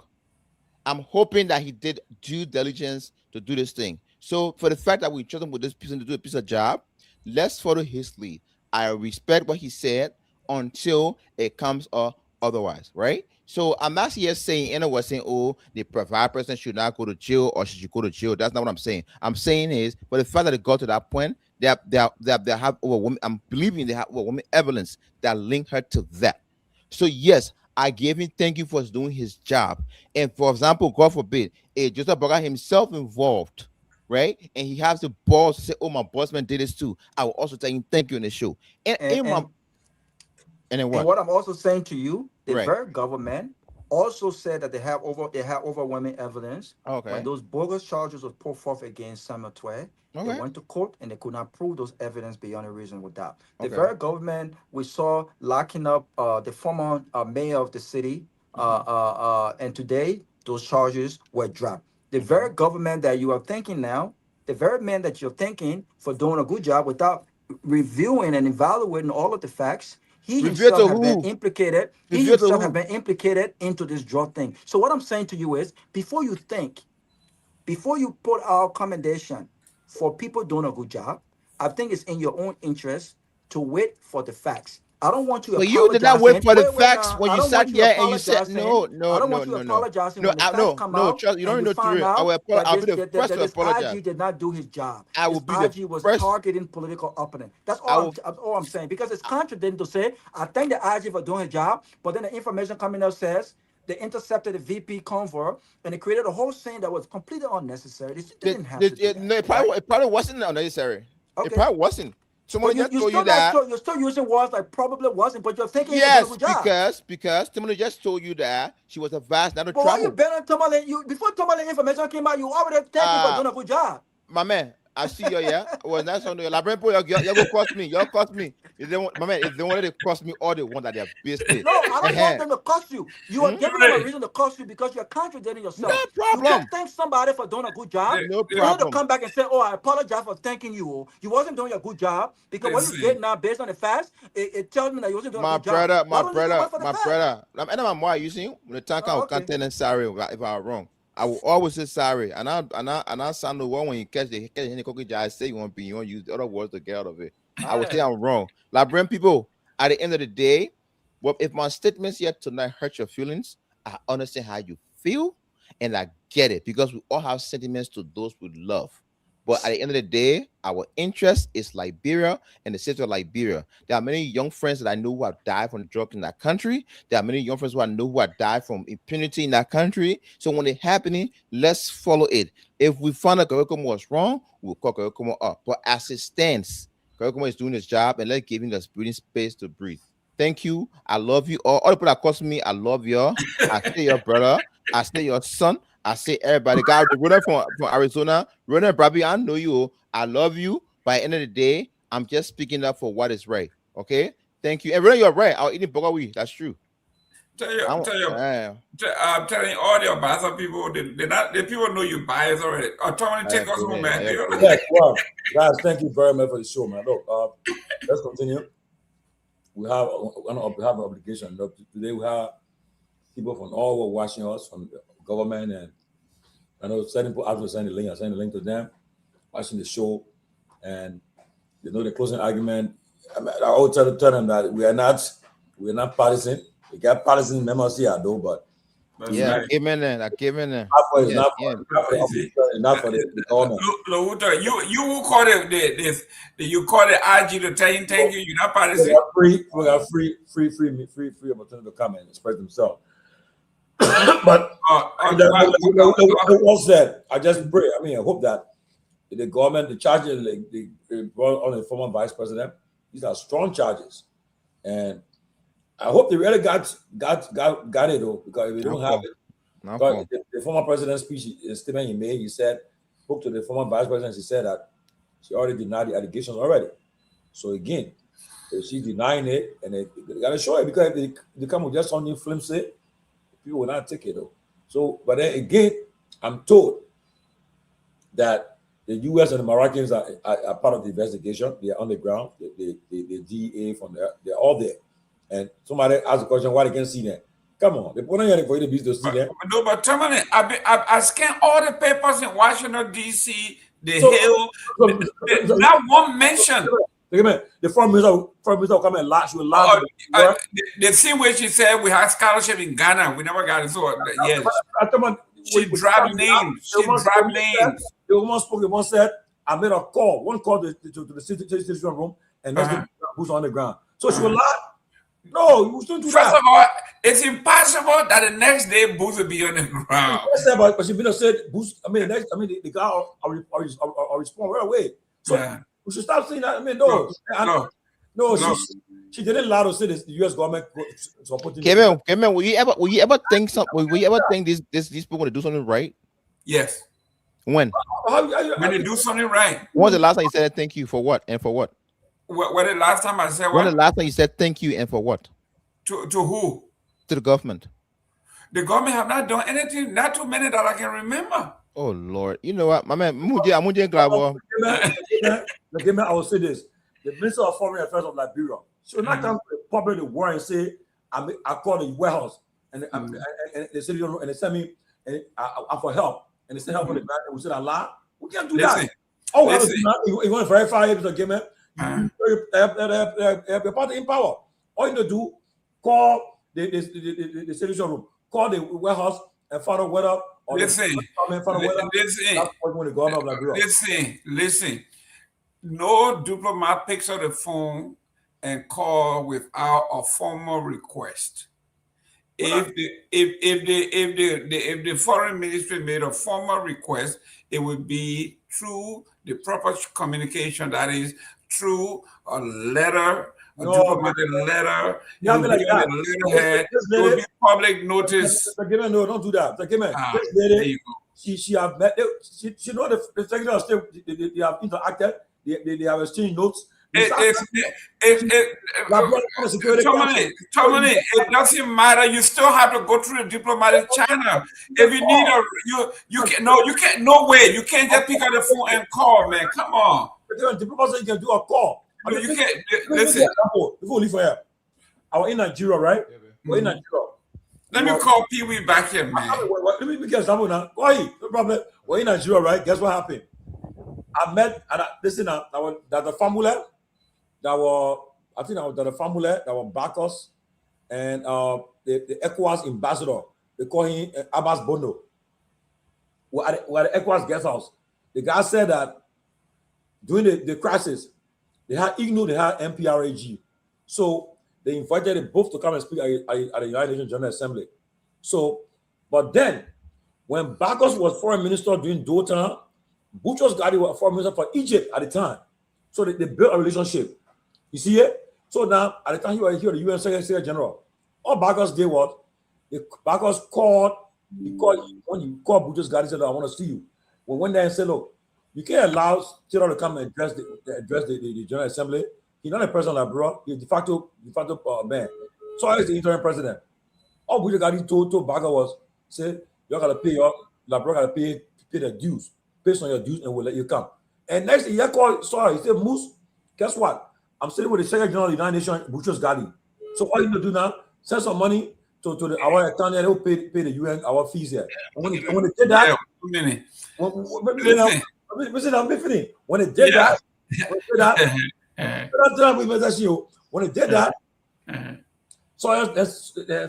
so President Kabet sent money to our UN account. They sent the money. The next day, Liberia was they allowed Sawyer to come and join the United Nations General Assembly in not Taylor. So I don't tell you that. You know that diplomacy can also phone call is a part of diplomacy. And I believe it. Yeah, we're still on the show. Tomalin wants to tell me that we can just pick up the phone, call the White House with no formal communication, and things will happen. They just get up and come. I said it doesn't work that way. He said it happens. The Minister of Foreign Affairs said it. She said I made a call. And not because she says it means there was no formal communication. She can't just pick up the phone and call for help. And it has to be a formal communication. I just agree. She made a call. Pewee, please comment on this. Go ahead. So there will have to be a diplomatic communication in that. You can't just take the phone and they have your procedure. And you have to pass. I disagree. The woman said she made a phone call. She got to respond. She made a phone call. She said, Amika, I believe what she said. But she did the manual communication. She said, I made a phone call. The woman said the thing. So you don't come to it. Your call, you're verifying. You can't find out whether she wanted a call she made. Sometimes these phone calls can be followed up with diplomatic notes. Of course. Say that, but so agree that woman a call. And she got to respond. Yeah, but listen, we know this, a nation requesting for help for another nation cannot just be done. Say, I pick up the phone and they will hear the next day. That's not how it works. She may have told you that she made a request. How the rapport you have? And no, it's not rapport. It's the request. What she meant to say was she made a request to the American government. That's what she meant to say. That's what it's highly expected. Why she know that? Listen, you can't take that word literally. It doesn't work that way. Ben she have gone to okay, Chief, thank you. Goes there. So how you say that? Listen, okay, guys. Listen, Chief Tomalin, thank you very much for the opportunity. Like those are all who have girls. Okay.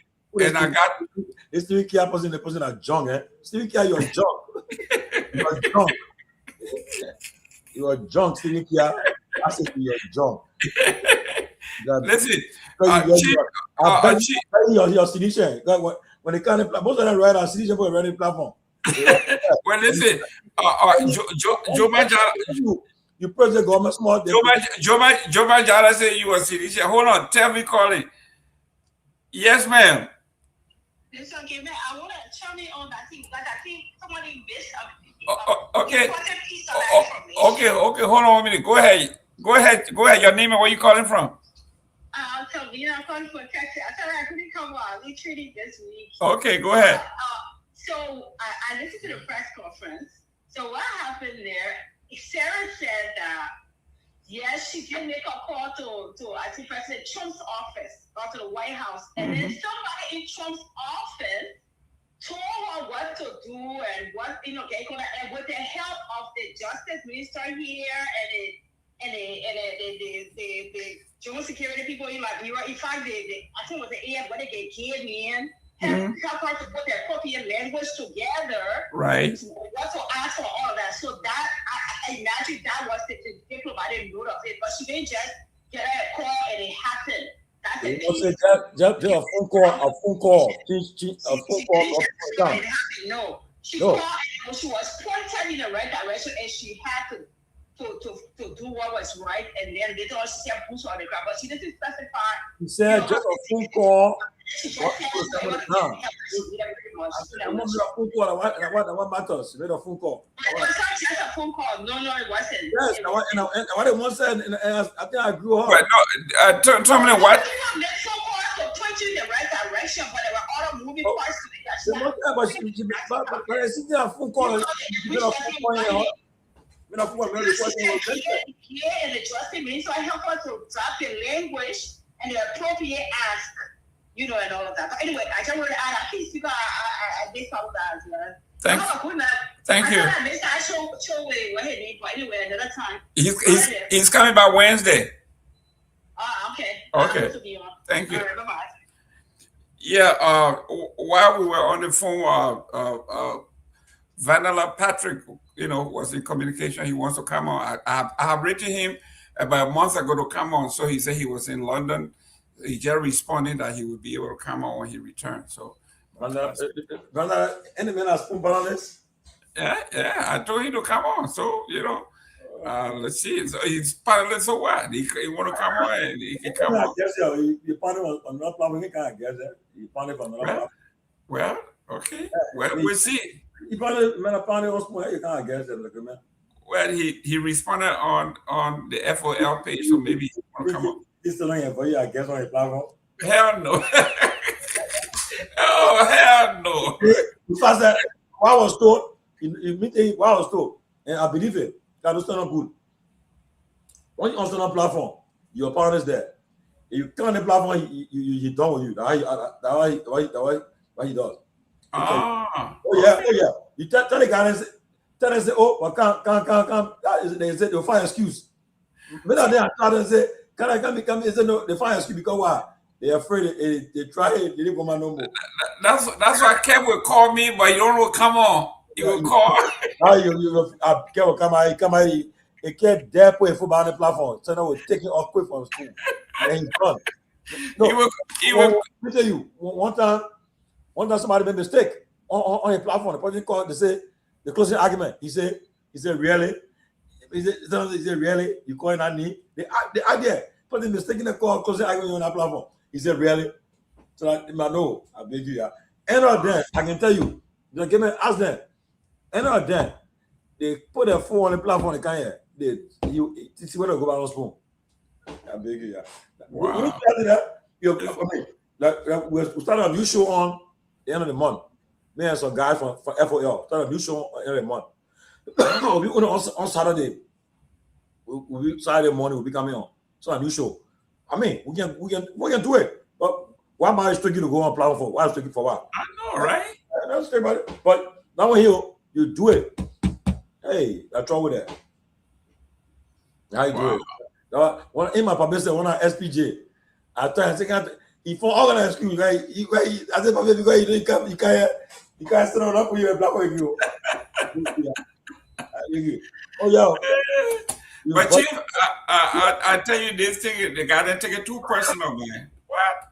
No, they take it personal, but true. But on assurance, like Gemelo, like I said, right? Today, like today, like they said, I think my information I got is that they said they told the former VP that she were wet. They told her that it's okay, we need you, but don't you traveling. She said you're traveling. Well, if they inform her, then she was wrong. Yeah, if that would have found out, but that was my what I want to show Jenna. Somebody part of the investigation just texted me and said, "Oh, okay, said what happened." So we'll find out more tomorrow. But the thing is this: if for me, I thought it would have done better than what it did, right? If she resisted to go ahead, but if she said, she's a credible woman, say, I'm going to come, but your station go, okay, no problem. I come with my lawyer to the office, okay? Now, if you still say you trust her, whatever the case, you can send a car behind her car to make sure that she go to her house and a lawyer come and go. But to stop crossing before her car, all this stuff. I'm watching the video, but we're gone. It wasn't necessary. But then we got to toss her and toss her now. If government invite you and you don't respond and you just get up, it's like being disrespectful. Yeah, so we verify whether actually they really told her not to go. That's why they texted to say it, but again we found out, But again, on Friday I heard, but before Friday, they had two big names that were here. They'll pick up. Well, we're watching to see what happens. Okay, I hope not just from the opposition. It's some big name from the east side too. I had a question today for. I said, if anybody in the ruling establishment, if the facts lead to them, would they be arrested? They said there's no sacred cow. Let's see. Because I heard Nyenwolo today say, like I told you, he said we're stepping on the till. We know the head we want. I know what he meant. So I won't speculate, but I told him, I said, if you guys are taking this opportunity to go after the former president, then you guys are actually wrong in all aspects. If that thing where this is just the tail, we're going for the head. If that is it, then I see that you are not serious. Well, I'm not gonna, but I can tell you for sure, knowing the former president very well, I don't care what people will say, but to say the linking to say, oh, he was involved in such a thing that no way.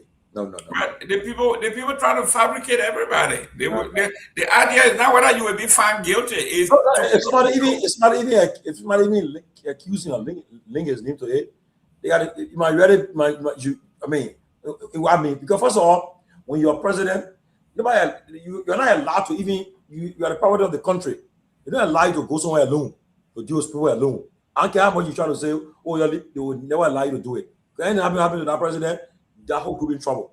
So there will be no time where they say, oh, he met. No. Because wherever the president is, wherever he is, people are around him. He got his attendance, his service, his security are there. And you hear what you see Juma Jala on your post? I bet it. He said that McGill next. The guys are crazy, man. Right? Look, for me, I will say this, right? Wherever the facts lead, if it's a fact, look, trust me, we are against drugs. We know what drugs are done to many families, okay?